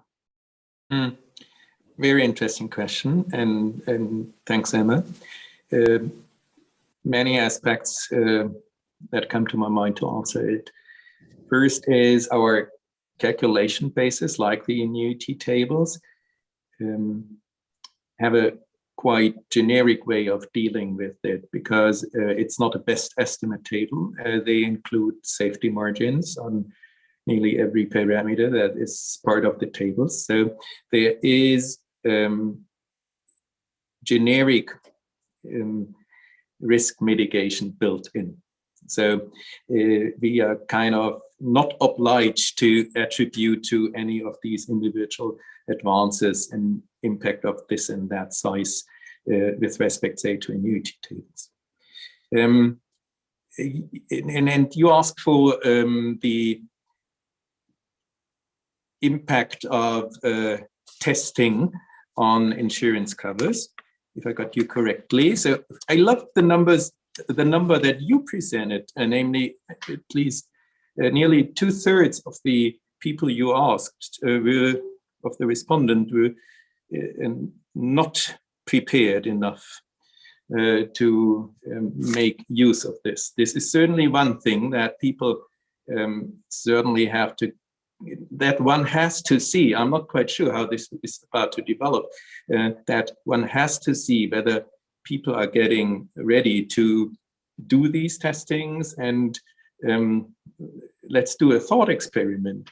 If you did a genetic testing right at a certain age, and you receive a testing result, what would you do? Would your first thought, and assume it says you have a genetic inclination towards this and that disease. It now depends on whether you're a health insurer or life insurer, but as a life insurer, I would say that the consumers, the first thought of the consumers is not, oh, I should get a life insurance cover for this, but perhaps I should change my individual lifestyle, as Peter said earlier. Nurture how much sports you do, your alcohol or smoking habits are very much influencing your personal lifespan, and other influence factors as well. That was an intriguing slide in Peter's presentation. Thirdly, sorry for being a bit lengthy. Thirdly, we definitely have to take into account the regulatory environment, and Steve also alluded to this. So in Germany, since 2009, we have the German Genetic Diagnostics Act that doesn't allow insurers to use genetic diagnostics. We are not allowed to ask for them. This actually supersedes a voluntary commitment of the insurance industry earlier to exactly the same avail. So we are kind of agnostic on this, and so we certainly have to see how this will develop over time. Thank you very much. So kind of answers to what we should also be doing to be getting prepared. Adrita, I understand you've got a question. Yes, thank you, Emma. And this is a question from for Volker. Volker, if I may, and maybe use some of your presentation to be the devil's advocate a little, to see how you would react. So you talked about how consumers are so unprepared for longer life. And then you also said the mortality tables are relatively resilient, and they are already risk factors taken into account when building those, and that they can cope with longer lives the way we see it. But is coping, is it what we are looking for? Is coping, is it what we are looking for in the future for life insurers and annuity insurers? Or are we trying to look for more, adding more value in that space? And I say this is because people are living longer, as we have all acknowledged, but in the context of growing chronicity of illnesses, they have more long-term care needs, and we know that a lot of pension and retirement insurers are increasingly looking at those peripheral health issues and long-term care issues. So in that space, from a life insurer and a retirement insurer perspective, where do you see, science such as genomics can be potentially useful and potentially, take into account and find a way of navigating of all the other things around regulation, as well as the voluntary code of conduct that you have talked about? So it would be just great to get, a couple of minutes of your views on that. Thank you. Thanks, Edwita. And thanks for this very nice question, but because it really dives deep into my actual past, because I was present when we developed the annuity tables I talked about, and after that we developed a long-term care table, or a system of long-term care tables for the German Actuarial Association. And everything is, I agree with everything that has been said, because there are many, many more aspects come into play. What I call lifespan and health span and wealth span with regard to annuities, and very interesting questions for which we don't have the time to elaborate on them. But so given that the lifespan increases, do we have a compression of the time with regard to what is left in your lifespan after the health span? I think Steve called this surviving. Yes, there are covers, and both life and health insurers are offering them that give a cover for insured people, for consumers, also to care with these circumstances. We didn't have time to elaborate on this, but yes, the insurance industry is taking care of this, both the health and the life insurance industry. Thanks. So I was just going to ask a wrap-up question, but we've got 1 minute left, so I'm guessing you don't want me to run over time. But I do find it really interesting that the survey that said about, from an insurance point of view, we're very much looking at ways to sell extra policies. I'm not entirely sure how, consumers finding out about whether or not they like coriander will help to sell more policies, but you never know what's around the corner, right? So thank you very much to all of the panelists. We've run out of time. I think, we've just had one question come in, which I don't think we've got time for, have we? I think we can go for one question. We can run over by 1 minute. Yes, let's do it. Let me see. So we have a question. What is the current public perception on emerging genomic techniques and practices, and how is it expected to evolve? As mentioned, it often sounds like science fiction. Could this impact the trust individuals have in their future diffusion? Open question to anybody that would like to come in. If I may start, I'm not sure how this is about to develop, because at least in the European Union, we have a very vivid discussion on the right to be forgotten. This is triggered by cancer patients who said, after I fought successfully cancer, 10 years after that, insurers shouldn't be allowed to ask for cancer in their health questionnaires. Everything that we discussed about disruptive technologies and their influence assumes that customers are willing to share a whole range of very individual data. This has to be seen. Yeah, maybe just add a little bit on that, particularly regarding science fiction, right? So, before COVID, if you say, we will develop a vaccine in 1 year, no one will say that will be a reality. Everybody will say that's science fiction, but look where we are now, right? In terms of genomics and genetic therapies, this has been a long, not just since Zolgensma, which is, just approved 2-3 years back, but 30 years ago, where the first patient was being treated with genetic therapy. But there are ups and downs. There are fatality that involves a patient with cystic fibrosis, and that really drives down the engagement. But things are picking up. Like I mentioned, with the emergence of AAV capsids, so that really drives genetic therapy to the new heights. So I guess it's a matter of time where people are more used to the idea of genetic therapies, and then the acceptance will be higher. I just add, I think it's very like the electronic revolution or the mobile phone revolution. There will be individuals who are early adopters. There'll be applications that have obvious appeal, and it's going to evolve, I think, quite quickly. But yes, initially there will be a lot of public skepticism about huge mobile phones or particular genomic technologies. From my perspective as a consumer, I think you earn trust, right? You have to earn trust in new technologies or new advancements. And the more insurers bring to market relevant, meaningful, useful information and not try and use it against in terms of risk selection. We spoke a little bit about regulation.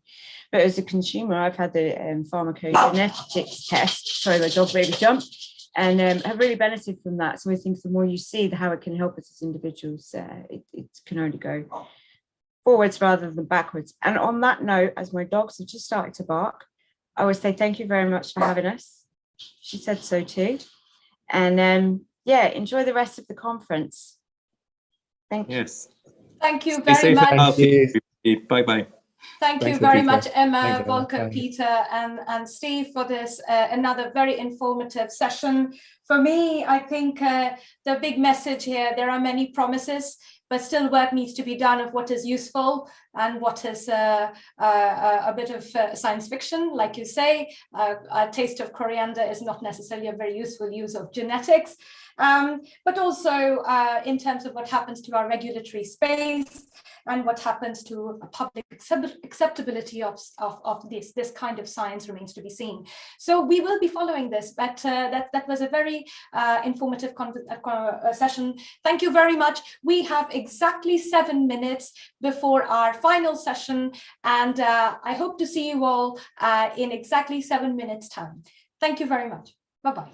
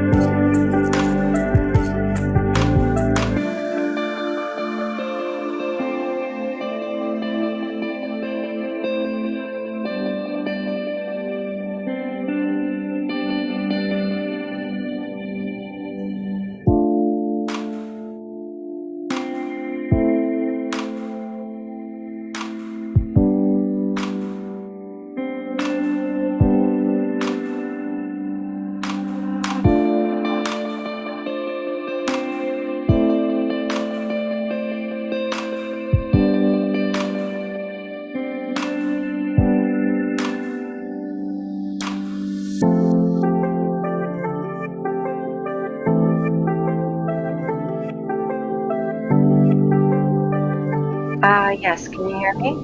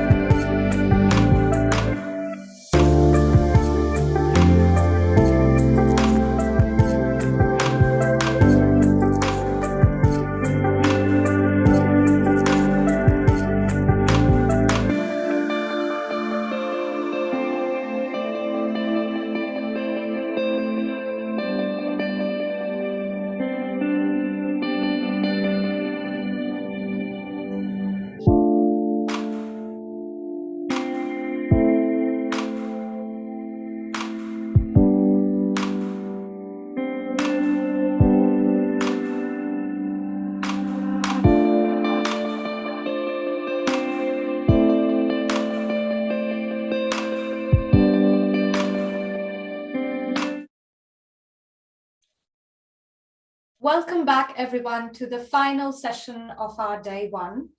Our final session for today is perhaps the biggest threat to human life and the way we live: climate change. We have all felt its effects through heat waves, through floods, through air pollution, and the many diseases they bring in the process of those disasters striking us. Some we feel through infectious diseases, and some we feel over time with chronic diseases.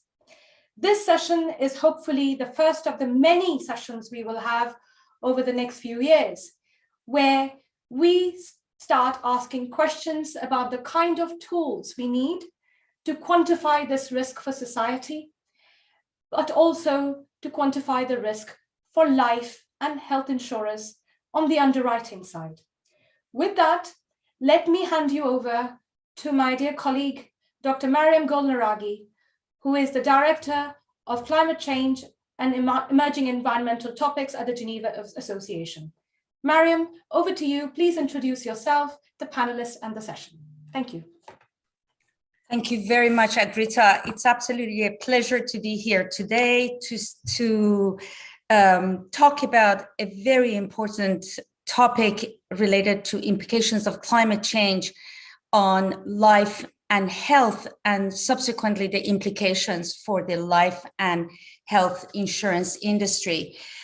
Before I introduce our panelists today, I would like to give you a brief about objectives of our session, as well as some starting topics and thoughts that I would like to share with you. If you can please bring the slides. Thank you very much. So essentially today, we would like to talk about 4 key issues.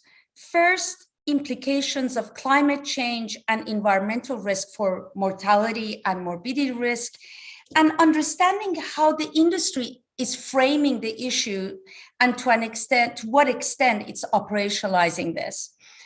We will then look at importance of physical climate risk, and I will introduce that in my next slide.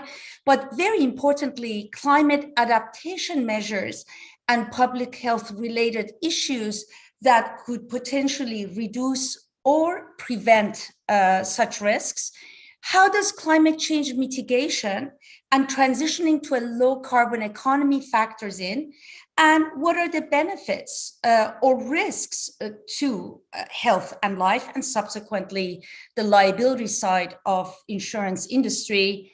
What challenges remain, and how should life and health insurers start thinking about this to frame this on the underwriting side?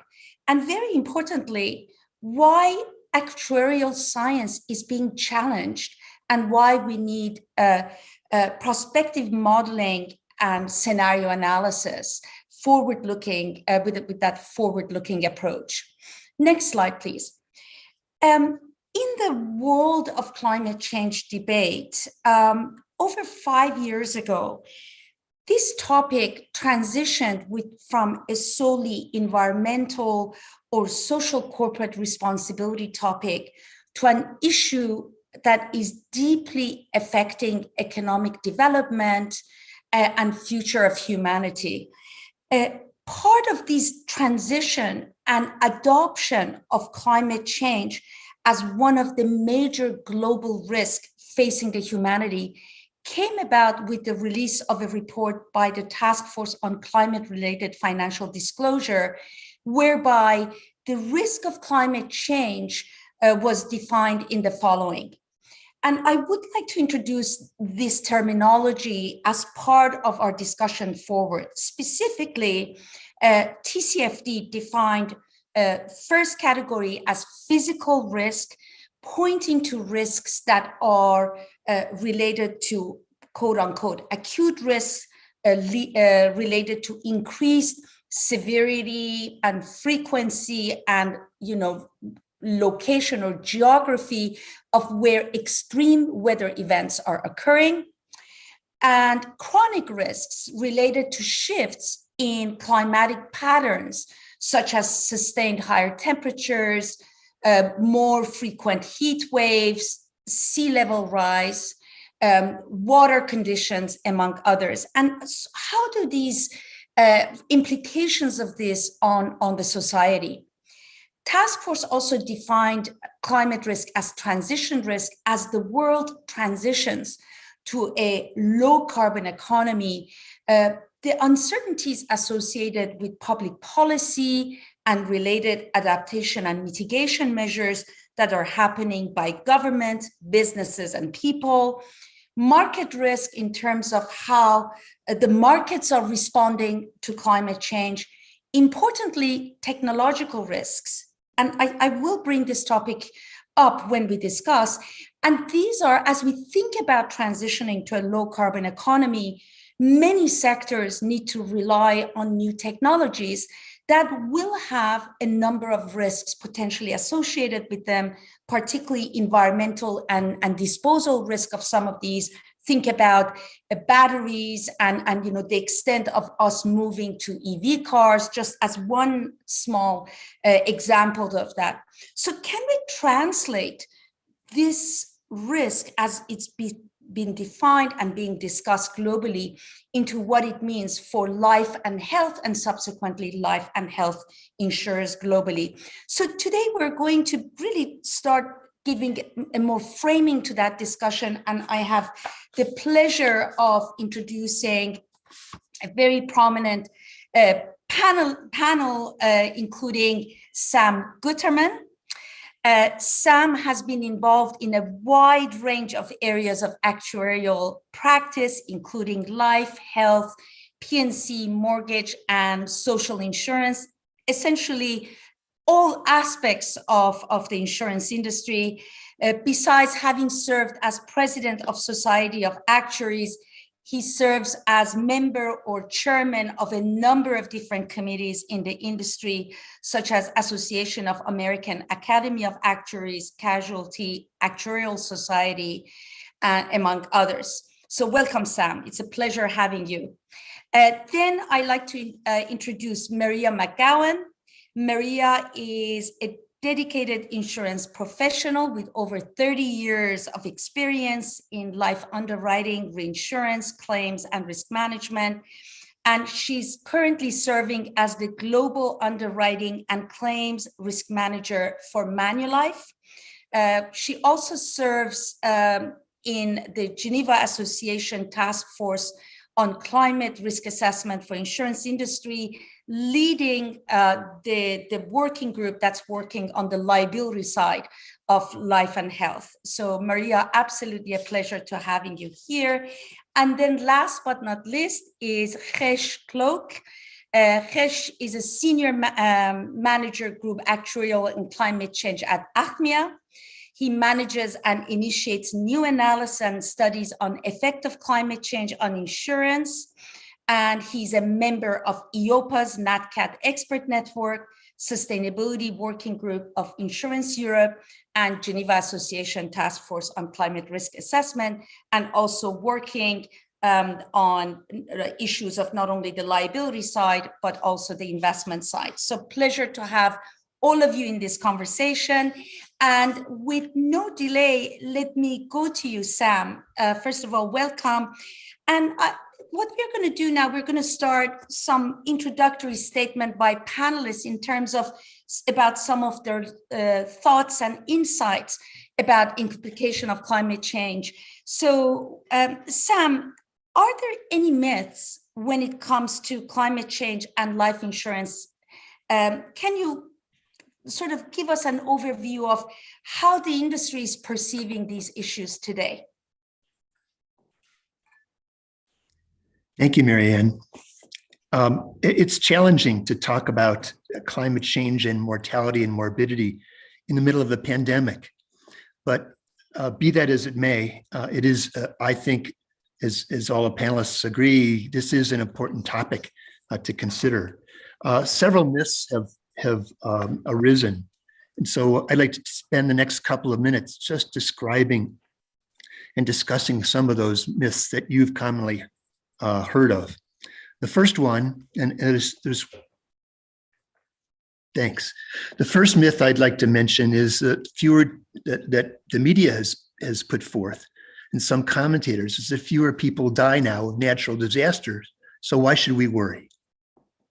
Well, first, most of the earlier deaths that are quoted were based or are from less developed countries with huge amounts of typhoons, with the hundreds of thousands of lives. So therefore, it's not really comparing apples to oranges or apples to apples, depending on your fruit preference. But the earlier deaths occurred because of those economies had a lack of early warning systems, few adaptation methods in place. So therefore, you can't really compare the two. In addition, we're at a much lower overall mortality level now, with far smaller pricing margins in the life and health insurance industry, and with more at risk. So it doesn't take as many deaths and illnesses to make a financial or competitive impact. And you also have to remember that climate change is more than just natural disasters. It includes temperatures, precipitation, humidity, wind, and other climatic factors that have direct effects on mortality and morbidity. Second myth is that even if a valid long-term concern, climate change can't possibly affect the life and health insurance business for decades and decades. This is something that had been discussed and thought of for a couple of decades now. Well, this is nice for me, but I've got a book of business that lasts in the life and health business anywhere from a year to 30 years. But climate change is a really long-term issue, so we don't have to worry about it.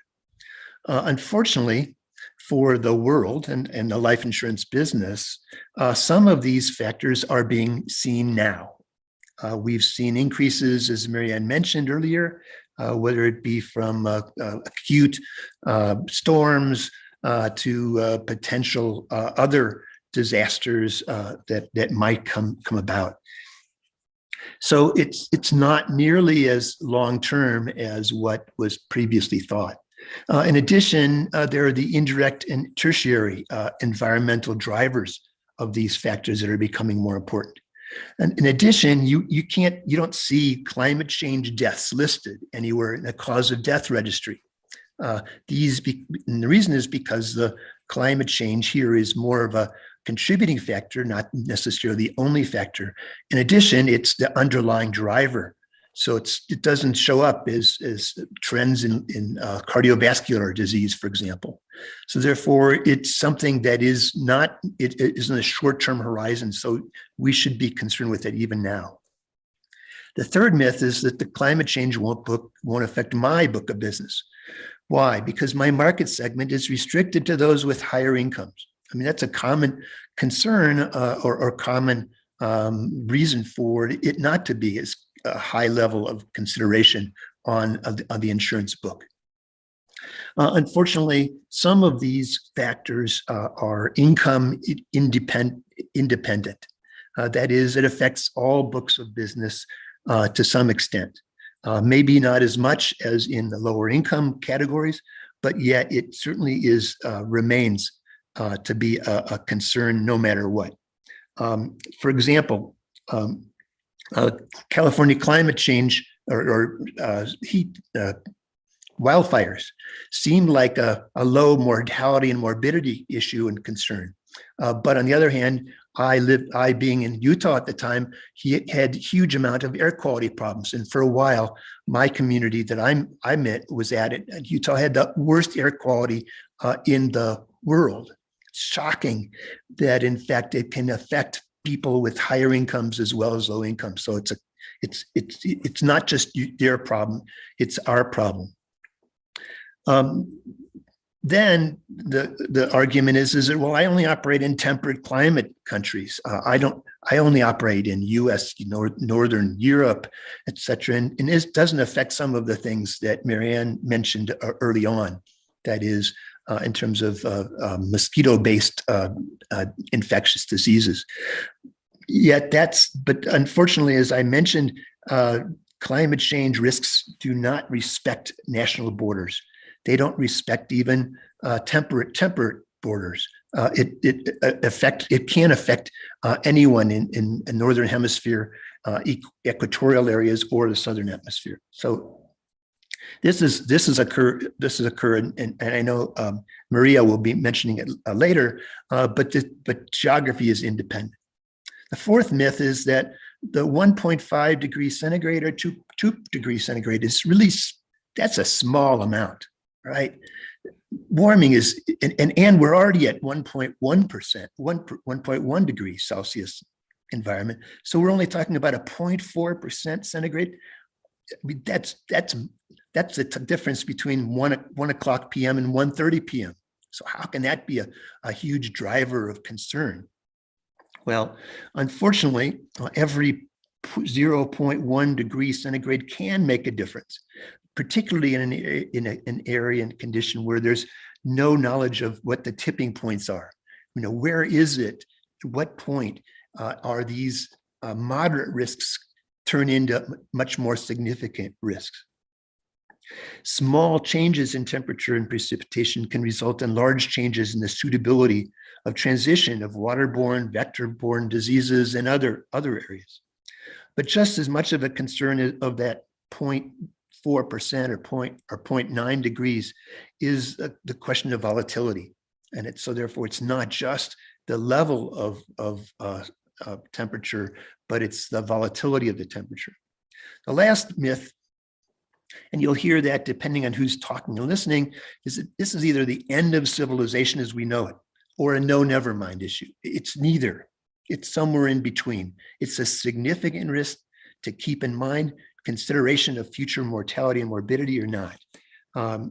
Given a reasonable amount of mitigation, I mean, human behavior and hopefully politics is going to be changing in the upcoming future so that we will in fact not see the end of our civilization. But on the other hand, it's considerable issue with impacts on mortality and morbidity that we need to take into consideration. Those are my opening comments. Maria. Thank you very much. Thank you very much. Very great introductory remarks. Already I have a number of questions to ask you, but before that, let's move to Maria. Maria, can you, with what Sam has said, can you provide more clarity on the landscape of the different types of mortality or morbidity risk emerging from climate change and environmental risk. Can you sort of give us, and how do we translate these risks as I presented it into a language that makes more sense to life and health insurers in that regards? So there are a significant number of risks, and I was listening to Sam speak, and I was thinking about California in particular, for example, and California has had a significant number of wildfires, and they increase year over year. We also see that in Australia. We're seeing it in many different places in the globe. So I think when you talk about the impact of climate risk, so obviously there will be some mortality events related to the fire, but perhaps the more significant part is the indirect impact. So I think Sam touched on air quality. So we don't know how many of these people are going to go on to have respiratory illnesses, and how many of those illnesses are going to become chronic. That's one aspect. Another aspect is these people are being displaced from their homes. And the mental stress that comes with these events is something that we all have to pay really close attention to. Beyond the mental stress, mental stress comes with things, substance abuse, etc. There is also interruption of care. So one of the big things that we're worried regarding COVID is the interruption of care. So all of these people are not going to, their regular checkups. They're not getting their medications, we don't have a way to measure what that impact is in the long run. And there are other things, with poor air quality. So we've already talked about respiratory illness. There's also significant concern about cardiovascular illness. There are already studies regarding that. So there's just a whole myriad of things that we have to be concerned with. I think, I don't know who touched on infectious diseases, but, it is expected that infectious diseases like COVID are going to be more prevalent. Are we ready for that? Are our products ready for that type of an event? So these are all the things that we have to consider as insurers. It takes quite a bit of work, but it has to be done. We have to consider, a variety of different geographies. Yes, not every country is going to see the same impact from climate risk, but every country is also not equipped to handle climate risk. You have to think about things as healthcare infrastructure. What are the government policies regarding the environment? So there's just a tremendous amount of information that we need as insurers to be able to make informed decisions about the future. So those are some of my thoughts. I know it's the acute impacts are easier to understand because we see them. There's a fire, there's a flood, but the chronic impacts of climate risk are not well understood. And we really have to look below the surface and to start to understand how complex it is. And it's not just climate risk, it's government policy, it's society. There are a number of different factors that we really do have to consider. Excellent. Thank you so much, Maria. And obviously, we will come back to a lot of these issues as to how can you attribute climate change to some of those longer term issues. And before I go to Gijs, I also want to stress that, COP26, that was just recently held in Glasgow, unfortunately did not push for more rigor towards more clear public policy. But on the other hand, the IPCC report that was issued this year in August really has given more definitive clarity, scientific clarity to the points that you raised about the geographical implications of climate change and subsequently what it impacts, how it impacts in one of the areas, health and life, and we will get into that. Now, let's move to Gijs. Gijs, pleasure to have you here. Can you elaborate a bit more on the implications of climate change and interrelations of mortality and longevity? You know, and how can you frame that for the industry? Thank you, Maryam. Many life insurers have both mortality and longevity exposures, and it depends on the retirement system of a country or on the life insurer strategy, how the balance is. In some countries, the mortality risk is dominant. In other countries, the longevity risk is dominant. But most life insurers have a kind of a partly balance between the exposures. And climate change has partly the opposite effect on mortality and longevity risk, because due to climate change, temperatures will increase, and this increase will lead to more heat-related mortality during summertime, and less cold-related mortality during wintertime.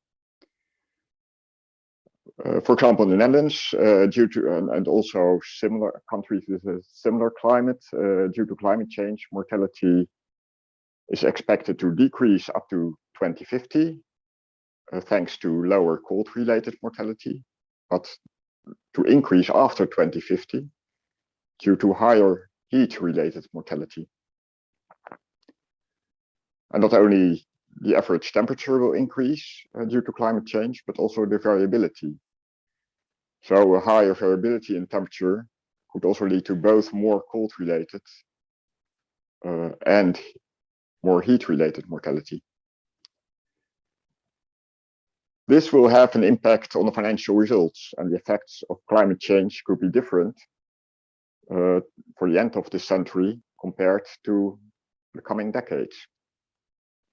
It also depends on the region, also mentioned by Maria, in Southern Europe, US, Asia, the effects of higher temperatures on heat-related mortality are stronger.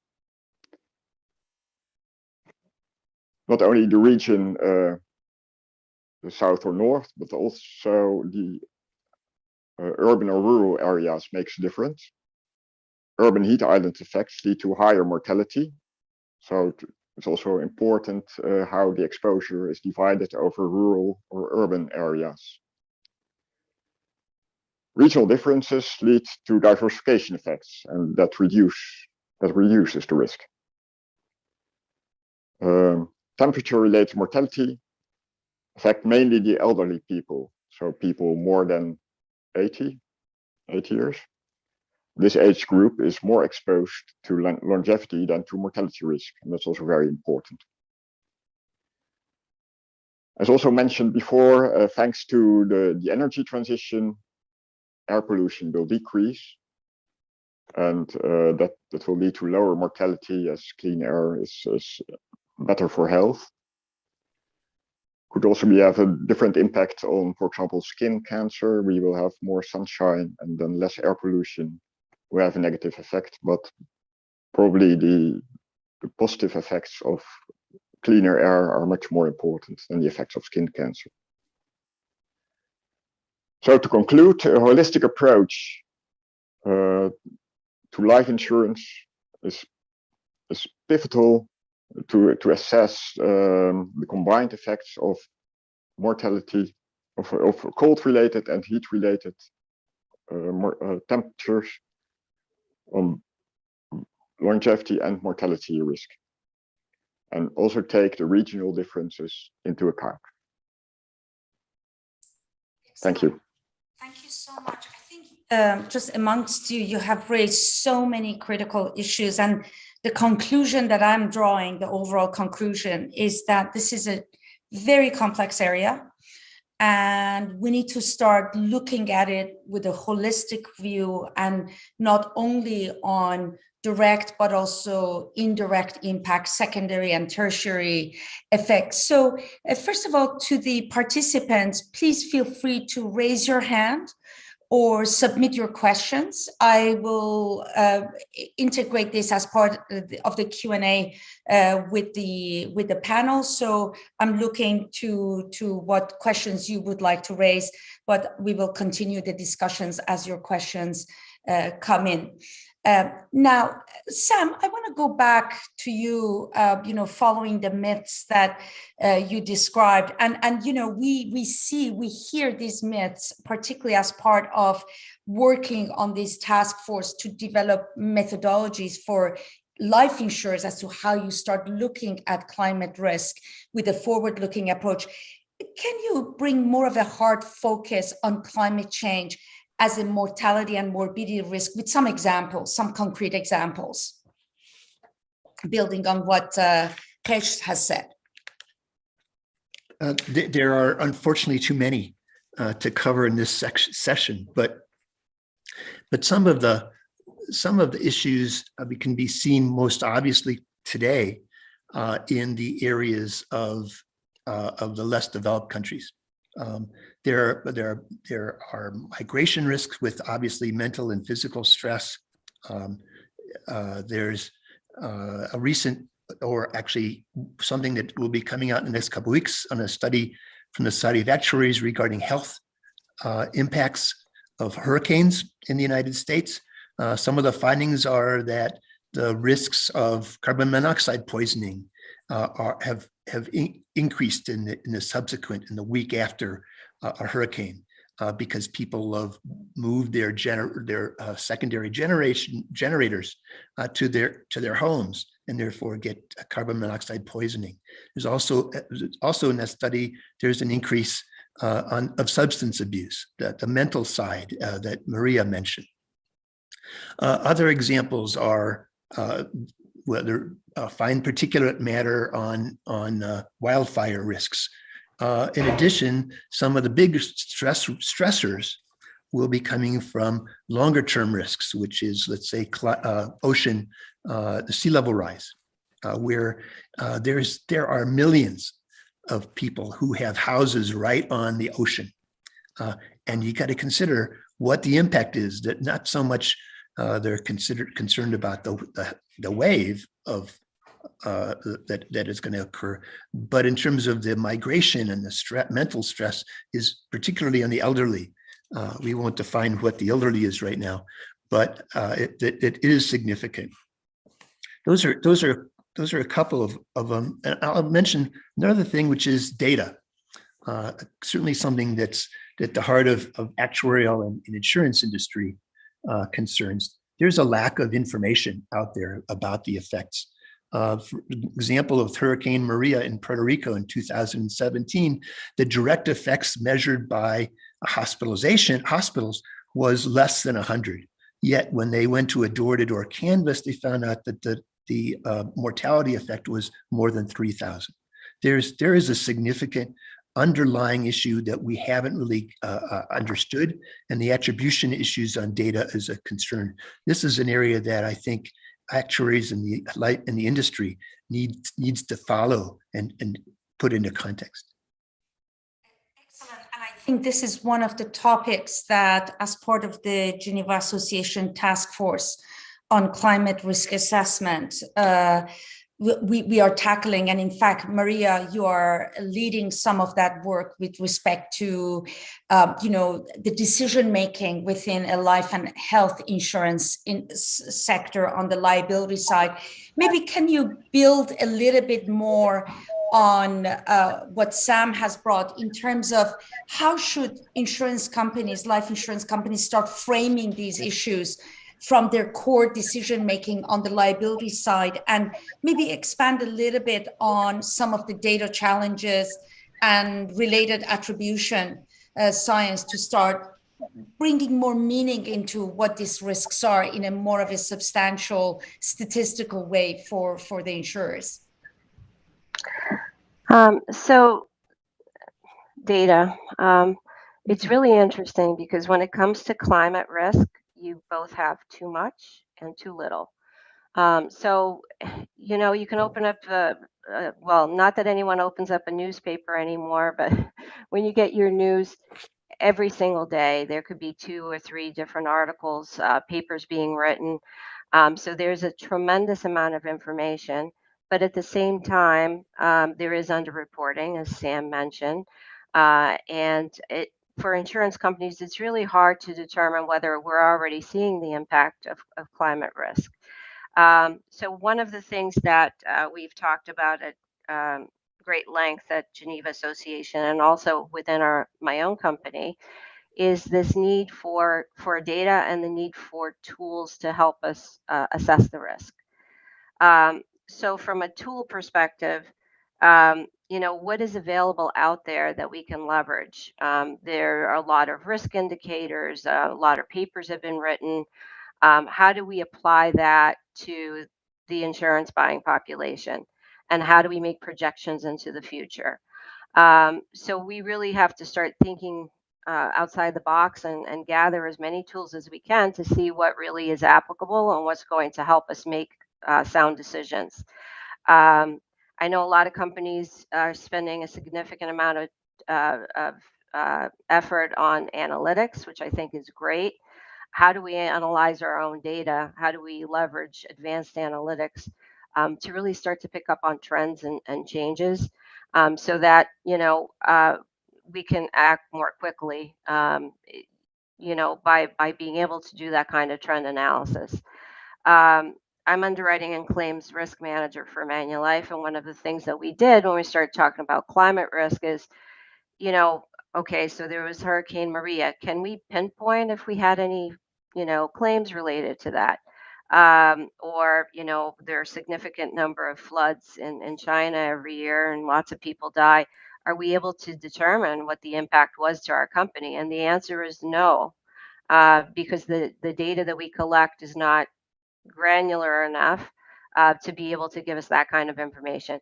So I think one of the things, again, COVID is a great example that we've learned is that we need, better systems, better collection of data so that we can actually get meaningful information from the, we have so much data, we have to be able to make it useful for us. So that's a big takeaway, both from COVID, but also from a climate risk perspective. So those are some of my thoughts around tools. I'm also looking at questions that are coming from the participants. One particular question is quite relevant to our discussion right now. And then the second one, I will bring it up later in our discussions. But maybe Gijs, and then after that, any of you can answer this. But the question is, we are hearing how climate change have secondary impacts on the mortality and morbidity risks. Are there data and existing studies, particularly that show climate change have direct impacts on reserving and pricing assumptions? So can we think are there anything that already proves to the statistical and implication of that can be used in pricing? Any thoughts on that, Gijs? Yes, certainly. For example, in the Lancet, there was a very interesting publication recently where they showed how trends in temperatures are translated to trends in mortality for different countries. And there was also a very interesting publication for the Netherlands where they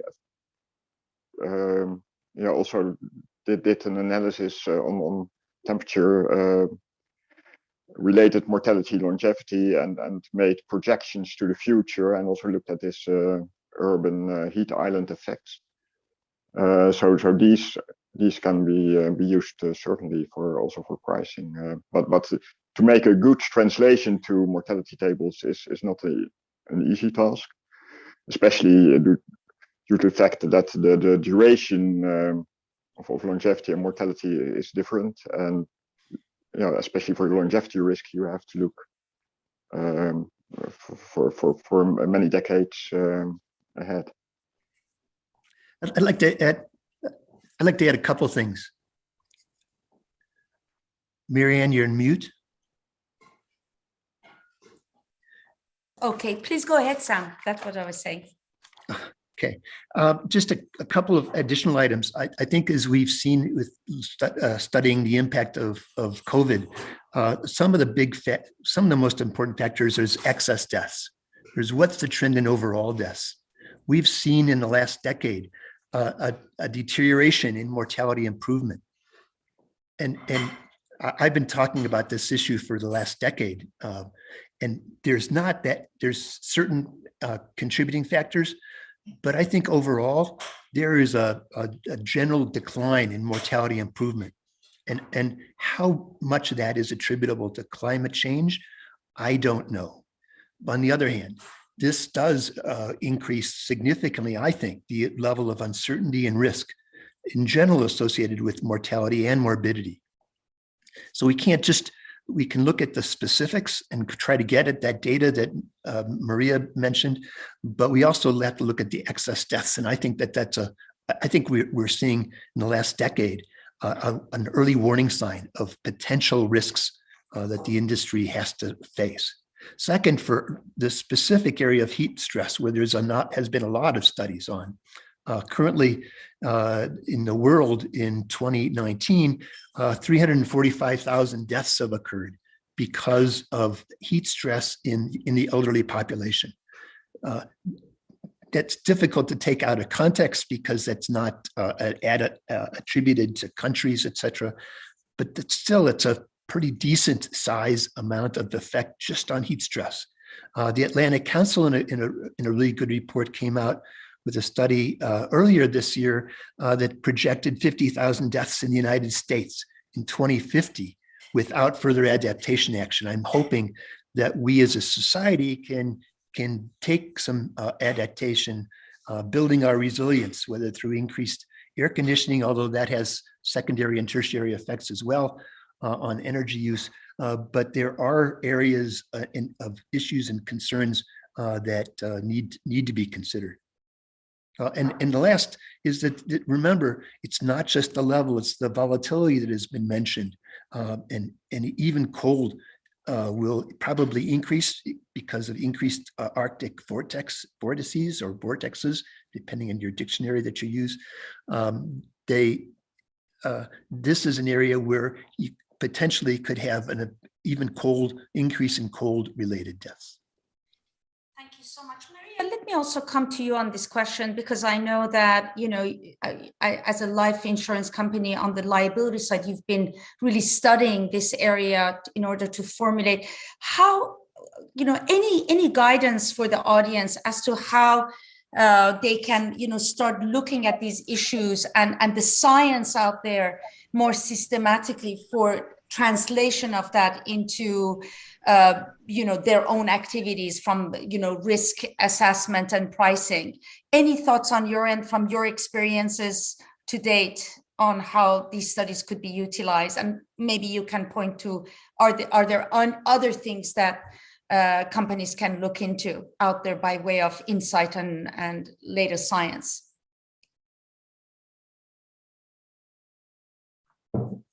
Oh, I think you're on mute.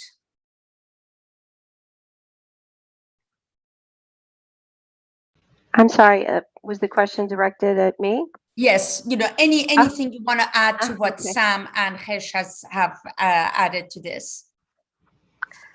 So I think that we have to, one of the big challenges is that we're used to in the insurance industry to do things a certain way, and we look to our past experience to inform what's going to happen in the future.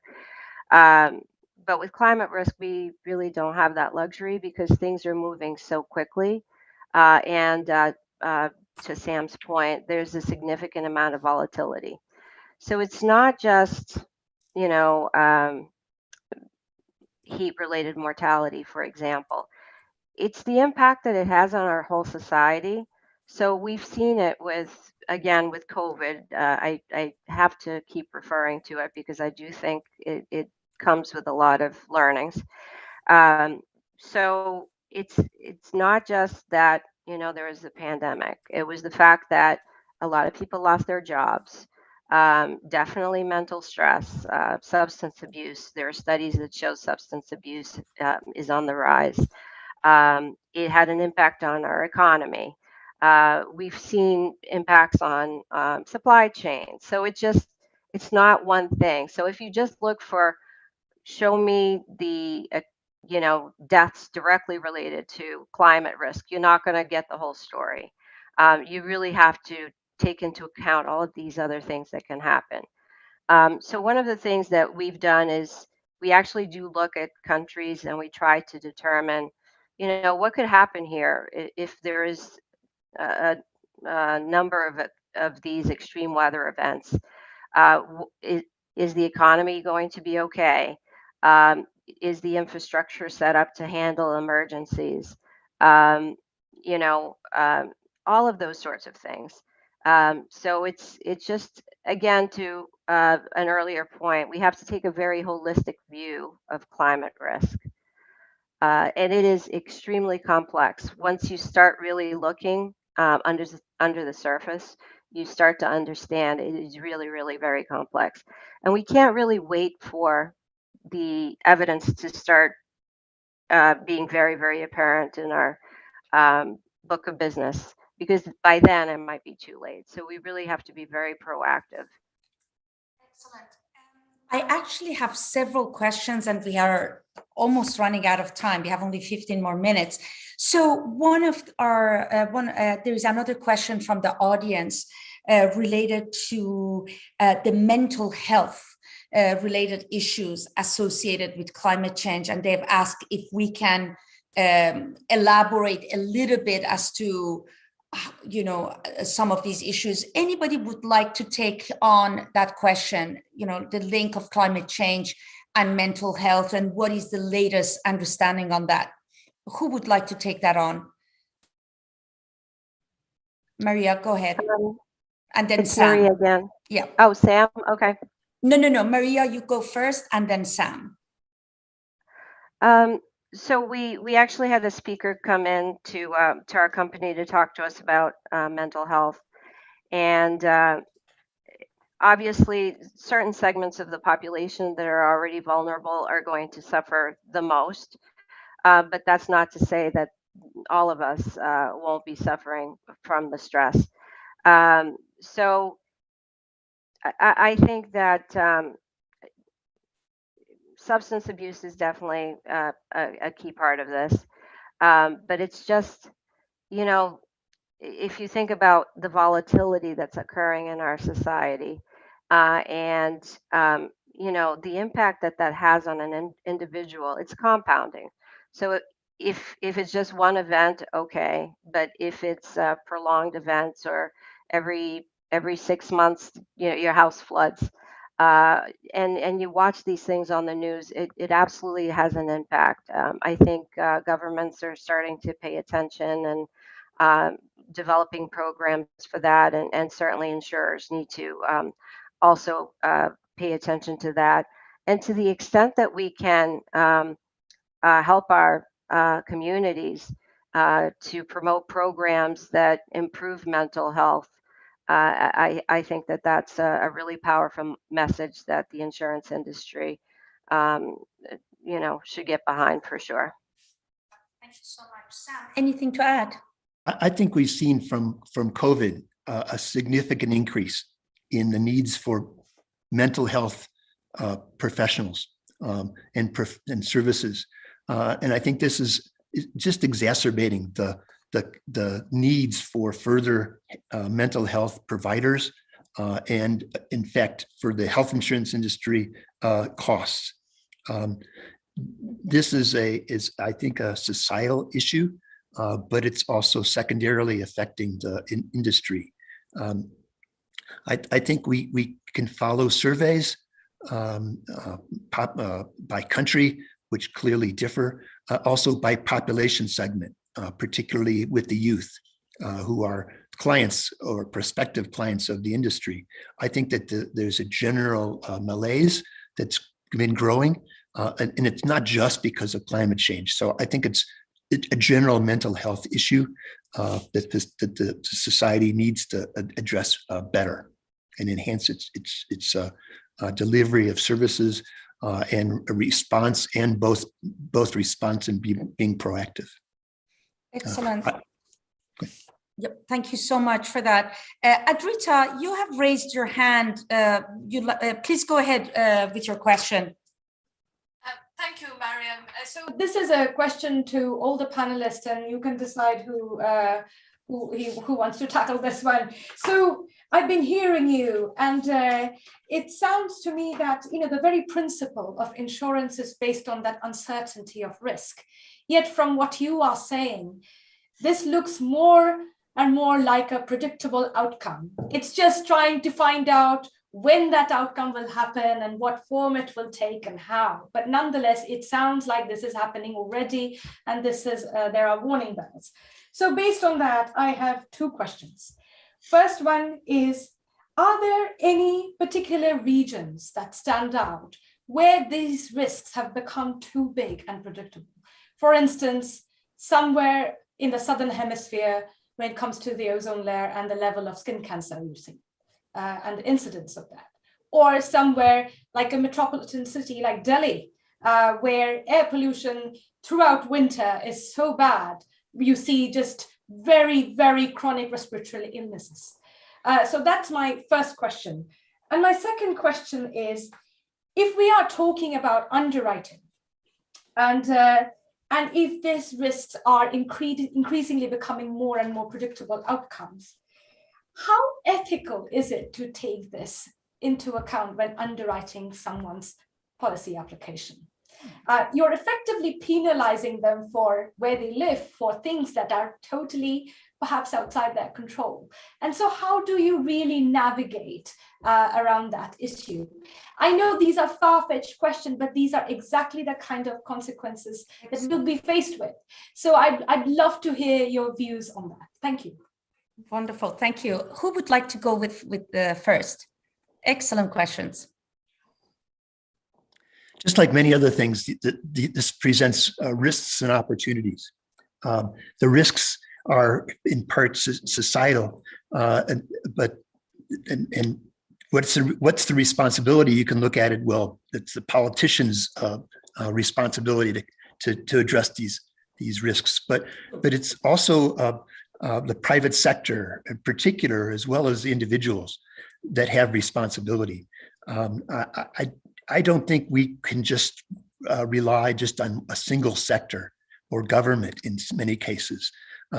We in terms of the insurance industry can assist in terms of these adaptation methods such as improving the healthcare infrastructure, both for the physical and mental side. We can help the emergency response areas.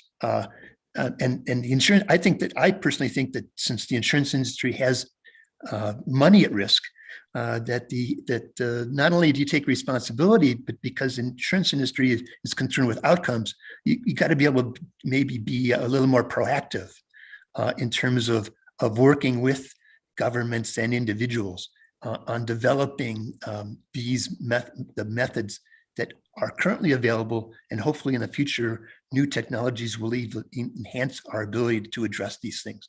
But let's not just wait for these things to happen, but let's try to tackle these, and secondarily, you might get some brand improvement along the way. But I think you've got to look at both the being prepared as well as being responsive.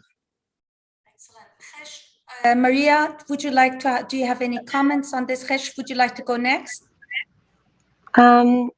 Sure. So I think we all have to take responsibility for climate risk, not just on a personal level, on a community level, and then of course as insurers. And absolutely, we should influence decisions where we can. To make sure that the outcomes are better. There could be parts in the globe that the risk becomes quite significant, and that's we have to take that into account. I don't think we're at the stage of saying, okay, we're not going to insure this particular area or this particular area. I think the conversations now are to try to make sure we don't get there. So that's really the focus for me right now, is what can we do to make things better? And then to prepare, we're an insurance company, and we owe it to our policyholders to be there for them. So we have a commitment that we have to meet. So we just have to make sure that whatever we do, that we're able to meet that commitment. So I don't think, I think that is ethical. There's no other way to do it. Thank you. Gijs, any points to add to that?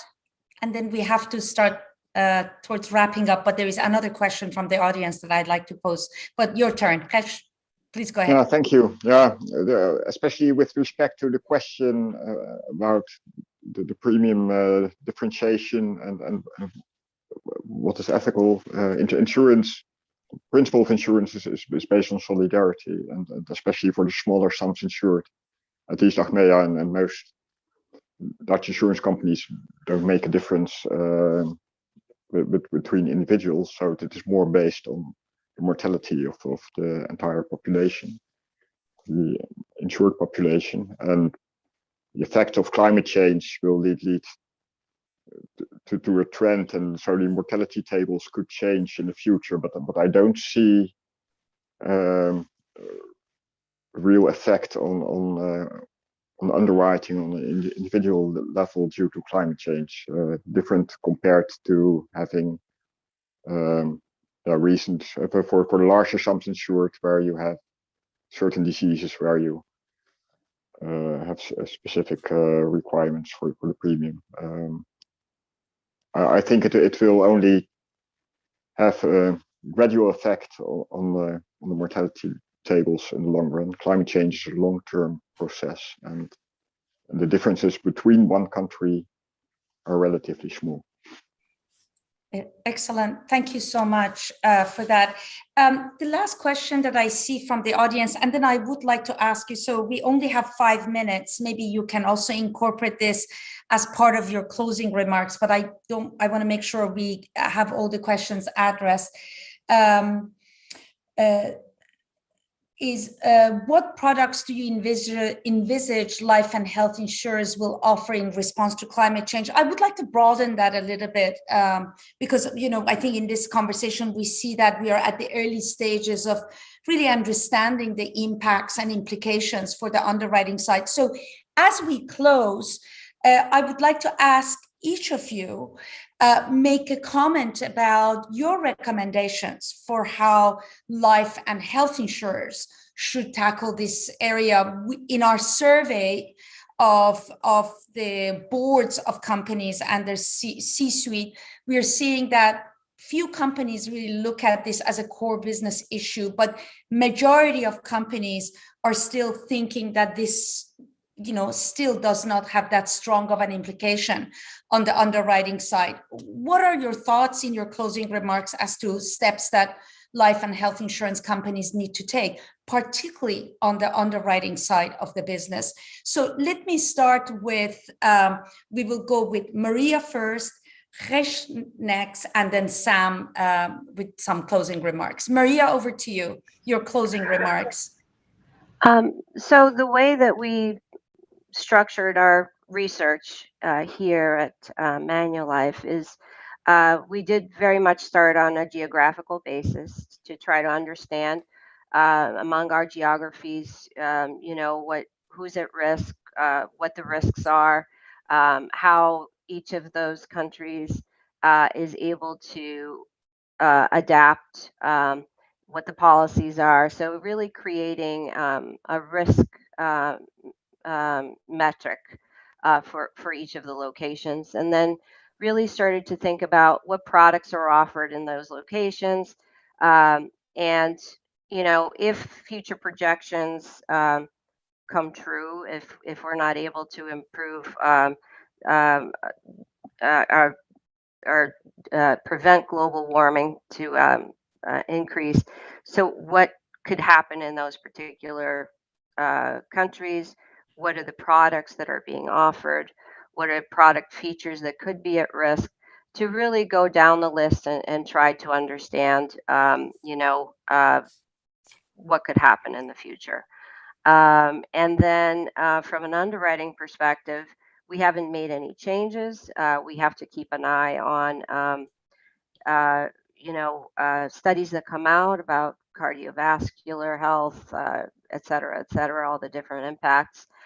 So that part is really early on, but it's really getting prepared and trying to understand, what do you have today? What do you need in order to really assess the risk correctly? So gathering tools, data, et cetera.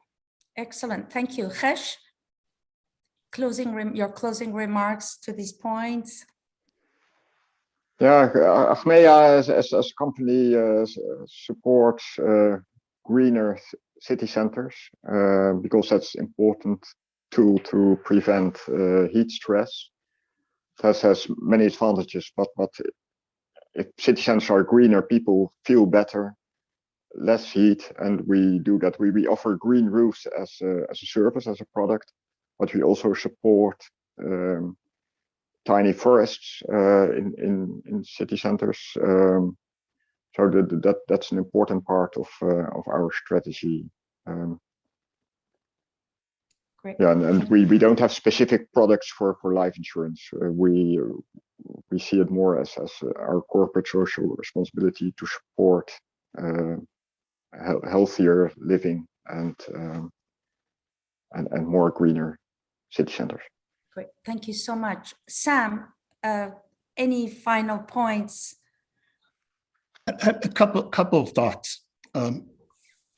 First, regarding products, I don't think that there's cause for a differentiated product, but I think that it will be coming down the pike that incentives, in terms of premium incentives, might be considered for resilience, whether it be personal resilience or residential resilience, whether there'll be potentially credits that might be provided. I think it's too early to tell today, but I think coming down the road, I think 5 or 10 years from now, I think that will start to creep into the system, just like the efforts on non-smokers and other personal behavior issues arise. But I think this point, the discussion really points to the need for objective information, whether it be data, whether it be information, whether it be for the consumer, for the industry, for the actuary, or to others. I think that that's important, and I emphasize the word objective and realistic.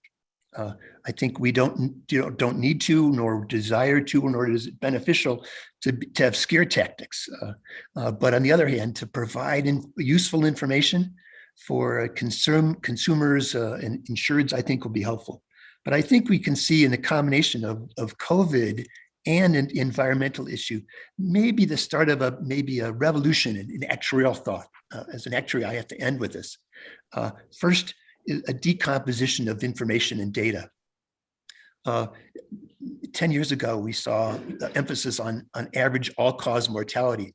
Now we're seeing increasing interest in cause of death data, risk drivers, behavioral factors, and environmental factors. And I think this will be creeping into our data information and even thought process and risk management. And lastly, I think of the evolution of movement from stochastic process analysis to scenario analysis. I think we see this in the climate movement. It's been around for a long time in the actuarial area in terms of ORSAs and risk managements, analysis, ERMs.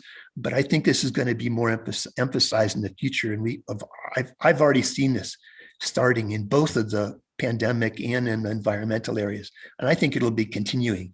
But on the other hand, these are tricky items when you talk about scenarios. I think the industry and actuaries need to focus in on developing good criteria for development of scenarios and management useful information for scenarios. And I think that that's a movement that's inevitable over the next 5-10 years. Thank you so much, Sam. Thank you, everybody. And on that note, I want to raise the attention of the audience that the Geneva Association Task Force on Climate Risk Assessment for the Insurance Industry has been established over a year and a half ago. And precisely, we are tackling exactly what Sam has said. We are developing methodology for life and non-life insurers as to how to conduct systematic, decision-relevant, forward-looking climate risk assessment underpinned by probabilistic way of looking at scenarios, but with a forward-looking approach. So please tune in and look at some of the reports that the task force has published already, and the final report on how to do this will come out in the next 4 to 5 months. So we are very happy that we are on that track. And with that, I want to thank Adrita, my dear, dear colleague, who gave us the opportunity to have this panel. Hopefully this will be something that we will work together in the future. And I'm grateful to our great panelists for this very insightful conversation. And with that, thank you to all of you for staying 3 minutes over time. And we say goodbye. Thank you, everyone. Thank you very much, Maryam, Sam, Maria, and Gijs. That really brings us to the end of our day one. I think for me, from the last session, I'll do a very quick recap. For me, I think with the climate session is that we are at least starting to ask the right questions. But as we are starting to ask the right questions, we are also starting to see gaps in our understanding when it comes to data. What kind of data, the balance of retrospective data versus prospective data, and how do we then use that data to really understand what is going to happen? So that is a really good start. We heard a keynote today from the CEO of AXA UK and Ireland, who really painted a picture that reinforced the need for this cross-sectoral dialogue to happen, for climate, environment, society, health dialogues to be joined up. And to an extent, this conference has attempted to do that. He also talked about the role of technology, which has come up in many of our conversations and will continue tomorrow. We have seen in our sessions the inequities that have been opened up by COVID and the different dimensions of inequalities in society. We have also seen what vaccine has done and what the vaccine discourse has been and what it could have been. And perhaps next time we talk to somebody who has got slightly different views than us about vaccine, we might have a slightly different approach to trying to tackle that conversation. We also heard about the impact on youth and elderly and mental health and the many of the nuances that we sometimes do not get or from the headlines in our newspapers. And the need for policies to really start taking into account the nuances in society for youth, for the elderly, and for their different needs, and move away from policies that have been pretty much one rule, one size fits all. And what we needed, especially during the pandemic, was something that was much more tailored to different population segments. And finally, we heard from the panel on genomics is that it holds a lot of promise, but much needs to be seen. And we will be following that story also alongside climate change very closely over the next 2 years at the Geneva Association. Tomorrow we begin at 10:30 in the morning GMT. So that's again to reinforce for those joining from other very far away parts of the world from where we are, it's the London time. So that's 10:30 in the morning. We have 3 sessions tomorrow. We start off actually, perhaps I will follow the slide. It makes more sense. We do have a keynote speech from Andy Briggs, who is the CEO of the Phoenix Group. It is one of the biggest life insurers in this country, in the UK, where I am. We also tackle the role of data. And I say that in a slightly different order than it is on the slide, because we had to change the timing of that panel to stop people waking up at very ungodly hours to do that session now that we've gone virtual. And that is going to be part of the section, which is about this disrupting forces in health and life insurance. So we have covered climate change today and genomics today, and we will be covering data tomorrow. And then where we are left with is then also that so what question. And this is where I bring you 5 very high level leaders across life and health insurers who are going to talk about what they have learned from the pandemic, but not just what they have learned, but what they're going to do or are already doing differently as a result of the lessons that they have learned over the last 2 years. So there's some hope and some reason for optimism there. With that, I say goodbye from me on from the Geneva Association. This is the end of the day 1, and I hope to see you, many more of you, tomorrow at 10:30 GMT. Thank you. Bye-bye.